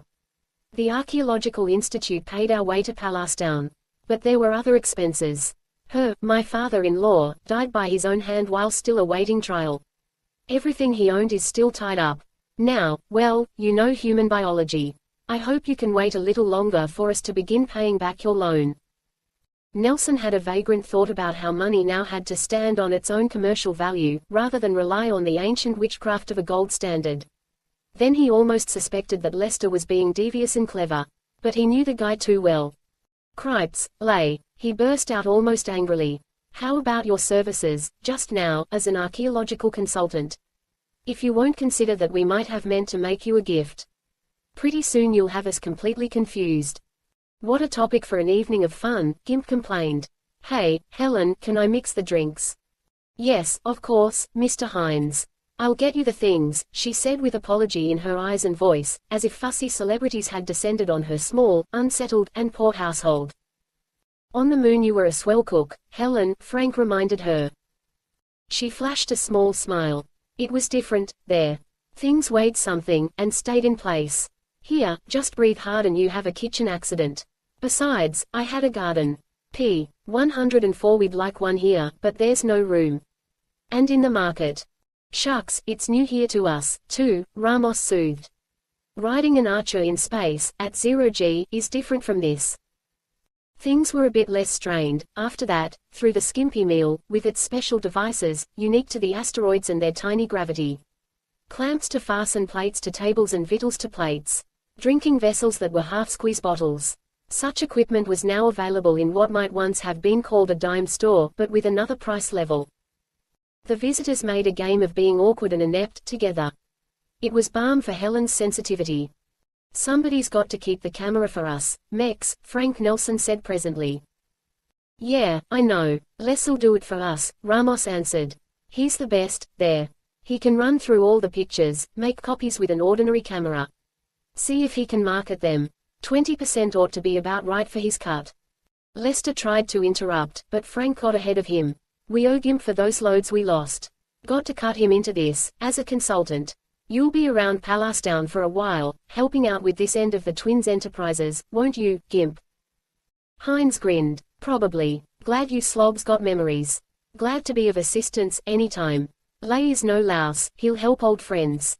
I'll bring him the camera, out of the safe at my hotel, as soon as we leave here.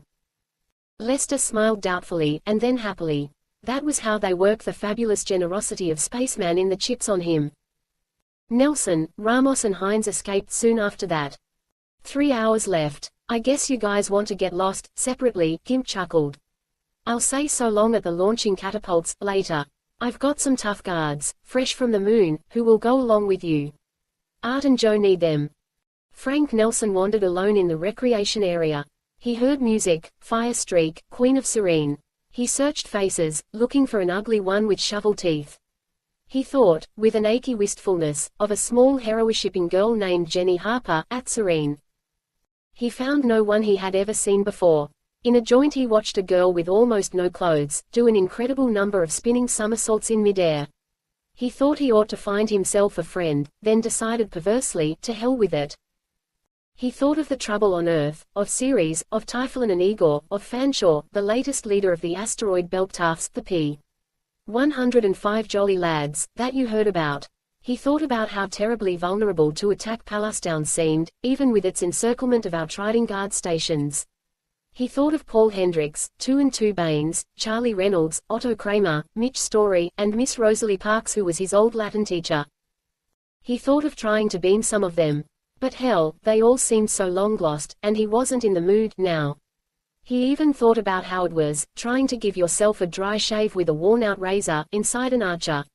He thought that sometime, surely, perhaps soon, the big vacuum would finish him. He wound up with a simple sentimental impulse, full of nostalgia and tenderness for things that seemed to stay steady and put. The way he felt was half-hearted apology for human moods in which murder would have been easy. He even had a strange envy for David Lester. Into the synthetic cellulose lining of a small carton bought at a souvenir shop, he placed the 60-million-year-old golden band with its odd arabesques and its glinting chips of mineral.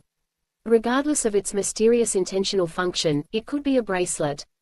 To him, just then, it was only a trinket that he had picked up. Before he wrapped and addressed the package, he put a note inside. Hi, Nance Codis. Thinking about you and all the neighbors. This might reach you by Christmas. Remember me, Frank Nelsen. Postage was $200, which seemed a trifle. And he didn't quite realize how like a king's ransom a gift like this would seem in Jarviston, Minnesota. On leaving the post office, he promptly forgot the whole matter, as hard, practical concerns took hold of him, again. At the loading keys, special catapults hurled the gigantic bales of supplies clear of Palace. To the Cossacks, this shipment would now have seemed small, but it was much larger than the loads Ramos and Nelsen had handled before. Gimp and Lester saw them off. Then they were in space, with extra ionics pushing the bales. The guard of 6 new men was posted. Nelsen wasn't sure that they'd be any good, or whether he could trust them all, but they looked eagerly alert. Riding a mile off was the Space Force patrol bub. All through the long journey, beam calls ahead were avoided for added safety. Nelsen kept wondering if he'd find the post in ruins, with what was left of Art and Joe drifting and drying. But nothing like that happened yet, and the shipment page 106 was brought through. Business with the asteroid hoppers was started at once. When there was a lull, Art Kozak talked expansively in his office bub. Good work, Frank. Same to you, Ramos, except that I know you're itching with your own ideas, and probably won't be around long. Which is your affair. Never mind what anybody says about Venus, or any other place. The belt, with its history, its metals, and its possibilities, is the best part of the solar system. Keep your defenses up, your line of communication covered, and you can't help but make money. There are new posts to set up, help to recruit and bring out, Stellan plants and other factories to construct. There'll be garden bubs, repair shops, everything. Time, work, and a little luck will do it. You listening, Frank? Nelsen got a bit cagey with Art, again. Okay, Art, you seem like a formal fella. Mex and I joined up and helped out pretty much as informal company members. But as long as we've put in our dough, let's make it official, in writing and signed. The KRNH Enterprises, Kuzak, Ramos, Nelsen and Hines. The H could also stand for Hendricks, Paul Hendricks. I like it that way, you suspicious slob, Art Kuzak chuckled. So another phase began for Nelsen. Officers bored him. Amassing money, per se, meant little to him, except as a success symbol that came out of the life he had known. He figured that a man ought to be a success, even a row-and-tumble romantic like Ramos, or Joe Kuzak. Or himself, with both distance and home ingrained confusingly into his nature. One thing that Nelsen was conscientious. He could choose and stick to a purpose for even longer than it seemed right for him. Mostly, now, during the long grind of expansion, he was afield. Disturbances on Earth quieted for a while, as had always happened, so far. The belt responded with relative peace. Tovi Ceres, the big asteroid, which, like the others, should have been open to all nations, but wasn't, kept mostly to its own affairs. There were only the constant dangers, natural, human, and a combination. There was always a job, a convoy to meet, a load of supplies to rush to a distant point, jolly lads to scare off. Reckless Ramos might be with Nelsen, or Joe Kuzak who usually operated separately, or a few guards, or several asteroid hoppers, most of whom were tough and steady and good friends to know. Often enough, Nelsen was alone. At first, KRNH just handled the usual supplies. But when factory and hydroponic equipment began to arrive, Joe Kuzak page 107 and Frank Nelsen might be out establishing a new post. There'd be green help, bobbing out from the moon, to break in. Nelsen would see new faces that still seemed familiar, because they were like those of the old bunch, as it had been. Grim, scared young men, full of wonder. But the thin stream of the adventurous was thickening, as more opportunities opened. Occasionally there was a young couple. Oh, no, you thought. Then, well, maybe. That is, if somebody didn't crack up, or get lymph node swellings that wouldn't reduce, and if you didn't have to try to play nursemaid. Now and then Nelsen was in Palasttown, for business, for relief, for a bit of hell-raising, to see Gimp and the David Lesters. Pretty soon there was an heir in the Lester household. Red, healthy, and male. Cripes, out here, too. Okay, Josh the parents along. The most wonderful boy in the solar system. Otherwise, matters, there, were much better than before. The camera was in a museum in Washington. The pictures it had contained were on TV, back home. Just another anti-war film, maybe. But impressive, and different. The earnings didn't change Nelsen's life much, nor Gimp's, nor Ramos. But it sure helped the Lesters. David Lester had resigned from Archaeological Survey. He was getting actually sharp. He was doing independent research, and was setting up his own business in belt antiques. Frank Nelsen had another reason for coming to Palasttown. Afield, you avoided beam communication, nowadays, whenever you could. Someone might trace your beam to its source, and jump you for whatever you had. But Gimp Hines could tell Nelsen about the absent bunch members and the old friends, while they both sat in the little KRNH office in town. Paul Hendricks is still the same, Frank. New bunch around him. Too bad we can't call him, now, because the Earth is on the far side of the sun. Mitch Story just vanished into the Martian thickets, during one of his jaunts. Almost a year ago, now. I didn't see him when I stopped over on Mars, but he was back at the station once, after that. Take it easy, Frank. They've looked with helicopters, and even on the ground, you couldn't do any more. I'll keep in touch, to see if anything turns up. After a minute, Nelsen relaxed, slightly. 2 and 2, I guess is okay, with Charlie Reynolds looking after him. Peculiar about Charlie, Gimp answered, looking awed and puzzled. Got the news from old J. John, his granddad, when he acknowledged the receipt of our latest draft, by letter. Hold your hat. Charlie got himself killed. I'll dig the letter out of the file. p. 108. Nelsen sat up very straight. Never mind, he said. Just tell me more. Anything can happen. Our most promising member, Gimp mused. He didn't get much. The Venus expedition had to move some heavy equipment to the top of a mountain, to make some electrostatic tests before a storm. Charlie had just climbed down from the helicopter. A common old lightning bolt hit him. Somebody played Fire Streak on the bagpipes, inside a sealed tent, while they buried him. Otherwise, he didn't even get a proper spaceman's funeral. Venus' escape velocity is almost as high as Earth's. Boosting a corpse up into orbit, just for atmospheric cremation, would have been too much of a waste for the expedition's rigid economy. Nelsen had never really been very close to Charlie Reynolds, though he had liked the flamboyant good guy. Now, it was all a long ways back. Besides, Nelsen didn't feel exactly grief. Just an almost mystical bitterness, a shock and an uncertainty, as if he could depend on nothing. So what about 2 and 2? He growled, remembering how he used to avoid any responsibility for the big, good-hearted lug, but now he felt surer about himself, and things seemed different. I guess the expedition medic had to straighten him out with devil killers, Hines answered. He bugged all the way back to Earth, alone, to see J. John about Charlie. I beamed him, there, before the Earth hid behind the sun. He was still pretty shaken up. Funny, too, Charlie's opportunity-laden Venus has turned out to be a bust, for 2 centuries, at least, unless new methods, which aren't in sight, yet, turn up. Sure, at staggering expense, and with efforts on the order of fantasy, reaction motors could be set up around its equator, to make it spin as fast as the Earth. Specially developed green algae have already been seeded all over the planet. They're rugged, they spread fast. But it will take the algae about 200 years to split the carbon dioxide and give the atmosphere a breathable amount of free oxygen, to say nothing of cracking the poisonous formaldehyde. 2 and 2's back in Jarviston, then? Nelsen demanded. No, not anymore, just gimme breath, Hines went on. He and Charlie had figured another destination of opportunity, Mercury, the planet nearest the sun, everlasting frozen night on one side, eternal, zinc-melting sunshine on the other. But there's the fringe zone between the two, the twilight zone. If you can live under Stellan, you've got a better place there than Mars might have been. Colonists are going there, to quit the Earth, to get away from it all. 2 and 2 was about to leave for Mercury, when I last spoke to him. By now page 109 he's probably almost there. And even under the most favorable conditions, Mercury is hard to beam, too much solar magnetic interference.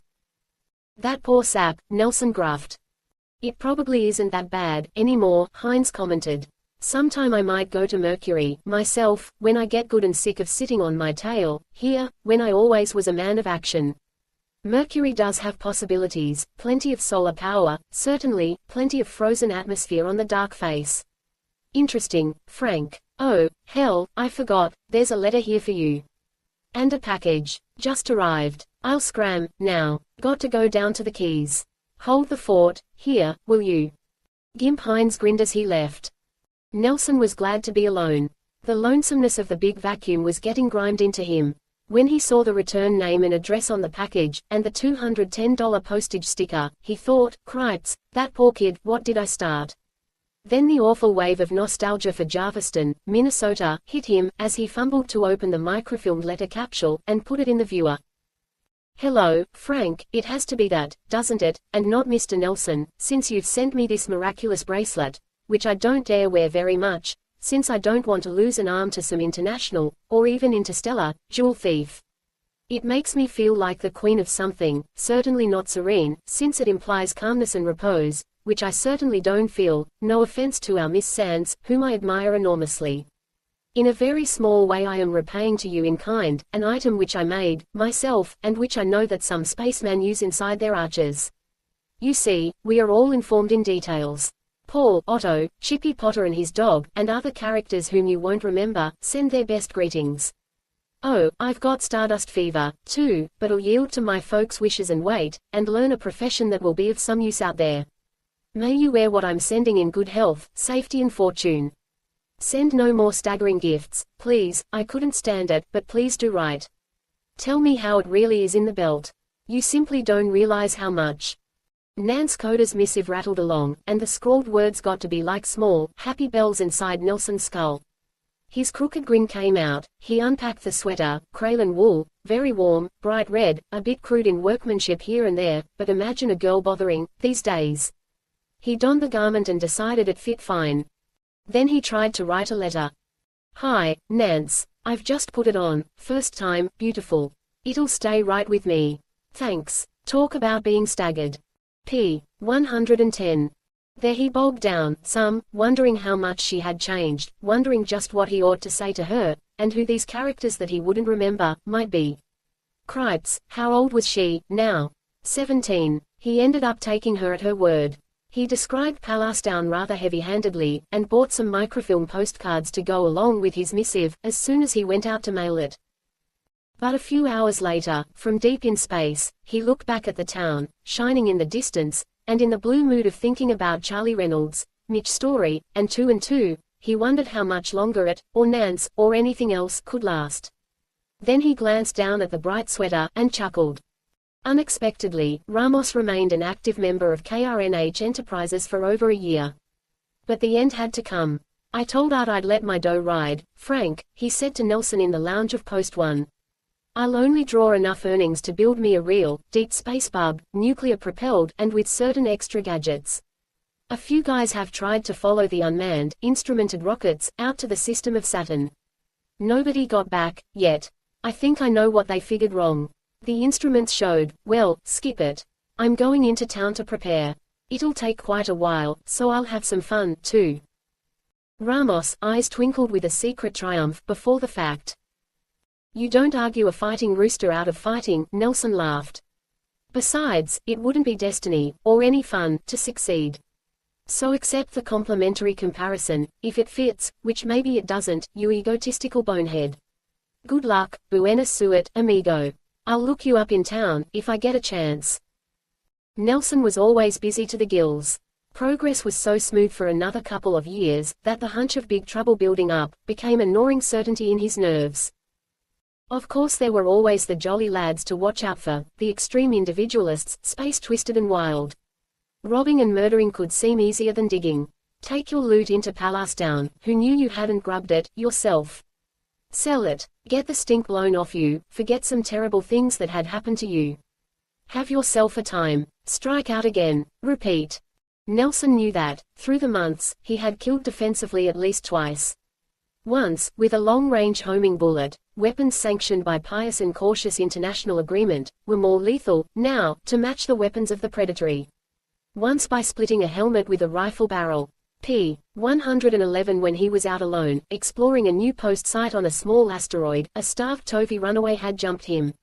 Maybe he should regret the end of that incident. Trips to Palestine were increasingly infrequent. But there was one time when he almost had come specially to see Ramos' new bub, still under wraps, supposedly. Well, that erratic character had it out on a long test run. Damn him. As usual, time was crowding Nelsen. He had to get back on the job. He had just a couple of hours left. He wrote a letter to Nance Codis, answering one of hers. Funny, he'd never yet tried to contact her vocally. Being busy, being cautious about using a beam, these were good reasons. Now there was hardly enough spare time to reach twice across the light minutes. Maybe the real truth was that men got strangely shy in the silences of the belt. Dear Nance, you seem to be making fine headway in your new courses. All the good words, for that. There were plenty of good words, but he didn't put many of them down.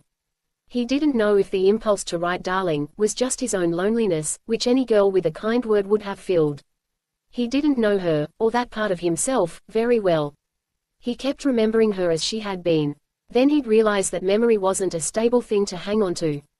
Everything changed. How well he had learned that. She was older, now, intelligent, and at school again, studying some kind of medical laboratory technology. Certainly she had become more sophisticated and elusive, her gay letters were just a superficial part of what she must be. And certainly there were dates and boyfriends, and all the usual phases of getting out of step with a mere recollection, like himself. Nelsen had some achy emotions. Should he ask for her picture? Should he send one of himself? He just scribbled on, ramblingly, as usual. Yep, in a new Archer 7, you could undo a few clamps, pull a foot up out of a boot, and actually change your socks. Inconsequential nonsense like that. He ended by telling her not to worry about any knickknacks he might send, that they came easy, out here. He microposted the letter, and mailed a square of soft glass silk of many colors. Then he pronounced a few cuss words, laughed at himself for getting so serious, shrugged, and with the casualness of Hopper with his pockets loaded, moved toward the wreck area, which was some distance off. It was night over this part of rapidly growing Palestine. Moving along a lighted causeway, he saw the man with the shovel teeth. Glory, had he managed to survive so long? His mere presence, here, seemed like a signal of the end of peace.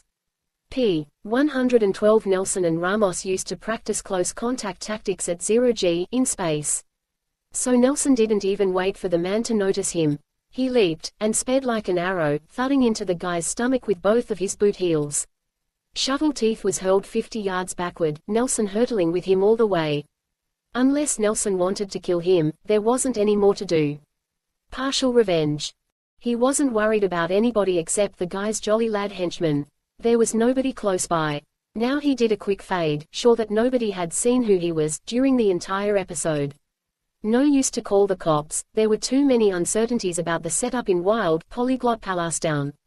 Nelsen moved on to the wreck area. He didn't go into a garishly splendid place, named the Second Stop. Thus, he didn't see its owner, whose identity he had already heard about, of course. Not that he wouldn't have liked to. But there wasn't any time to get involved in a long chat with a woman.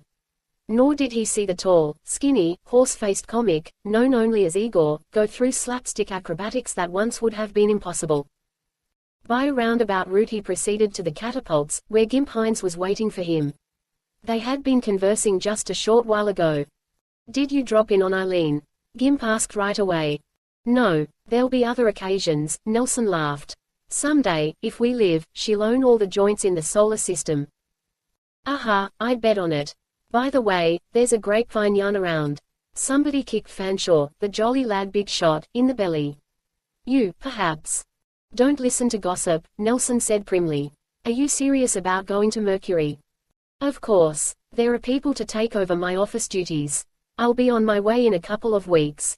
I think you'd like to come along, Frank." Nelsen felt an urge that was like a crying for freedom. "Sure I would, but I'm bound to the wheel. Cripes, though, watch yourself, fella.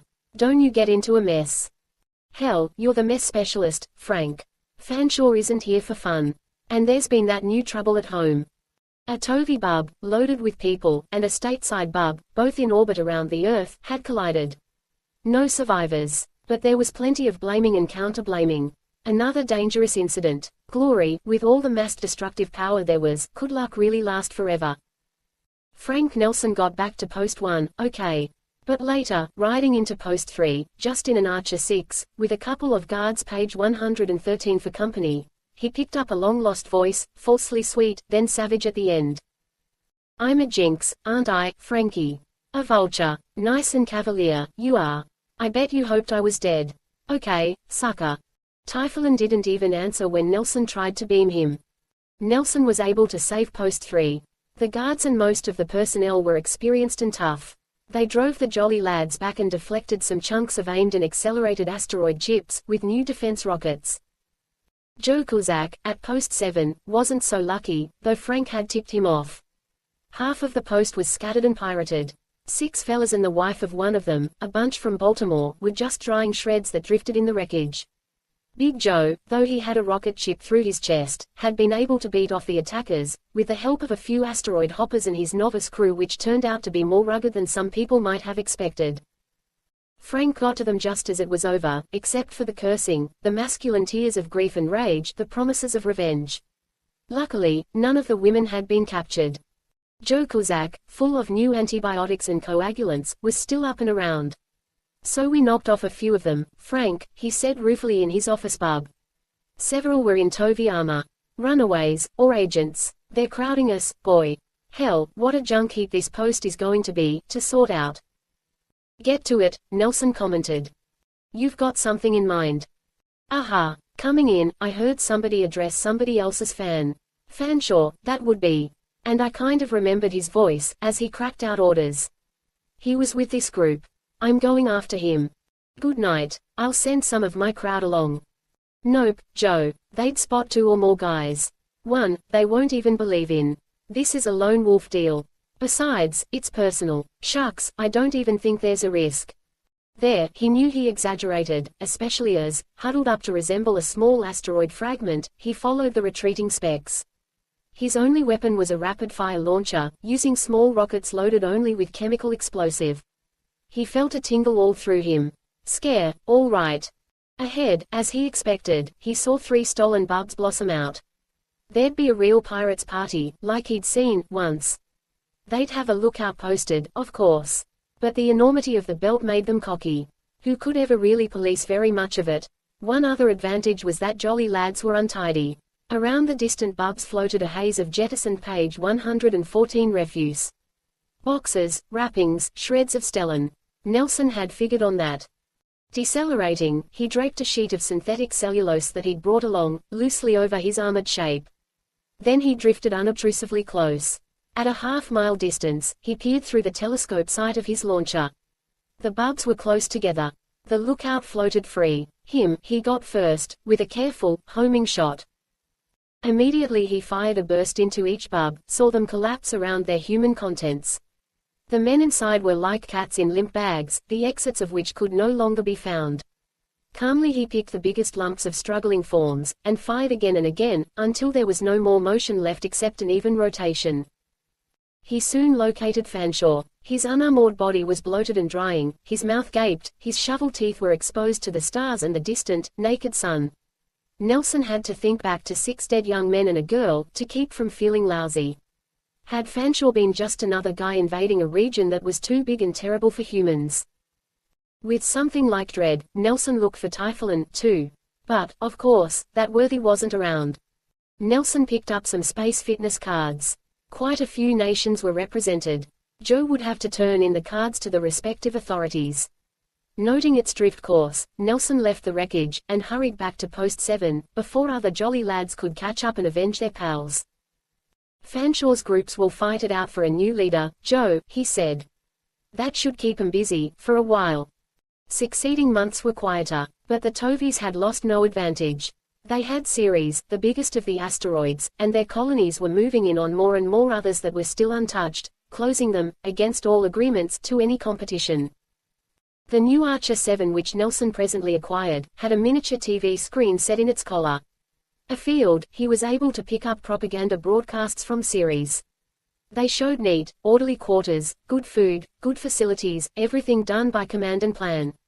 He wondered glumly if that was better for men who were pitted against space. The rigid discipline sheltered them.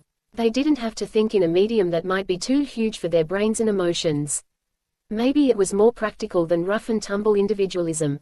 He had a bitter picture of the whole solar system without a free mind in its whole extent, that is, if another gigantic blow-up didn't happen first.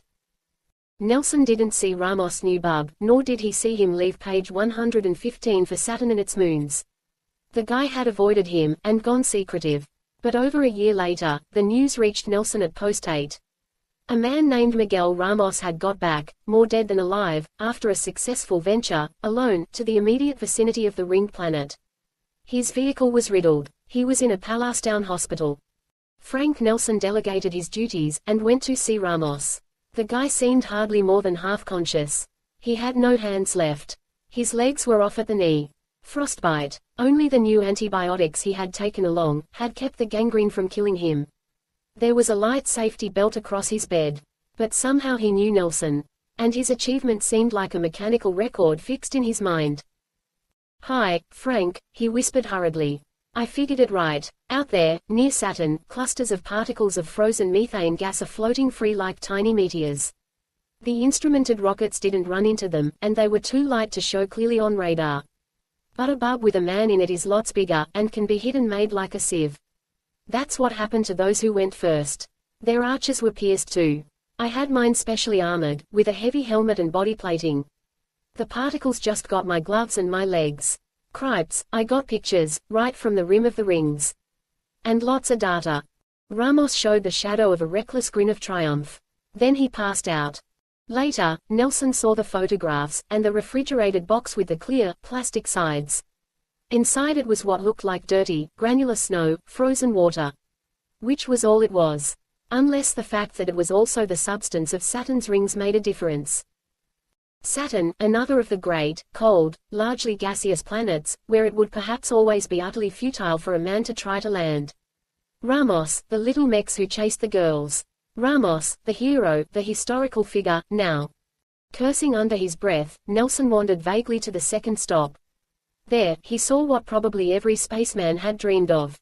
Lucette of Paris swimming nude in a gigantic dewdrop, possible where gravity was almost nil. Music played. Beams of colored light swung majestically, with prismatic effects through the great, flattened, shimmering ovoid of water, while Lucette's motions completed a beautiful legend. Two figures moved past Nelsen in the darkened interior. The first one was tall and lean. Then he saw the profile of a lean face with a bent nose, heard a mockingly apologetic, "Oh," and didn't quite realize that this was Typhoon, the harbinger of misfortune, before it was too late to collar him. p. 116 Nelsen followed as soon as he could push his way from the packed house. But pursuit was hopeless in the crowded causeway outside. A few minutes later, he was in Eileen Z's apartment. It was not his first visit. Eileen seldom danced or sang, anymore, herself. She was different, now. She wore an evening dress, soft blue, tasteful. Here, she was the cool, poised owner, the lady. Typhoon hasn't been around here for a long time, Frank, she was saying. You know that his buddy entertained for me for a while. I have an interested nature, but Typhoon never gave me anything but wisecracks. There are lots of tovies around, there's even a center for runaways. I don't ask questions of customers usually. And technically, all I can require of a comic is talent. This Igor had a certain kind. What is the difficulty now? Frank Nelsen looked at Eileen almost wearily for a second. Just that Typhoon is somehow involved with most of the bad luck that I've ever had out here, he said, grimly. And if Palestine were destroyed, everybody but the tovies might as well go home from the belt. The timing seems to me to be about right. They'd risk it, feeling we're too scared to strike back at home. The jolly lads, who were international, could be encouraged to do the job for them. Sudden hollows showed in Eileen's cheeks. What are you going to do? She asked. Nothing much for me to do, he answered. I only happened to notice, while I was coming into Palace, that all the guard stations, extending way out, were quietly very alert. But is that enough? Well, if they can't cope with an attack, what good am I? We're vulnerable, here. I guess we just sit tight and wait. She smiled faintly. All right, let's sit, relax, converse. Stop being the important personage for a while, Frank. Look who's talking. Okay, what do you know that's new to tell? A few things. I keep track of most everybody. He took her slender hand, brown in his angular fist, that was pale from his space gloves. Gimp, first, he said. Still on Mercury, with 2 and 2. 2 and 2 was a bricklayer, a good beginning for a construction man. That seems to be paying off, as colonists move in. Gimp is setting up solar power stations. Encouraging information, for once. Here's a hard one, Jig Hollis. The real intelligent man who stayed home. I've envied him for years. Yes, Frank. Intelligent, maybe, but he never page 117 quite believed it, himself. His wife stayed with him, even after he turned real sour and reckless. One night he hit a big oak tree with his car. Now, he is just as dead as if he had crashed into the sun at 50 miles per second. He couldn't take knowing that he was scared to do what he wanted. Hell, Nelsen said flatly. Now who else should I gossip about?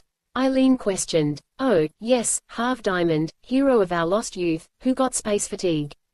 Well, he recovered and returned to active duty in the USSF, which perhaps leaves me with just my own love life to confess. She smiled lightly. Once there was a kid named Frankie Nelsen, who turned out to be a very conscientious jerk. Since then, there have been scads of rugged, romantic characters on all sides. You're going to ask about Miguel Ramos. She paused, looked unhappy and tired. The celebrity, she said. Mashed up. But he'll recover, this time. I've seen him, sent him flowers, sat beside him. But what do you do with a clown like that? Lock him in the closet or look at him through a telescope. Goodbye, hello, goodbye. A kid with gaudy banners flying, if he lives to be 40, which he never will. They'll be giving him artificial hands and feet, and he'll be trying for Pluto. A friend. I guess I'm proud. That's all. Anything else you want to know? Yeah, there was a cute little girl at Serene. Jenny Harper. She married one of those singing moon prospectors. Somebody murdered 'em both, way out on far side. Frank Nelsen's mouth twisted. That's enough, pal, he said. I better go do my sitting tight someplace else. Keep your archer handy. Thanks, and see you. Within 40 minutes David Lester was showing him some pictures that a hopper had brought in from a vault in a surface asteroid. On the screen, great, mottled shapes moved through a lush forest. Thousands of tiny, flitting bat-like creatures, miniature pterodactyls of the terrestrial age of reptiles, hovered over a swamp, where millions of insects hung like motes in the light of the low sun. A much larger pterodactyl, far above, glided gracefully over a cliff, and out to sea, its long, beaked head turning watchfully. "Hey," Nelsen said mildly, as his jaded mind responded. Lester nodded. They were on Earth, too, as the Martians must have been, exploring and taking pictures, during the Cretaceous period. Oh, but there's a perhaps even better sequence. Like the Martians, they had a world-wrecking missile, page 118, which they were building in space. Spherical. About 6 miles in diameter, I calculate. Shall I show you? No, I think I'll toddle over to the offices, Lay. Keep wearing those arches, people. Glad the kid likes to play in his. Nelsen had donned his own 7, with the helmet fastened across his chest by a strap. At the KRNH office, there was a letter, which luckily hadn't been sent out to Post 8. The tone was more serious than that of any that Nance Codis had sent before. Dear Frank, I'm actually coming your way. I'll be stopping to work at the Survey Station Hospital on Mars for 2 months en route. He read that far when he heard the sirens and saw the flashes of defending batteries that were trying to ward off missiles from Palestine. He latched his helmet in place. He was headed for the underground galleries when the first impacts came. He saw 4 domes vanish in flashes of fire. Then he didn't run anymore. He had his small rocket launcher, from the office. If they ever came close enough. But of course they'd stay thousands of miles off. He got to the nearest fallen dome as fast as he could. Everybody had been in armor, but there were over 100 dead. Emergency and rescue crews were operating efficiently. He glanced around for indications. No explosive, chemical or nuclear, had yet been used. But there was the old jolly lad trick: accelerate a chunk of asteroid material to a speed of several miles per second by grasping it with your gloved hands, while the shoulder ionic of your armor was at full power. Start at a great distance, aim your missile with your body, let it go. Impact would be sheer, blasting incandescence. A few hundred chunks of raw metal could finish Palestine. Were these just crazy, wild slobs whooping it up, or real crud provided with a purpose and reward? Either way, here was the eternal danger to any belt settlement. Nelsen could have tried to reach an escape exit into open space, but he helped with the injured while he waited for more impacts to come. There was another series of deflecting flashes from the defense batteries. 2 more domes vanished. Then, somehow, nothing more.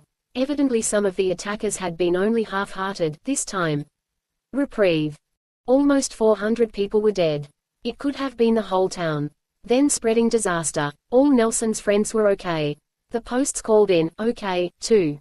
Nelsen waited 3 days. He wanted to help defend, if the attack was renewed. But now the UNSF was concentrating in the vicinity.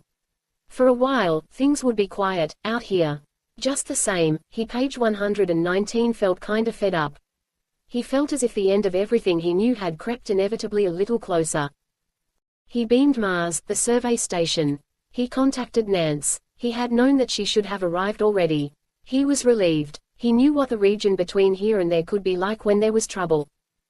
"It's me, Frank Nelsen, Nance," he said into his helmet phone, as he stood beyond the outskirts of the town, on the barren, glittering surface of Pallas.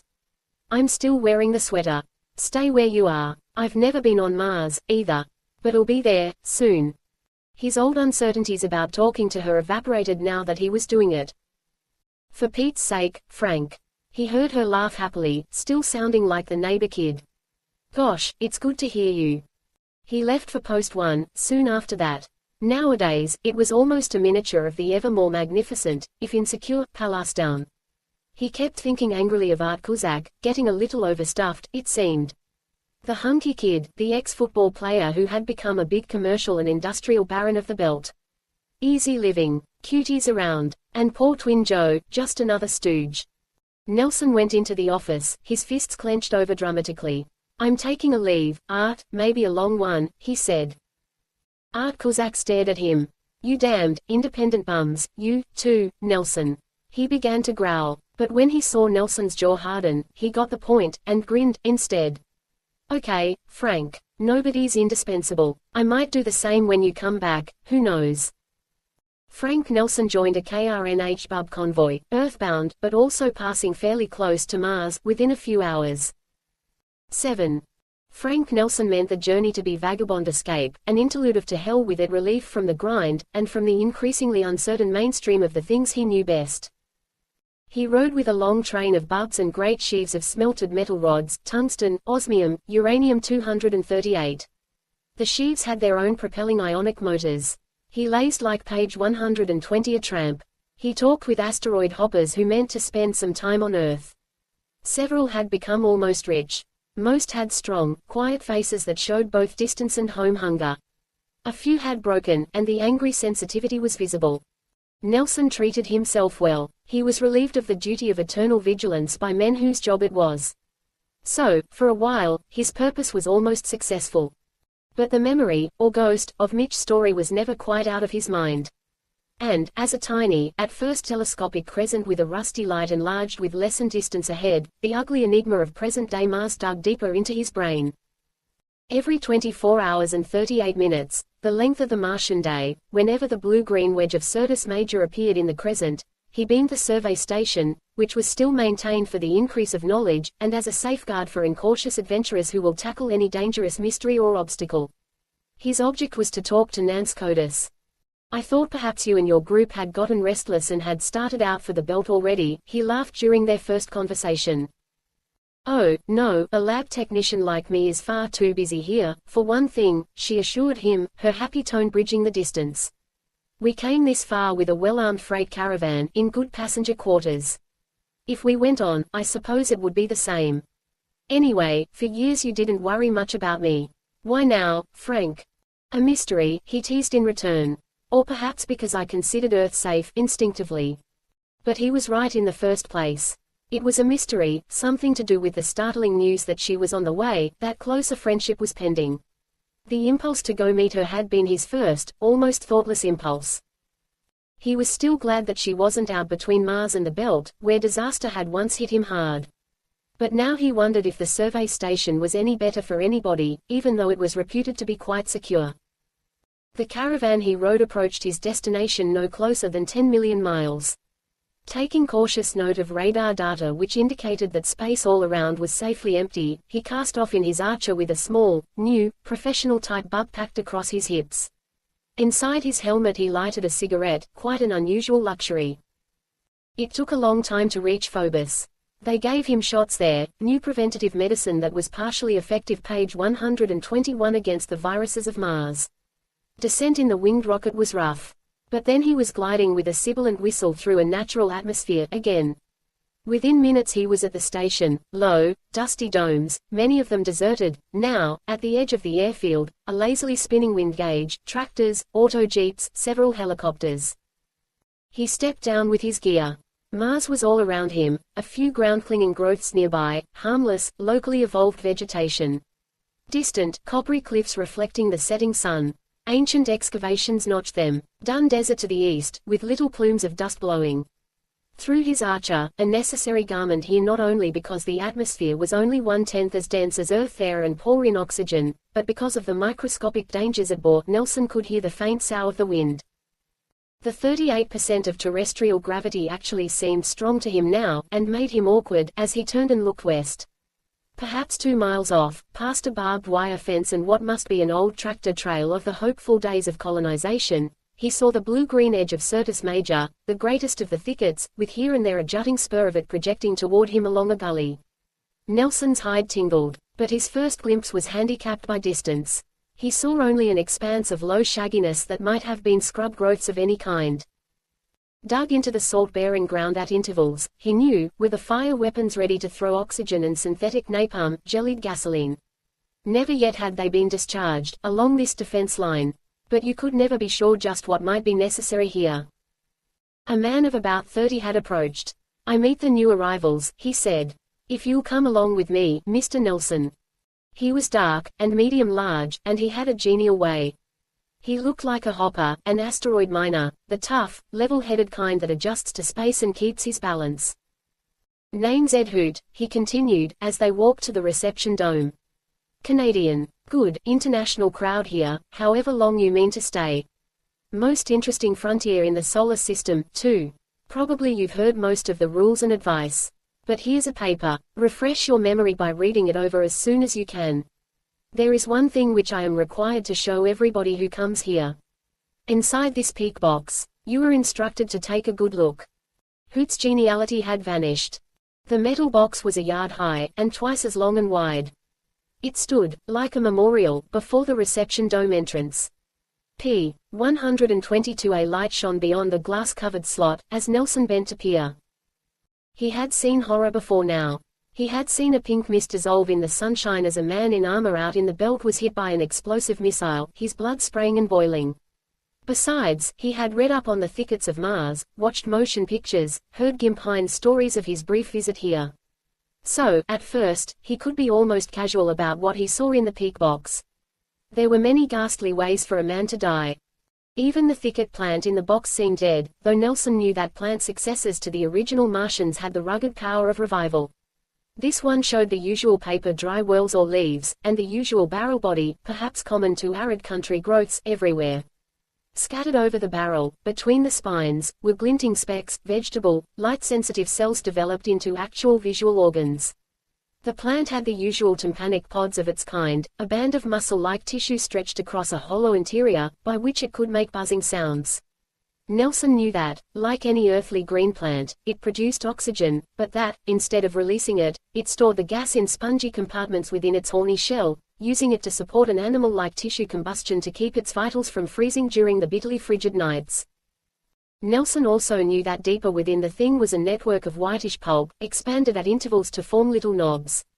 Sectioned, under a microscope, they would look like fibered masses of animal or human nerve and brain cells, except that, chemically, they were starch and cellulose rather than protein. Worst to see was the rigid clutch of monsters' tactile organs, which grew from the barrel's crown. It was like a powerful man struggling to uproot a rock, or a bear or an octopus crushing an enemy. It was dark hole drama, like something from another galaxy. Like some horribly effective piece of sculpture, the tableau in the box preserved the last gasp of an incautious youth in armor. The tendrils of the thicket plant were furred with erect spines of a shiny, russet color.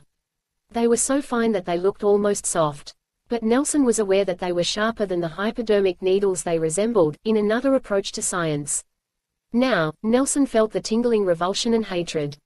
Of course you know that you don't have to get caught like that poor bloke did, Hoot said dryly. Just not to disinfect the outside of your archer well enough and then leave it near page 123 you, indoors, is sufficient. I was here before there was any trouble. When it came, it was a shambles.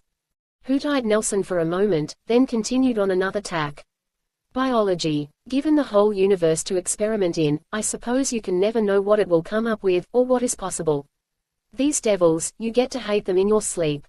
If their flesh, or their methods, was something like ours, as was the case with the original Martians or the people of the asteroid planet, it wouldn't seem so bad. Still, they make you wonder, what would you do, if, in your own way, you could think and observe, but were rooted to the ground, if you were denied the animal ability of rapid motion, if you didn't have hands with which to fashion tools or build apparatus, if fire was something you could scarcely use. Nelsen smiled. I am wondering, he said.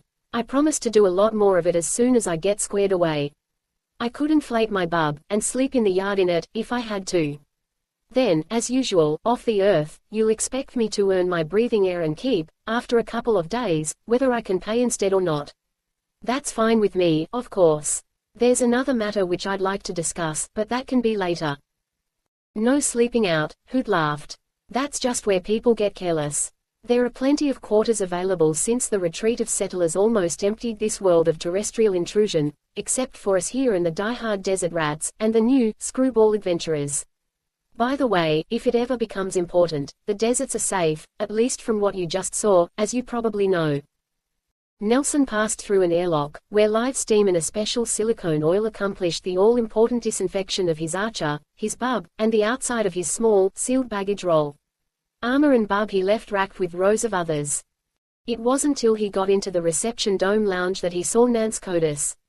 She didn't rush at him. Reserve had dropped over them both again as if in reconsideration of a contact made important too suddenly. He clasped her fingers, then just stood looking at her.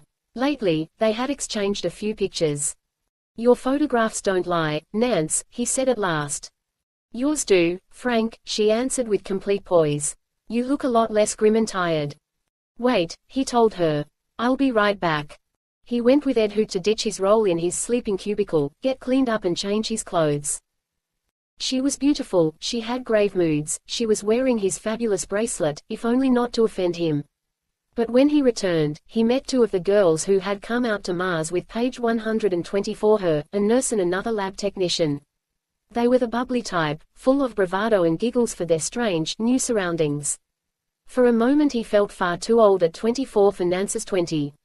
He wondered regretfully if her being here was no more than part of his excuse for getting away from the belt and from the sense of ultimate human disaster building up. But much of his feeling of separation from her disappeared as they sat alone in the lounge, talking, first about Jarviston, then about here.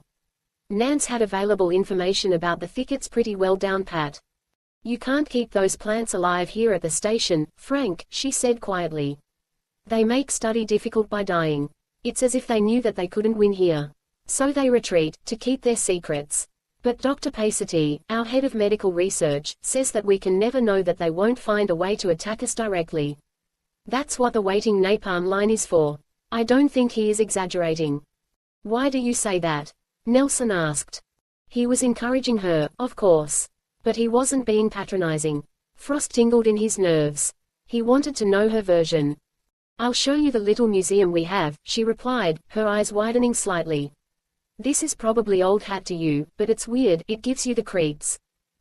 He followed her along a covered causeway to another dome. In a gallery there, a series of dry specimens were set up, inside sealed boxes made of clear plastic. The first display was centered around a tapered brass tube, perhaps one of the barrels of an antique pair of field glasses. Wrapping it was a spiny brown tendril from which grew two sucker-like organs, shaped like acorn tops. One was firmly attached to the metal. The other had been pulled free, its original position on the barrel marked by a circular area of corrosion. The face of the detached sucker was also shown, a honeycomb structure of waxy vegetable tissue, detailed with thousands of tiny ducts and hair-like feelers. "Some settler dropped the piece of brass out on a trail in Syrtis Major," Nance explained. "Later, it was found like this. Brass is something that people have almost stopped using. So, it was new to them. They wouldn't have been interested in magnesium, aluminium, or stainless steel anymore. The suckers aren't a usual part of them either. But the suckers grow, for a special purpose, Dr. Pacity believes. A test, perhaps an analysis. They exude an acid, to dissolve a little of the metal. It's like a human chemist working. Only, perhaps, better, more directly, with specialized feelers and sensing organs." p. 125. Nance's quiet voice had a slight, awed quaver at the end. Frank Nelsen nodded. He had examined printed pictures and data before this. But here the impact was far more real and immediate, the impact of strange minds with an approach of their own was more emphatic. "What else?" he urged. They stood before another sealed case containing a horny, oval pod, cut open. It had closed around a lump of greenish stone. "Malachite," Nance breathed. "One kind of copper ore. They reduced it, extracted some of the pure metal. See all the little reddish specks shining. It is pretty well established that the process is something like electroplating.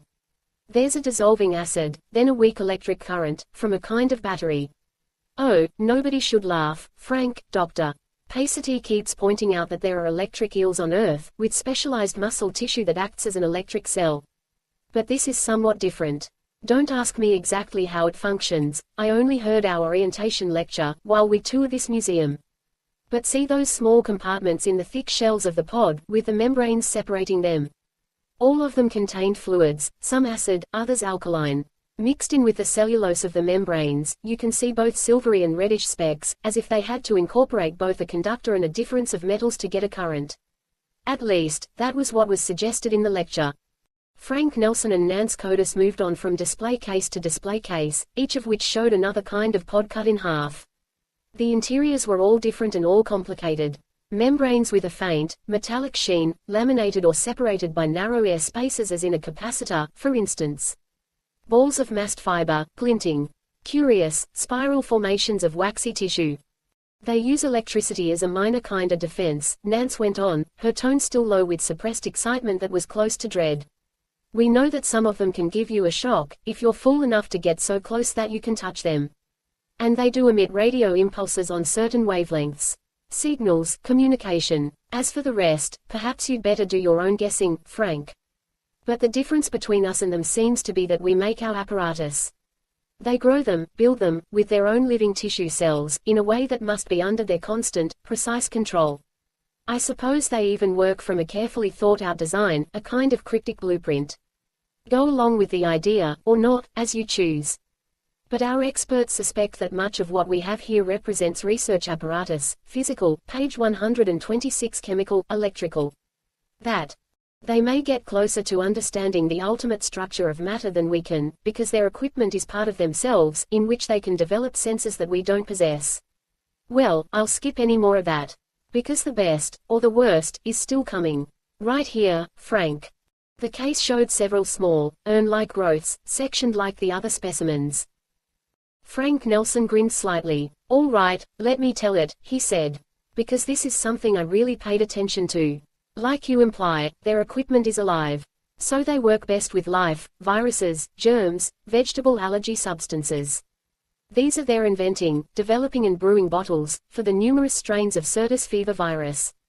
The living molecule chains split off from the inner tissue walls of the bottles, and grow and multiply in the free fluid. At least, that's how I read it. And that is where my lab job begins, Frank, she told him. Helping develop antivirus shots, testing them on bits of human tissue, growing in a culture bath. An even partially effective antivirus isn't found easily. And when it is, another virus strain will soon appear, and the doctors have to start over. Oh, the need isn't as great, anymore, as when the great rush away from Mars was on. There are only half a dozen really sick people in the hospital now. Latecomers and snoopers who got careless or curious. You've got to remember that the virus blows off the thickets like invisible vapor. There's one guy from Idaho, Jimmy, James Scanlon. Come along, I'll show you, Frank. He lay behind plastic glass, in a small cubicle. A red rash, with the pattern of frostwork on a Minnesota windowpane in January, was across his lean, handsome face. Maybe he was 20, Nance's age. His bloodshot eyes stared at terrors that no one else could see. Nance called softly through the thin infection barrier. Jimmy. He moaned a little. Francie. High fever, Frank, Nance whispered. Typical certus. He wants to be home, with his girl. I guess you know that nostalgia, yearning terribly for old, familiar surroundings, is a major symptom. It's like a command from him, to get out of Mars. The red rash is something extra he picked up. An allergy. Oh, we think he'll survive. Half of them now do. He's big and strong. Right now, even the nurses don't go in there, except in costumes that are as infection-tight as armor. Later on, when the fever dwindles to chronic intermittence, it will no longer be contagious. Even so, the new laws on Earth page 127 won't let him return there for a year. I don't know whether such laws are fair or not. We've got 100 here, who were sick, and are now stranded and waiting, working at small jobs. Others have gone to the belt, which seems terrible for someone not quite well. I hope that Jimmy bears up all right, he's such a kid. Let's get out of here. Her expression was gently maternal. Or maybe it was something more. Back in the lounge, she asked, what will you do here, Frank? Whatever it is, there is one thing I want to include, he answered. I want to try to find out just what happened to Mitch Story. Natch. I remember him, so I looked the incident up. He disappeared, deep in Certus Major, over 3 years ago. He had carried a sick settler in, on foot. He always seemed lucky or careful, or smart. After he got lost, his wife, a nurse from here whose name had been Selma Washington, went looking for him. She never was found either. Oh, Nelsen said in mild startlement. Yes. Talk to Ed Hoot. There's still a helicopter patrols, watching for signs of a long list of missing people, and keeping tabs on latecomers who might turn out to be screwballs.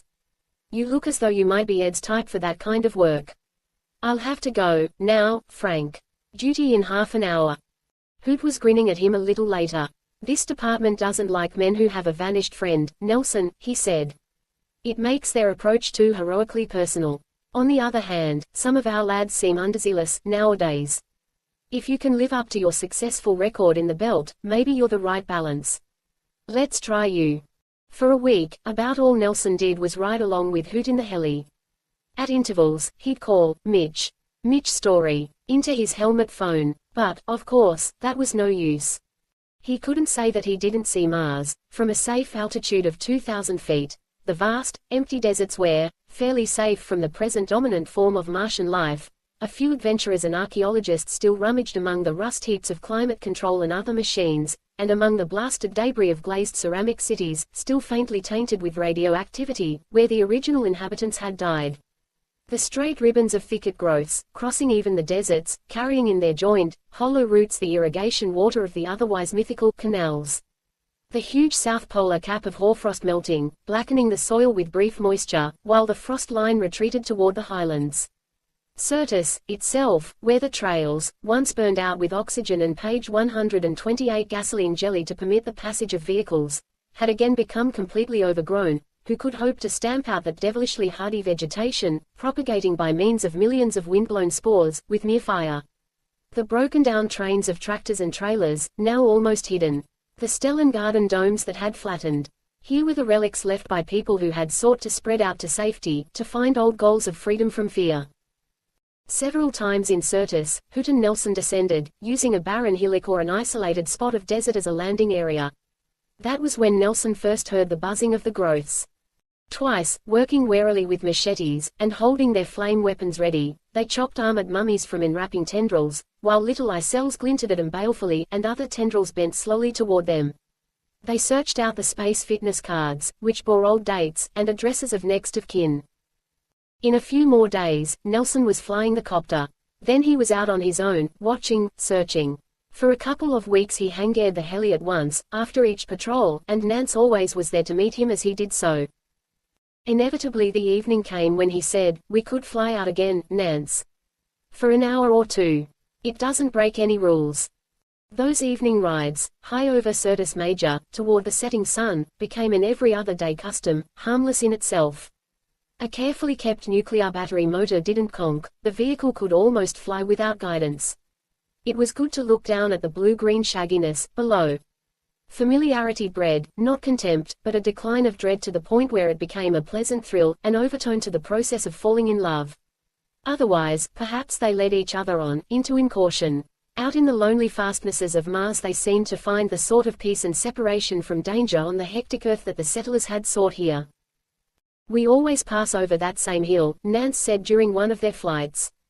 "It must have been a beautiful little island in the ancient ocean, when there was that much water. Now it belongs to us, Frank." "It's barren, we could land," Nelson suggested quickly. They visited the hill a dozen times safely, breaking no printed rule. But maybe they shouldn't have come so often to that same place. In life there is always a risk, which is food for a fierce soul.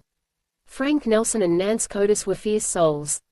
They'd stand by the heli and look out over Syrtis, their gloved fingers entwined.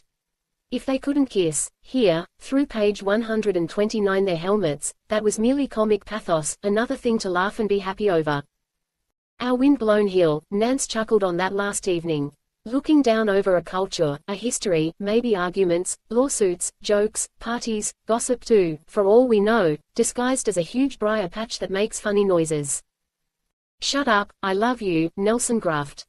"Shut up yourself, it's you I love," she answered. The little sun was half sunk behind the horizon. The copter was only 100 feet away, along the hill crest. That was when it happened. Two dull, plopping sounds came almost together. If a thinking animal can use the pressure of a confined gas to propel small missiles, is there any reason why other intelligences can't do the same? From two bottle-like pods the clusters of darts, or long, sharp thorns, were shot. Only a few of them struck their targets. Fewer, still, found puncturable areas and struck through silicone rubber and fine steel wire cloth into flesh. Penetration was not deep, but deep enough. Nance screamed. Nelson wasn't at all sure that he didn't scream himself as the first anguish dizzied and half-blinded him. From the start it was really too late.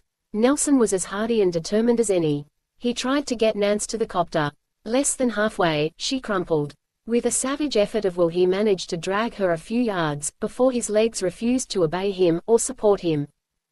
His blood carried a virus to his brain about as quickly as it would have carried a cobra's venom. They probably could have made such protein poisons, too, but they had never used them against men, no doubt because something that could spread and infect others was better.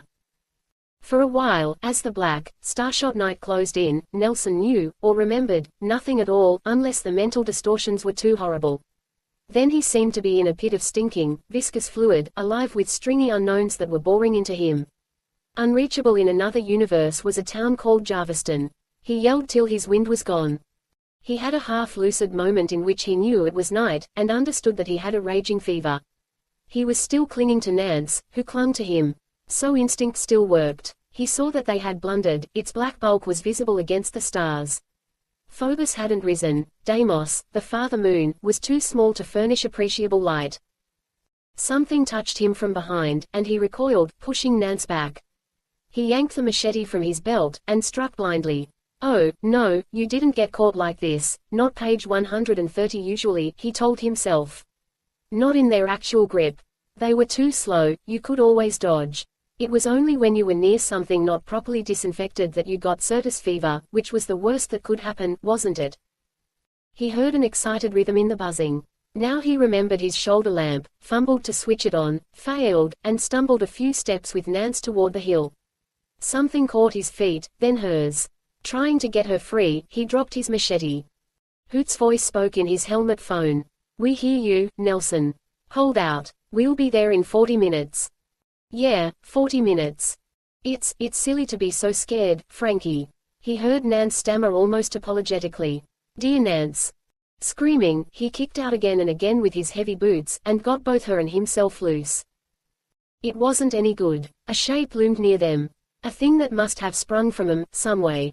A huge, zombie form, the ugliest part of this night of anguish and distortion. But he was sure that it was real. The thing struck him in the stomach. Then there was a biting pain in his shoulder. There wasn't any more, just then. But this wasn't quite the end, either. The jangled impressions were like split threads of consciousness, misery-racked and tenuous. They were widely separated. His brain seemed to crack into a million needle-pointed shards, that made no sense except to indicate the passage of time. A month. A century. It seemed that he was always struggling impossibly to get himself and Nance somewhere, out of hot, noisome holes of suffocation, across deserts, up endless walls, and past buzzing sounds that were mixed incongruously with strange harmonica music that seemed to express all time and space. He could never succeed though the need was desperate. But sometimes there was a coolness answering his thirst, or rubbed into his burning skin, and he would seem to sleep. Often, voices told him things, but he always forgot. It wasn't true that he came out of the hot fog suddenly, but it seemed that he did. He was sitting in dappled sunshine in an ordinary lawn chair of tubular magnesium with a back and bottom of gaudy fabric.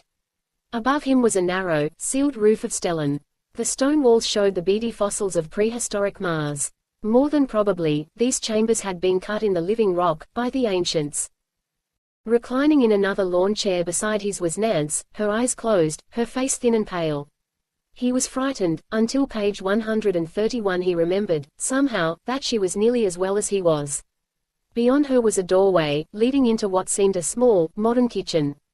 There was a passage to a small, neat garden, where earthly vegetables and flowers grew. It was sealed with stellene, its walls were solid rock.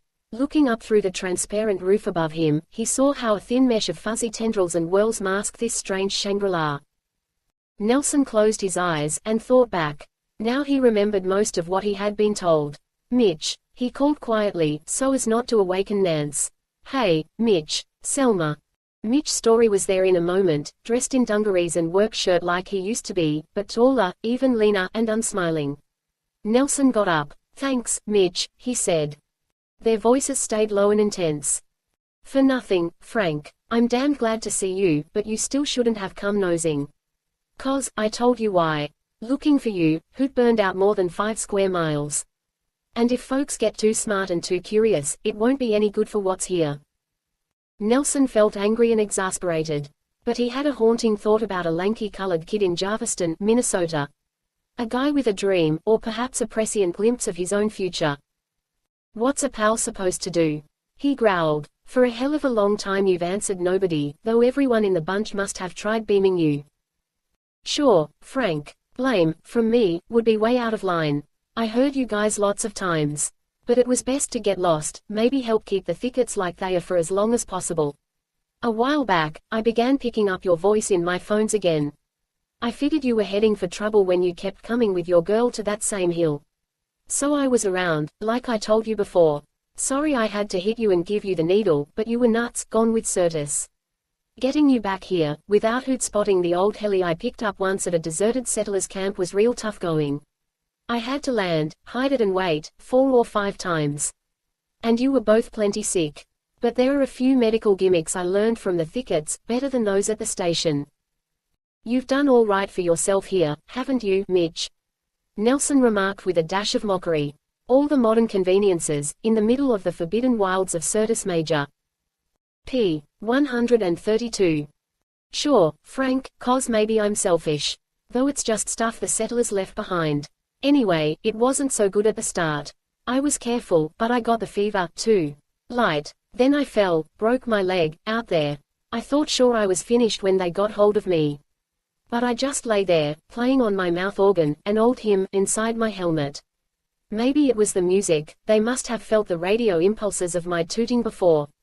Or else they knew, somehow, that I was on their side, that I figured they were too important just to disappear and that I meant to do anything I could, short of killing, to keep 'em all right.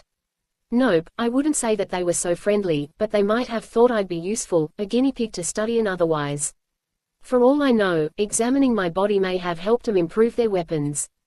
Anyhow, you won't believe this, 'cause it's sort of fantastic, but you know they work best with living tissue. They fixed that leg, bound it tight with tendrils, went through the steel cloth of my archer with hollow thorns.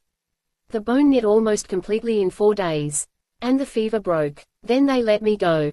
Selma was already out looking for me. When I found her, she had the fever, too. But I guess we're immune now. Story's quiet voice died away. What are you going to do, Mitch? Just stay here for good. What else, if I can? This is better than anything I remember.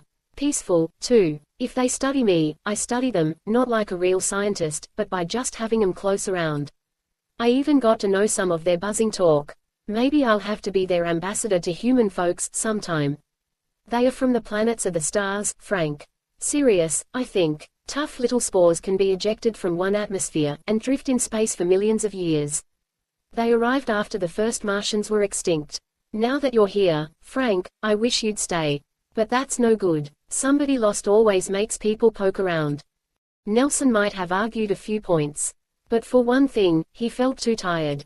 I'll buy it all, your way, Mitch, he said. I hope Nance and I can get out of here in a couple more days.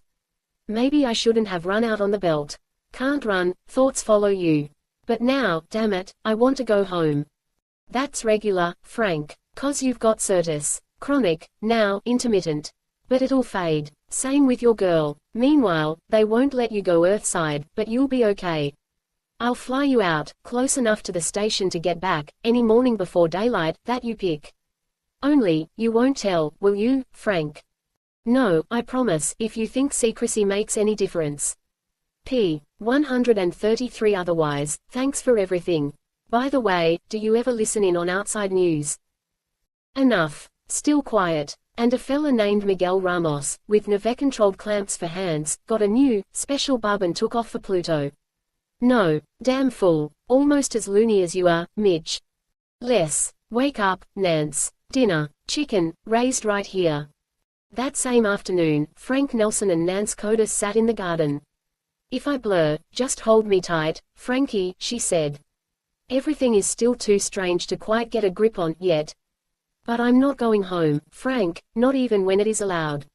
I set out, I'm sticking, I'm not turning tail. It's what people have got to do, in space more than ever. Even when the seizure of fever came, and the sweat gathered on her lips, and her eyes went wild, she gritted her teeth and just clung to him. She had spunk, admirable, if perhaps destructive. Love you, Frank kept saying. Love you, sweetie. 2 days later, before the frigid dawn, they saw the last of Mitch Story and his slender, beautiful wife with her challenging brown eyes. Be careful that you do right for Mitch and these folks, she warned almost commandingly as the old heli landed in the desert a few miles from the station. What would you do, if outsiders came blundering into your world by the hundreds, making trails, killing you with fire? At first, they didn't even fight back. The question was ancient but valid. In spite of his experiences, Nelsen agreed with the logic and the justice. We'll make up a story, Selma, he said solemnly. Mitch looked anxious. Human people will find a way, won't they, Frank? He asked. To win, to come to Mars and live, I mean, to change everything. Sure, some will be sympathetic. But when there's practical pressure, need, danger, economics. I don't know, Mitch, Nelsen answered in the same tone as before. Your thickets do have a pretty good defense. But in his heart he suspected that fierce human persistence couldn't be stopped, as long as there were humans left. Mitch and his star folk couldn't withdraw from the mainstream of competition, inherent in life, that was spreading again across the solar system. They could only stand their ground, take their fearful chances, be part of it. One of the last things Mitch said was, "Got any cigarettes, Frank? Selma likes one, once in a while." p. 134. Sure, 3 packs here inside my Archer. Mighty small hospitality gift, Mitch. After the copter drifted away, it seemed that a curtain drew over Nelsen's mind, blurring the whole memory. It was as though they had planned that.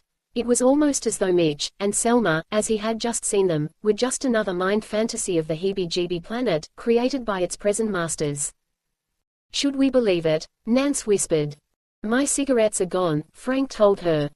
At the survey station they got weary looks from Ed Hoot. I guess I picked a wrong man, Nelsen, he said. It looks as though you did, Ed, Frank replied. I'm really sorry. They got worse hell from a little doctor from Italy, whose name was Padati. They were asked a lot of questions. They fibbed some, but not entirely. We sort of blanked out, Doctor, Nance told him. I suppose we spent most of our time in the desert, living in our arches. There were the usual distorted hallucinations of certus fever. A new strain, I suspect. 4 months gone. Oh, no. She must have had a time evading his questions for the next month, while she worked, again, in the lab.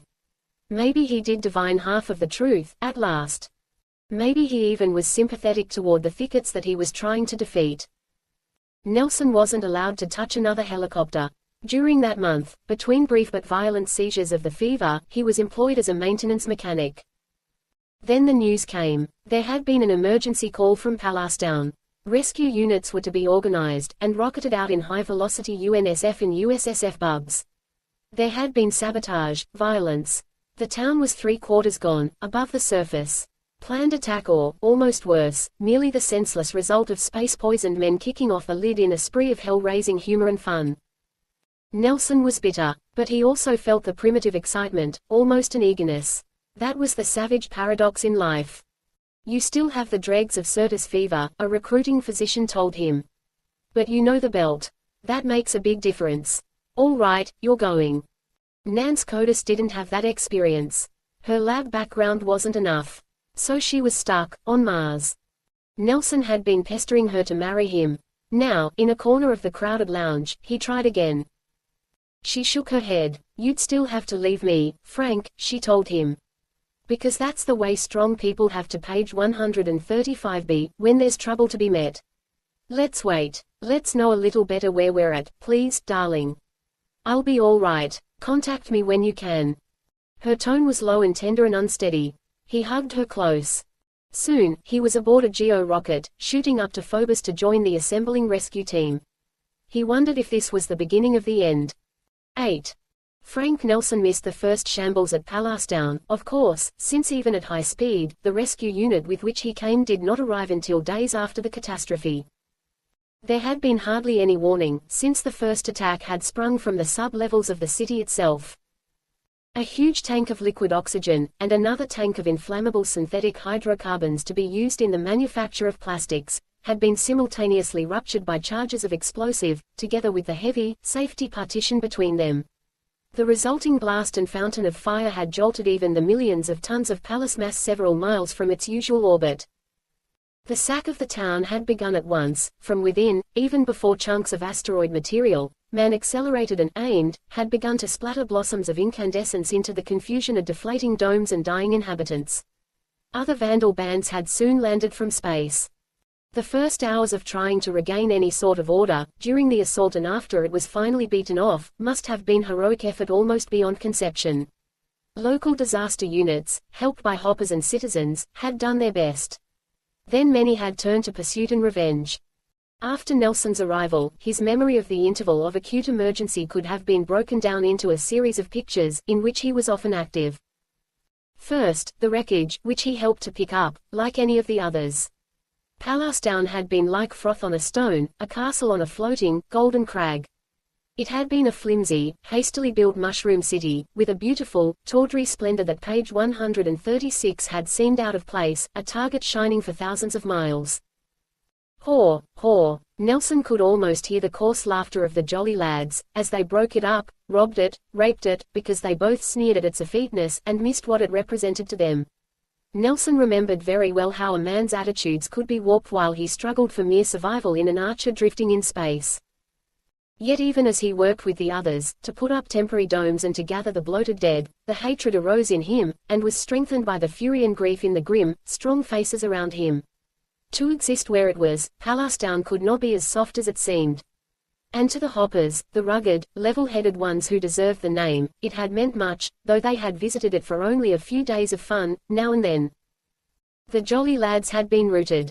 Some must have fled chuckling and cursing almost sheepishly, like infants the magnitude of whose mischief has surpassed their intention, and has awed and frightened them, at last.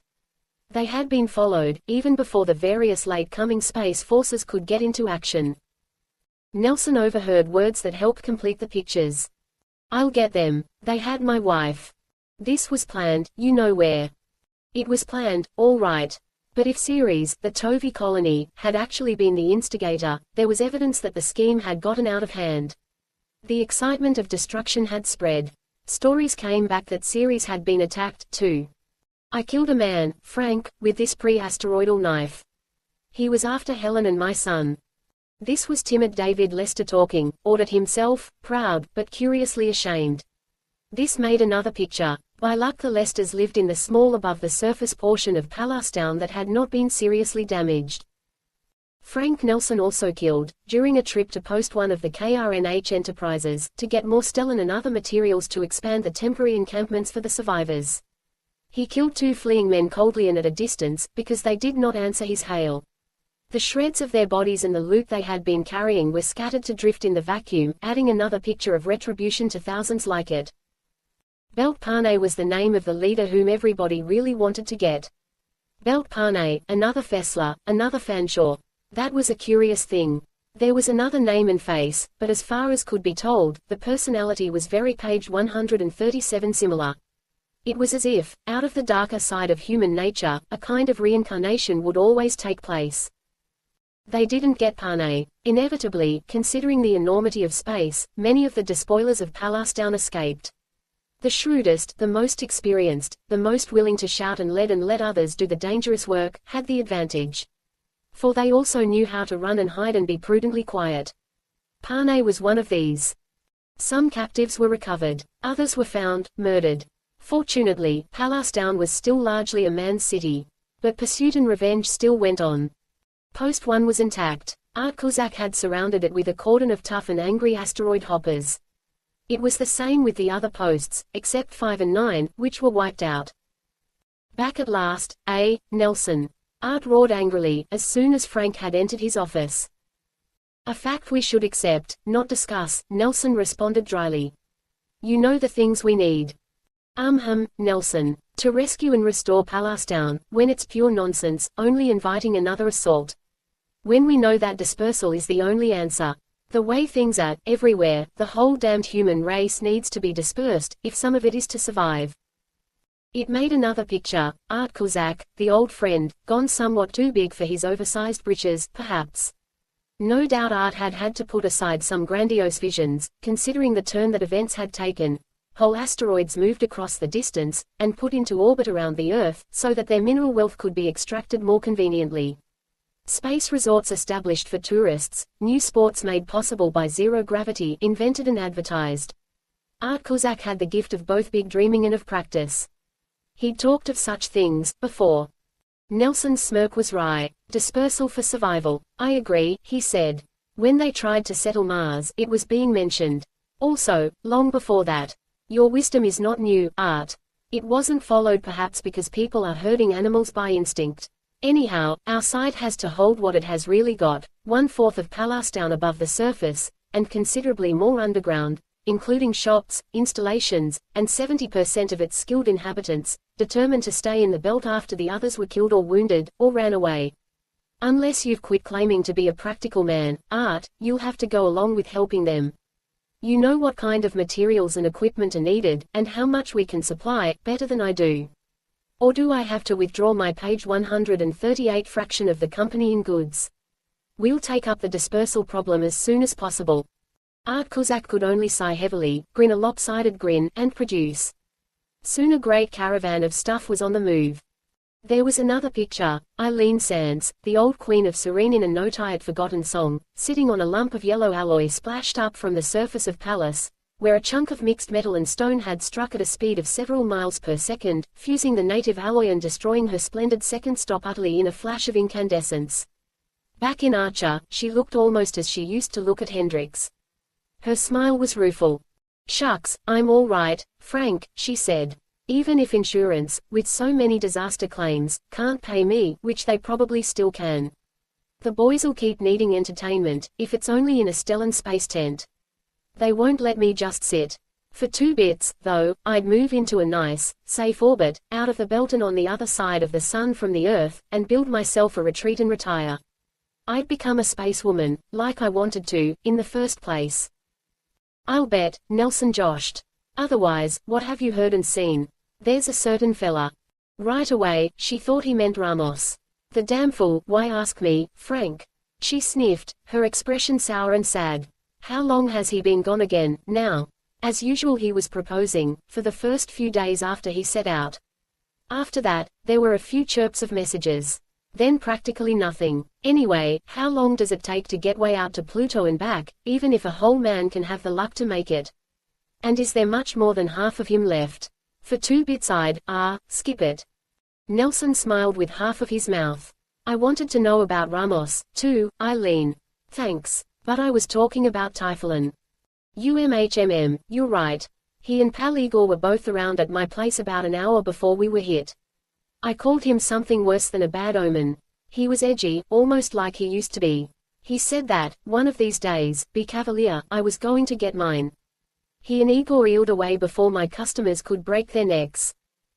Nelsen showed his teeth. "Thanks again. I wondered," he said. He stayed in Pallasdown until, however patched it looked, it was functioning as the center of the free if rough and tumble part of the belt once more, though he didn't know for how long this would be true. Order of one kind had been fairly restored. But out of the disaster, and something very similar, page 139 on series, the thing that had always been most feared had sprung. It was the fact of opposed organized might in close proximity in the region between Pallas and Ceres. Again there was blaming and counter-blaming, about incidents the exact sources of which never became clear. What each of the space forces, patrolling opposite each other, had in the way of weapons, was of course no public matter, either, but how do you rate 2 inconceivables? Nor did the threat stay out in the vastness between the planets. From Earth came the news of a gigantic, incandescent bubble, rising from the floor of the Pacific Ocean, and spreading in almost radioactivity-free waves and ripples, disrupting penned-in areas of food-producing sea, and lapping at last at far shores. Both sides disclaimed responsibility for the blast. Everybody insisted hopefully that this latest danger would die down, too. Statesmen would talk, official tempers would be calmed, some new working arrangements would be made. But meanwhile, the old sword of Damocles hung by a thinner hair than ever before. One trigger-happy individual might snap it for good. If not now, the next time, or the next. A matter of hours, days, or years. The mathematics of probabilities denied that luck could last forever. In this thought there was a sense of helplessness, and the ghost of a second asteroid belt. Frank Nelsen might have continued to make himself useful in Pallasdown, or he might have rejoined the Cossacks, who had moved their mobile posts back into a safer zone on the other side of Pallas. But his instincts, now, all pointed along another course of action, the only course that seemed to make any sense just then. He approached Art Kozak at post 1. "About deployment," he began. "I've made up some sketches, showing what I'd like the factories to turn out.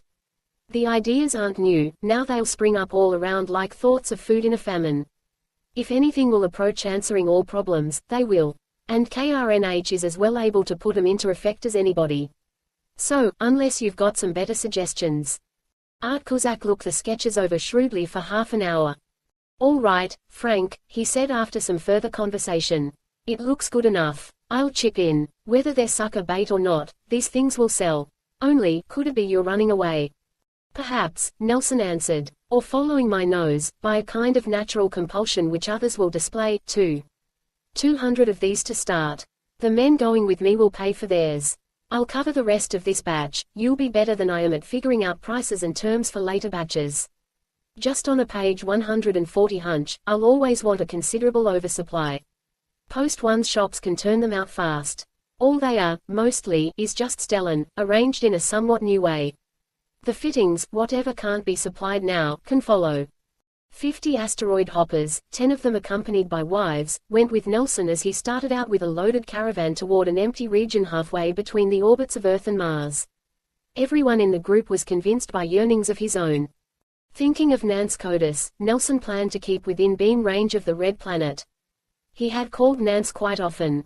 She was still working in the survey station hospital, which was swamped with injured from Pallasdown. Nelsen could tag all of the fierce drives in him with single words. Home was the first. After all his years away from Earth, the meaning of the word would have been emphatic in him, even without the recurrent spasms of hot-cold weakness, which, though fading, still legally denied him the relief of going back to old familiar things. Besides, Earth seemed insecure. So he could only try to make home possible in space. Remembering his first trip, long ago, from the Moon to Mars, he knew how gentle the big vacuum could sometimes seem, with just a skin of stellene between it and himself.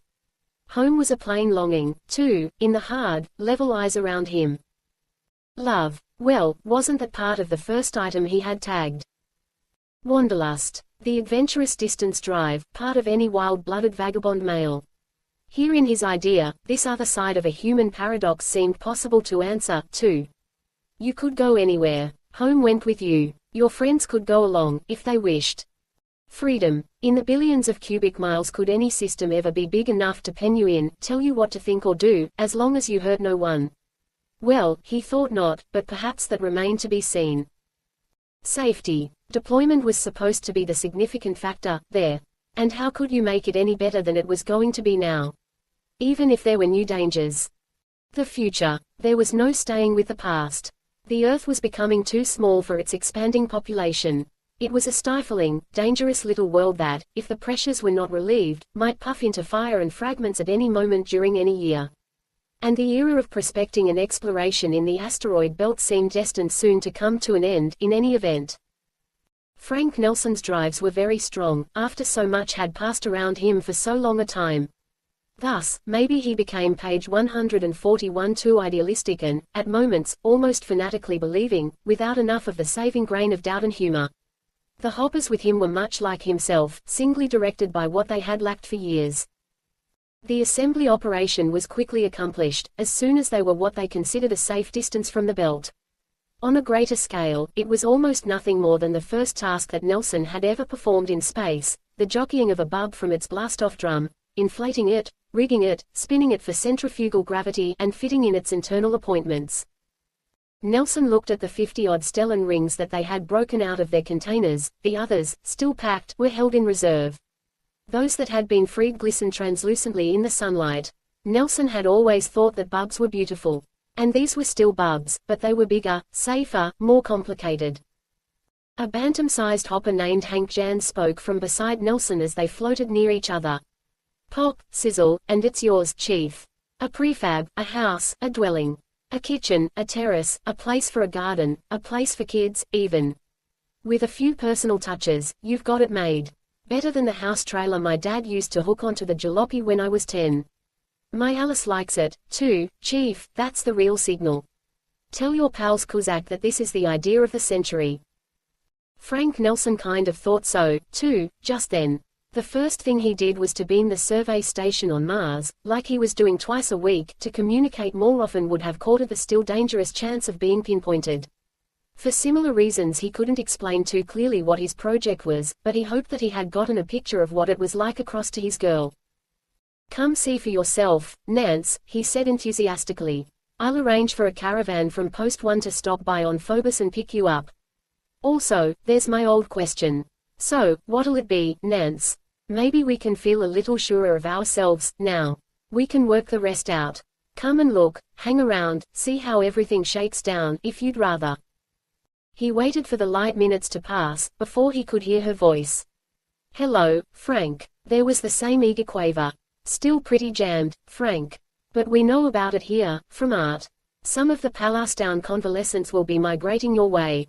I'll wrangle free and come along. Maybe in about a month." He didn't know quite whether to take her at her word, or whether she was somehow hedging. In the big vacuum, the human mind seemed hard put, quite, to know itself. Distances page 142 and separations were too great. Emotions were too intense or too stunned. This much he had learned to understand. Perhaps he had lost Nance. But maybe, still, in some bleak, fatalistic way, it would be just as well in the end, for them both. "Sure, Nance," he said gently. "I'll call again, the regular time." Right after that he was talking, over a much greater span, to Art Kozak. First phase about completed, Art. Finger to thumb, in spite of the troubles elsewhere. So let it roll. Art Kozak's reply had an undercurrent of jubilance, as if whatever he knew now was better than he had expected. Second phase is en route. Joe will be along. Don't be surprised. Joe Kozak's approach, a few hundred hours later, made a luminous cluster in the sky, like a miniature galaxy. It resolved itself into vast bales, and all of the Stellan rings, storage and factory, of Post 3. Also there were over 100 men and 33 wives. Many of them were Palestine refugees. Nelsen helped Joe through the airlock of the ring that he had hoped would be his and Nance's. "Bubtown, huh, Frank?" Joe chuckled. "The idea is spreading faster than we had believed, and we aren't the only ones that have got it. The timing is just right. People are scared, fed up. Out here, and on Earth, too. Most of the guys that are single in this crowd have girls who will be on the way soon. Some of the tougher space fitness tests are being junked. We're even screening a small batch of runaways from series, to be included in the next load. An experiment. But it should work out. They're just like anybody. Art is all of sudden sort of liberal, the way he gets when things seem to break right." Everything went fine for quite a while. Art Kozak was out playing his hunches, giving easy terms to those who couldn't pay at once. "Might as well gamble," he growled from the distance. "Space and terrestrial forces are still poised. If we lose it all, we lose the whole works, anyway. So let's bring 'em from all around the belt, from Earth, Venus and from wherever they'll come. Give 'em a place to work, or let 'em start their own deal. It all helps. You know what I hear. The Tovies are letting men do things by themselves. To hold their own in room as big as this, they have to. Their bosses are over a barrel. Just organized discipline ain't gonna work. A guy has to want things his own way." In a more general view, doubts were sneaking up on Frank Nelsen, though as far as KRNH was concerned, he had started the ball rolling. "We'll keep our fingers crossed," he said. p. 143. It was only a couple of Earth days later that another member of the old bunch showed up. "I had to bub all the way from Mercury to Post 1 to get your location from Art, Frankie," he complained. "Cripes, why didn't anybody ever try to beam Gimp and me anymore?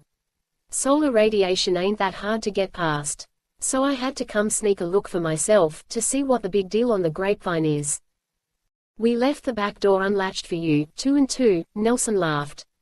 And you crept in quietly. Swell to see you." Sitting showered and in fresh clothes on Frank Nelsen's sundeck, any changes in 2 and 2 Baines were less evident than one might have supposed. His eyes had a much surer, farther look. Otherwise he was still the same large hulk with much the same lugubrious humor. "Mercury's okay, Frankie," he said. "About 4,000 people are living in the Twilight Zone, already. I could show you pictures, but I guess you know. Whole farms and little towns under Stellan. Made me some dough doing lots of the building. Could have been more, but who cares? Oh, Gimp'll be along out here sometime, soon. He was putting up another solar powerhouse. But he's beginning to say, what the hell, the future ain't there, or on any planet. So this is how it's gonna be, huh? With some additions, sure. Factories, supermarkets, cornfields, pig farms, parks, playgrounds, beauty parlors, all encased in Stellan, and orbiting in clusters around the sun, eh? Hey, Pop. Some small fry will say to his old man, "Gimme $10, please, for an ice cream cone down at the soda bub." And his mom'll say to his dad, "George, dear, is the Ionicar nice and shiny? I have to go play bridge with the girls over in Nelsonville." No, I'm not ribbing you, Frankie. It'll be kinda nice to hear that type of talk, again, if they only include a place for a man to be a little bit himself. 2 and 2. George Baines sighed rapturously and continued. Figure it out to the end, Frankie. No planets left, all the materials in them used up to build these bubtowns. There'll be just big shining, magnificent rings made up of countless little floating stellar houses all around the sun. A zillion people, maybe more. Gardens, flowers, everything beautiful. Everybody free to move anywhere. I'm not making fun, Frankie. I'm joining in with all the relief and happiness of my heart. Only, it'll be kinda sad to see the old planets go, to be replaced by a wonderful super suburbia. Or maybe we should say, superbia. Nelsen burst out laughing, at last. You sly slob. Anyhow, that extreme is millenniums off, if it has a chance of happening, at all. Even so, our descendants, if any, will be going to the stars by then. There won't be any frustration of their page 144 thirst for danger. Just as there isn't any, now, for us. Except that we can keep our weapons handy, and hope. I'm a bit bored with adventure, just at present. So am I, 2 and 2 affirmed fervently. Now, have you got me a job, Frankie? There'll be something, Nelsen answered him. Meanwhile, to keep from feeling regimented by civilization, you could take your rocket launcher and join the perimeter watchers that range out 1,000 miles. Nance Codis arrived a week later, with a group of recent Palestine convalescents. Bad signs came with her, but that fact got lost as she hugged Nelsen quickly there in the dwelling he had set up with the thought it would be their home.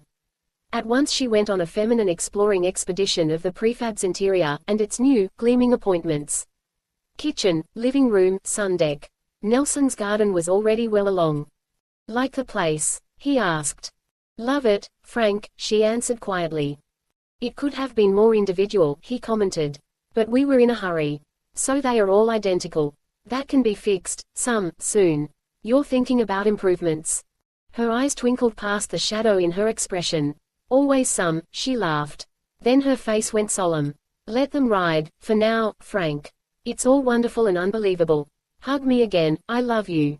Only, all this is even more fantastically new to me than it is to you. Realize that, please, Frank. I'm a month late in getting here and I'm still groping my way. A little more time, for us both. Because you might be fumbling, too. Her tone was gentle. He saw that her eyes, meeting his, were honest and clear. He felt the careful strength behind them, after a moment of hurt. There was no rushing, one-way enthusiasm that might easily burn out and blow up in a short time. He held her close. Sure, Nance, he said. You probably know that our group from Mars was followed, Frank. I hope I'm not a jinx. Of course you're not. Somebody would have followed, sometime. We're watching and listening. Just keep your archer handy. The faint, shifting blips in the radar screens was an old story, reminding him that certain things were no better than before, and that some were worse. Somewhere there were other bubtowns. There were policing space forces, too. But for millions of miles around, this cluster of 800 prefabs and the numerous larger bubs that served them, were all alone. p. 145. Nelsen looked out from his sun deck, and saw dangerous contrasts. The worst, perhaps, was a spherical bubble of stellene. Inside it was a great globe of water surrounded by air, a colossal dewdrop. Within it, a man and 2 small boys, no doubt father and sons from Palestine, were swimming, horsing around, having a swell time, only a few feet from nothing. Nelsen spoke softly into his radio phone. Leland, close down the pool. It wasn't long before the perimeter watch, returning from a patrol that had taken them some distance out, brought in a makeshift dwelling bub made from odds and ends of stellene. They had also picked up its occupant, a lean comic character with an accent and a strange way of talking. Funny that you'd turn up here, Igor, is it? Nelsen said dryly. Igor sniffed, as if with sorrow. He had been roughed up, some. Very funny, also simple. You making a house, so I am making a house for this identical purpose. People from Ceres are already being here, in consequence, I am also arriving. Nobody is saying what a proper doing. And thinking, so I am informed. I am believing, okay, Igor. When being not true, I am going away again. The tone was bland. The pale eyes looked naive and artless, except, perhaps, for a hard, shrewd glint, deep down. Joe Kozak was present. We searched him, Frank, he said. His bub, too. He's clean, as far as we can tell. Not even a weapon. I also asked him some questions. I savvy a little of his real lingo. I'll ask him over, Nelsen answered. Igor, a friend named Typhon wouldn't be being around someplace, would he? The large space comedian didn't even hesitate. I am thinking not very far, not knowing precisely. Somebody more is being here, likewise. Belt Pane, you are knowing this one. Plenty jollies, new fellas, not having much supplies, only many new rocket launches they are receiving from someplace. You are understanding this. Bad luck, here, it is meaning. Nelsen eyed the man warily, with mixed doubt and liking. I don't think you can be going away again, right now, Igor, he said. We don't have a jail, but a guard will be as good.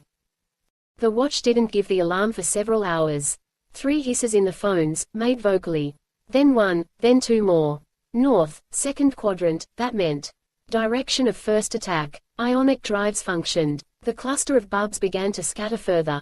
Nelsen knew that if Igor had told the truth, the outlook was very poor.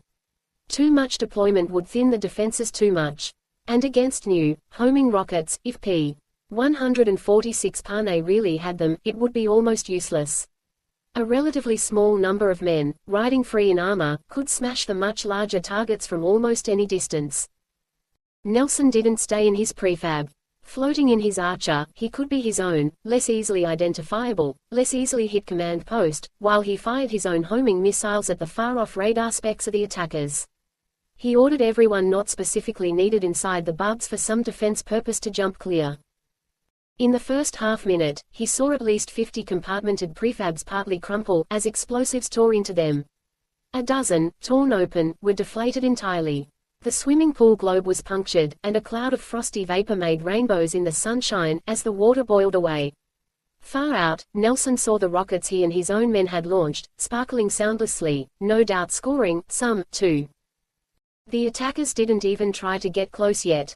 Far greater damage would have to be inflicted before panic and disorganization might give them sufficient advantage.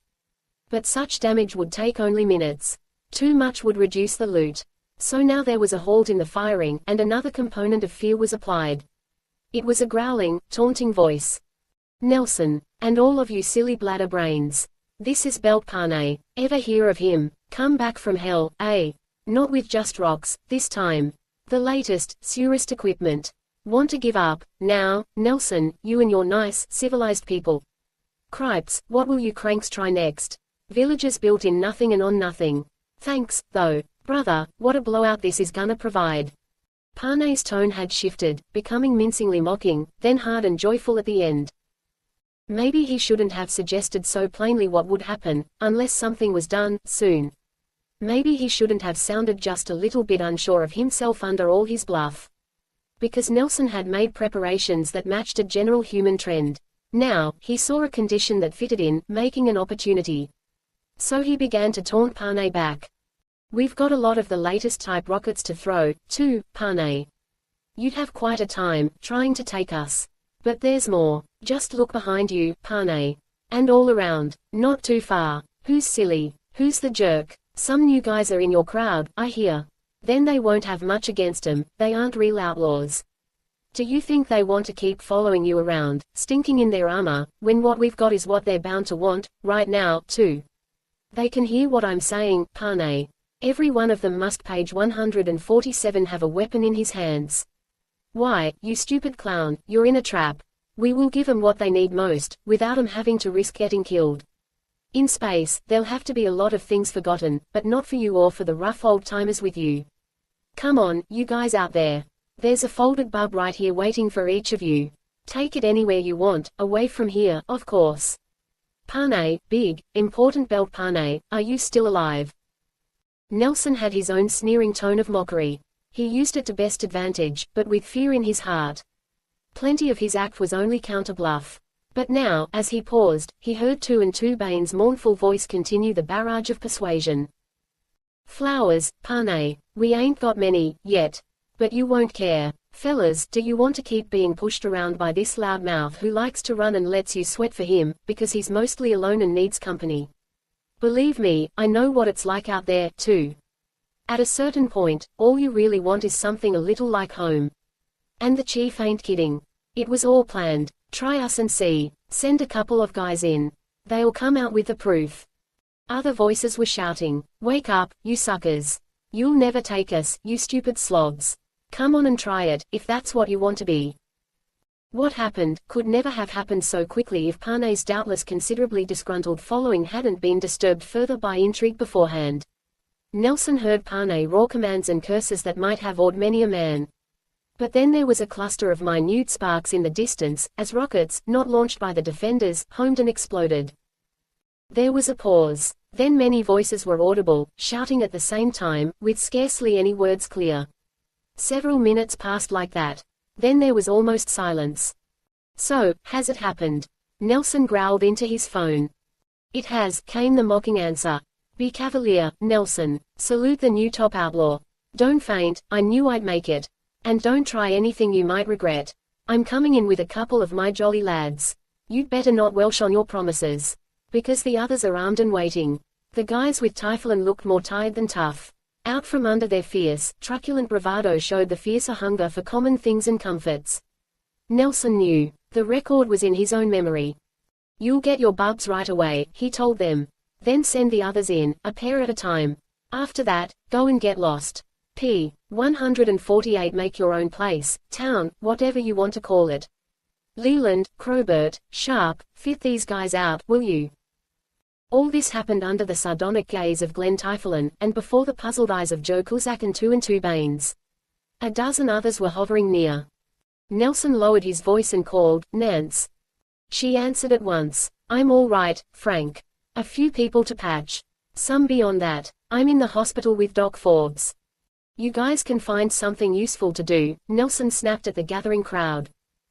Well, Frankie, Typhoon taunted. Aren't you going to invite me into your fancy new quarters? Joe and Two also look as though they could stand a drink. On the sundeck, Typhoon spoke again. I suppose you've got it figured, Nelsen. Nelsen answered him in clipped fashion. Thanks, but let's not dawdle too much. I've got a lot of wreckage to put back together. Maybe I've still got it figured wrong, Typhoon. But lately I began to think the other way. You were always around when trouble was cooking, like part of it, or like a good cop. The first might still be right. Typhoon sneered genially. Some cops can't carry badges. And they don't always stop trouble, but they try. Anyhow, what side do you think I was on, after Fessler kicked me around for months? Let Igor go. He's got law and order in his soul. I kind of like having him around. But keep your mouths buttoned, will you? I'm talking to you, Mr. Baines, and you, Mr. Cusack, as well as to you, Nelsen. And I'm take my bub along, the same as the other 90 or so guys who are left from Panay's crowd. I've got to look good with them. Cheers, you slobs. See you around. Afterwards, Joe growled, hell, what do you know? Him, special police, undercover, UN, US, or what? Shut up, Nelsen growled. Though he had sensed it coming and had met it calmly, the Typhoon switch was something that Frank Nelsen had trouble getting over. It confused him. It made him want to laugh. Another thing that began to bother him even more was the realization that the violence, represented by Fessler, Fanshawe, Panay, and thousands of others like him back through history, was bound to crop up again. It was part of the complicated paradox of human nature. And it was hard to visualize a time when there wouldn't be followers, frustrated slobs who wanted to get out and kick over the universe. Nelsen had felt such urges cropping up within himself. So this wasn't the end, page 149 of trouble, especially not out here in raw space, that was still far too big for man-made order. So it wasn't just the two opposed space navies patrolling, more quietly now, between Ceres and Pallas. That condition could pass. The way people always chose, or were born to, different sides was another matter. Or was it just the natural competition of life in whatever form? More disturbing, perhaps, was the mere fact of trying to live here, so close to natural forces that could kill in an instant. For example, Nelsen often saw two children and a dog racing around inside one of the rotating bubs, having fun as if just in a backyard. If the stellene were ripped, the happy picture would change to horror. How long would it take to get adjusted to, and accept, such a chance? Thoughts like that began to disturb Nelsen. Out here, in all this enormous freedom, the shift from peaceful routine to tragedy could be quicker than ever before. But he wasn't thinking about such grim matters that actually threw Frank Nelsen, that got him truly mixed up. In Panay's attack, 10 men and 2 women had been killed. There were also 27 injured. Such facts he could accept, they didn't disturb him too much, either. Yet there was a curious sort of straw that broke the camel's back, one might have said. The incident took place quite a while after the assault. Out on an inspection tour in his Archer, he happened to glance through the transparent wall of the sun deck of a prefab he was passing. In a moment he was inside, grinning happily. Miss Rosalie Parks was lecturing him. "You needn't be surprised that I am here, Franklin. Oh, tempora mores. Cicero once said. Oh, the times. Oh, the customs. But we needn't be so pessimistic. I am in perfect health, and 10 years below retirement age. Young people, I suspect, will still be taught Latin if they choose. Or there will be something else. Of course I had heard of your project. It was quite easy for you not to notice my arrival. But I came with the latest group, straight from Earth." Nelsen was very pleased that Miss Parks was here. He told her so. He stayed for cakes and coffee. He told her that it was quite right for her to keep up with the times. He believed this, himself. Afterwards, though, in his own quarters, he began to laugh. Her presence was so incongruous, so fantastic. His laughter became wild. Then it changed to great rasping hiccups. Too much that was unbelievable by old standards had happened around him. This was delayed reaction to space. He had heard of such a thing. But he had hardly thought that at page 150 could apply to him, anymore. Well, he knew what to do. Tranquilizer tablets were practically forgotten things to him. But he gulped one now. In a few minutes, he seemed okay, again. Yet he couldn't help thinking back to the bunch, the planet strappers. To the wild fulfillment they had sought. So, most of them had made it. They had become men, the hard way. Except, of course, Eileen, the distaff side. They had planned, callowly, to meet and compare adventures in 10 years. And this was still less than 7. How long had it been since he had even beamed old Paul, in Jarviston? Now that most of the Certus fever had left him, it seemed futile even to consider such a thing. It involved memories buried in enormous time, distance, change, and unexpectedness. Glenn Typhoon, the sour, space wild punk who had become a cop. Had Typhoon even saved his, Frank Nelsen's, life, once, long ago, persuading a jolly lad leader to cast him adrift for a joke, rather than to kill him and Ramos outright? Charlie Reynolds, the bunch member whom everybody had thought most likely to succeed. Well, Charlie was dead from a simple thing, and buried on Venus. He was unknown, except to his acquaintances. Jig Hollins, the guy who had played it safe, was just as dead. Eileen Sands was a celebrity in Serene, in Palas down in the whole belt.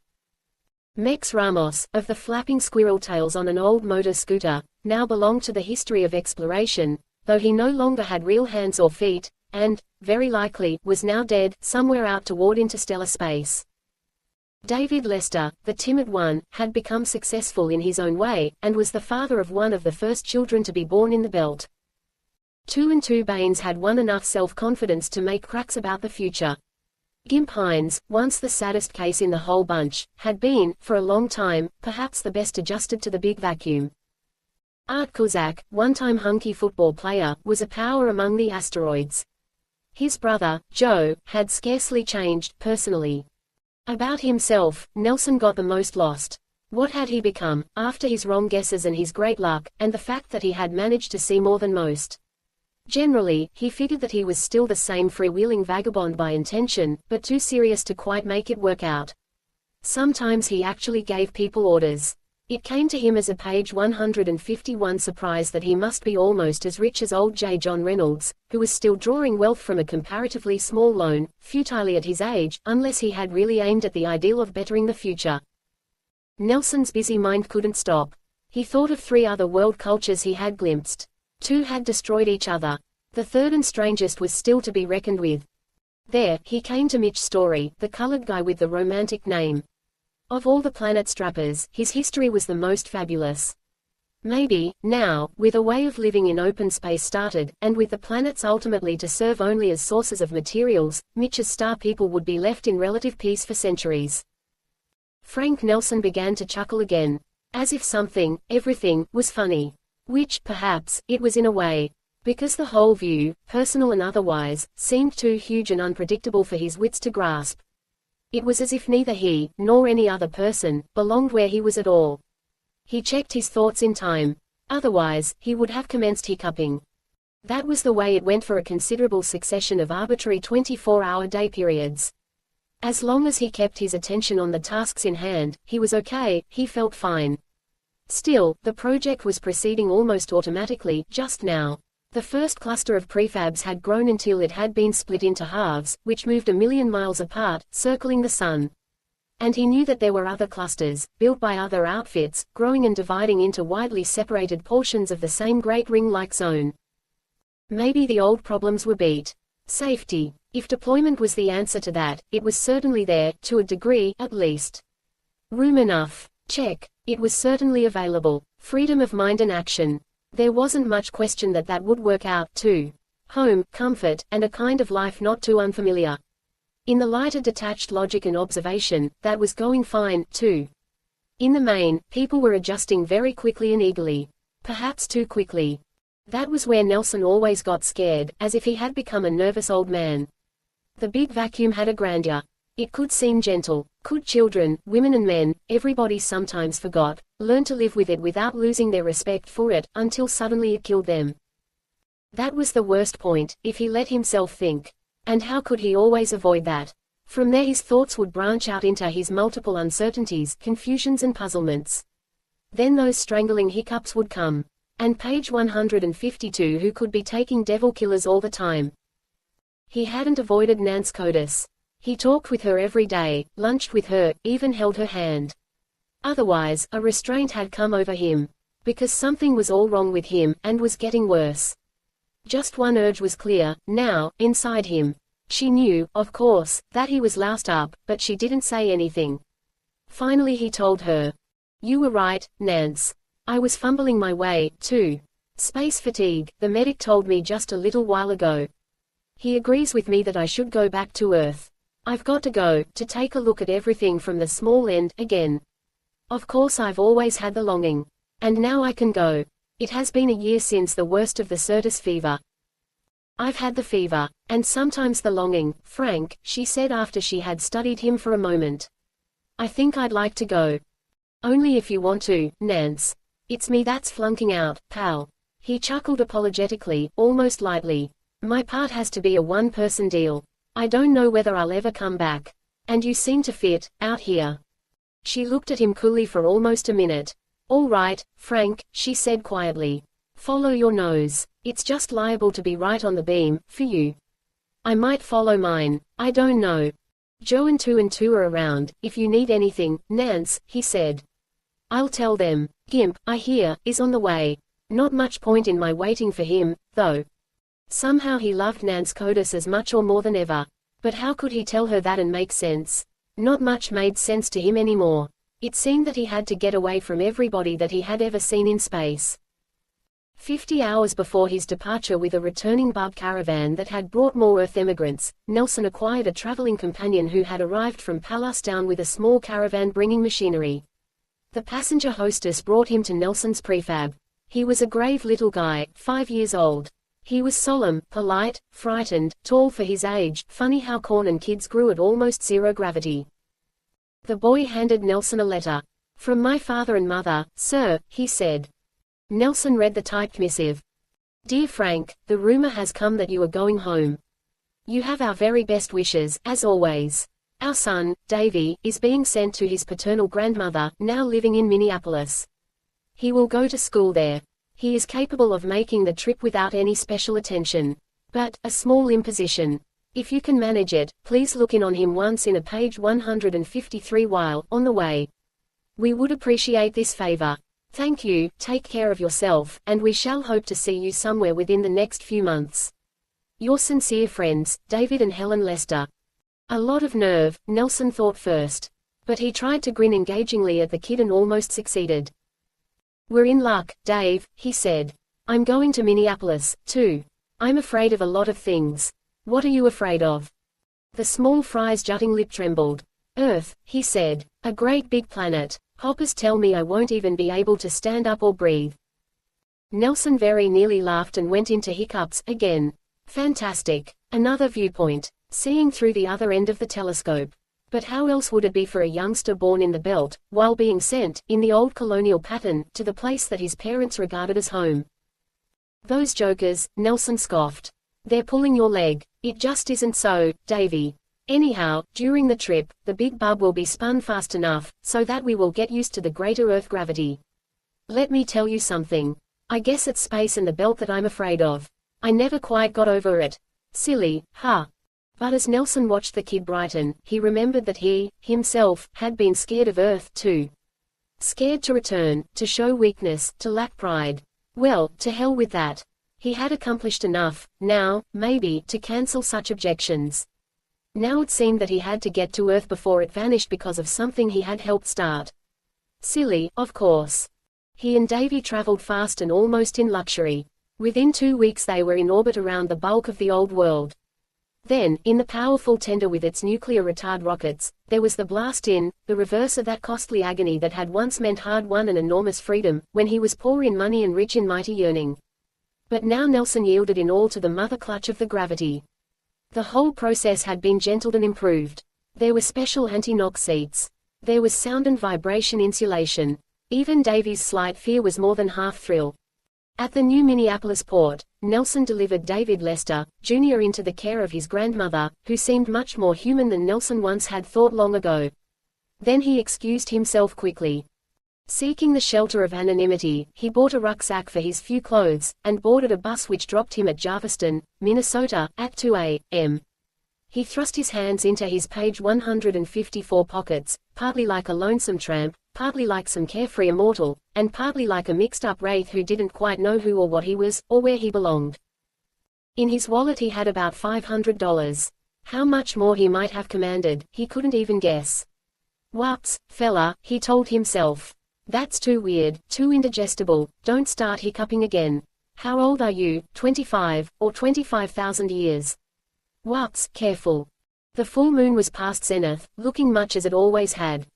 The bluer-tinted air domes of colossal industrial development were mostly too small at this distance to be seen without a glass. Good. With wondering absorption he sniffed the mingling of ripe field and road smells, borne on the warm breeze of the late August night. Some few cars evidently still ran on gasoline. For a moment he watched neon signs blink.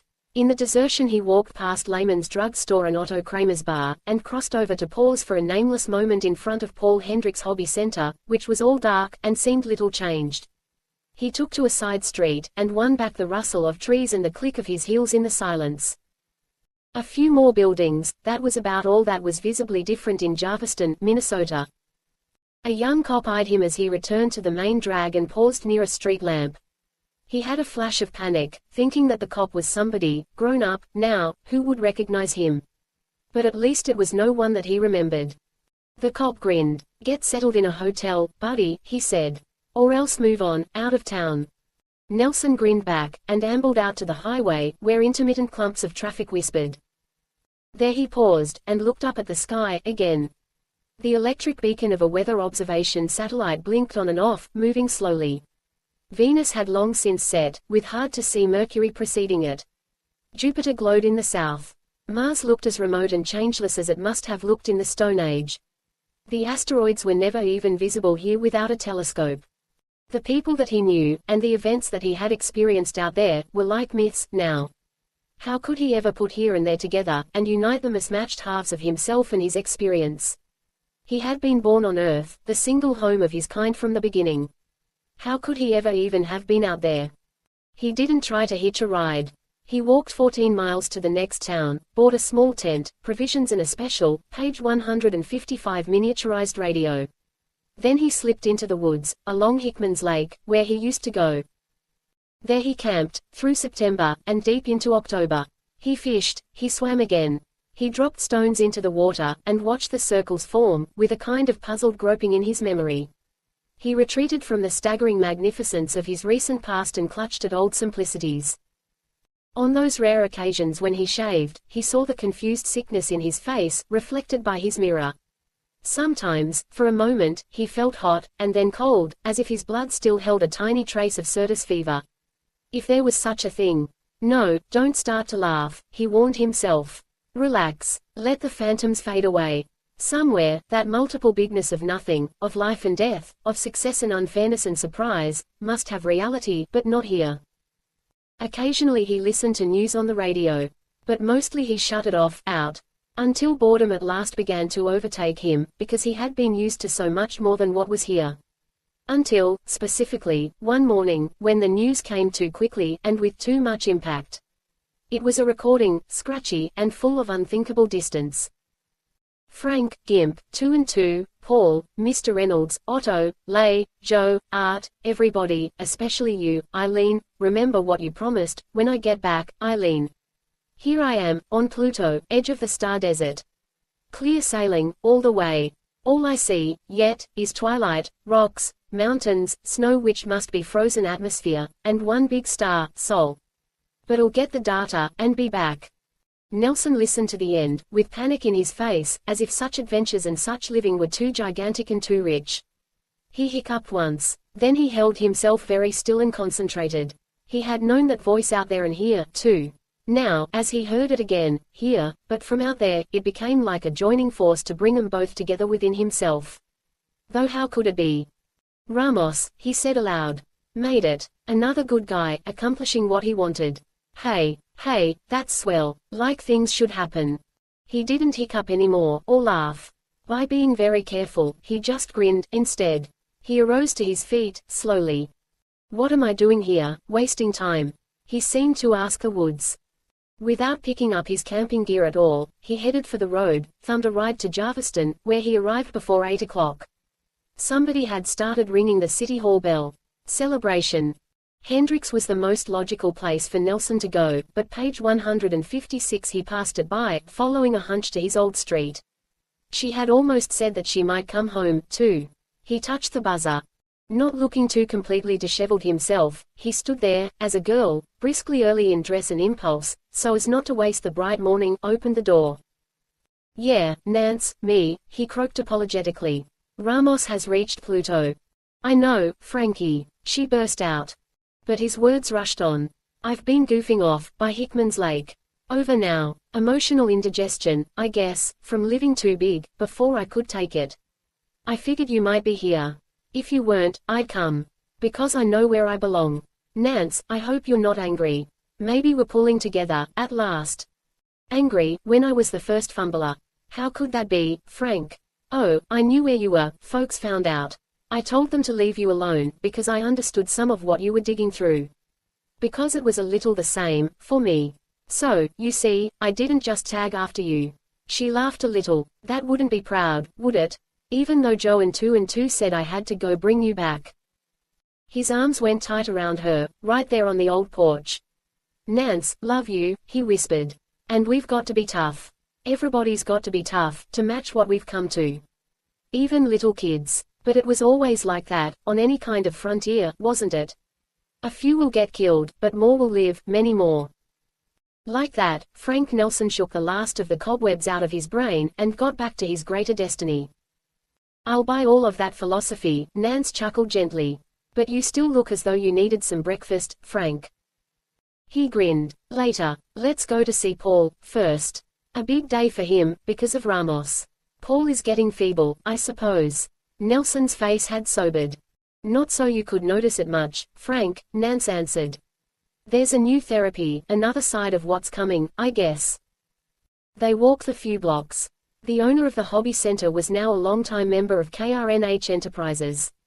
He had the means to expand and modernize the place beyond recognition. But clearly he had realized that some things should not change.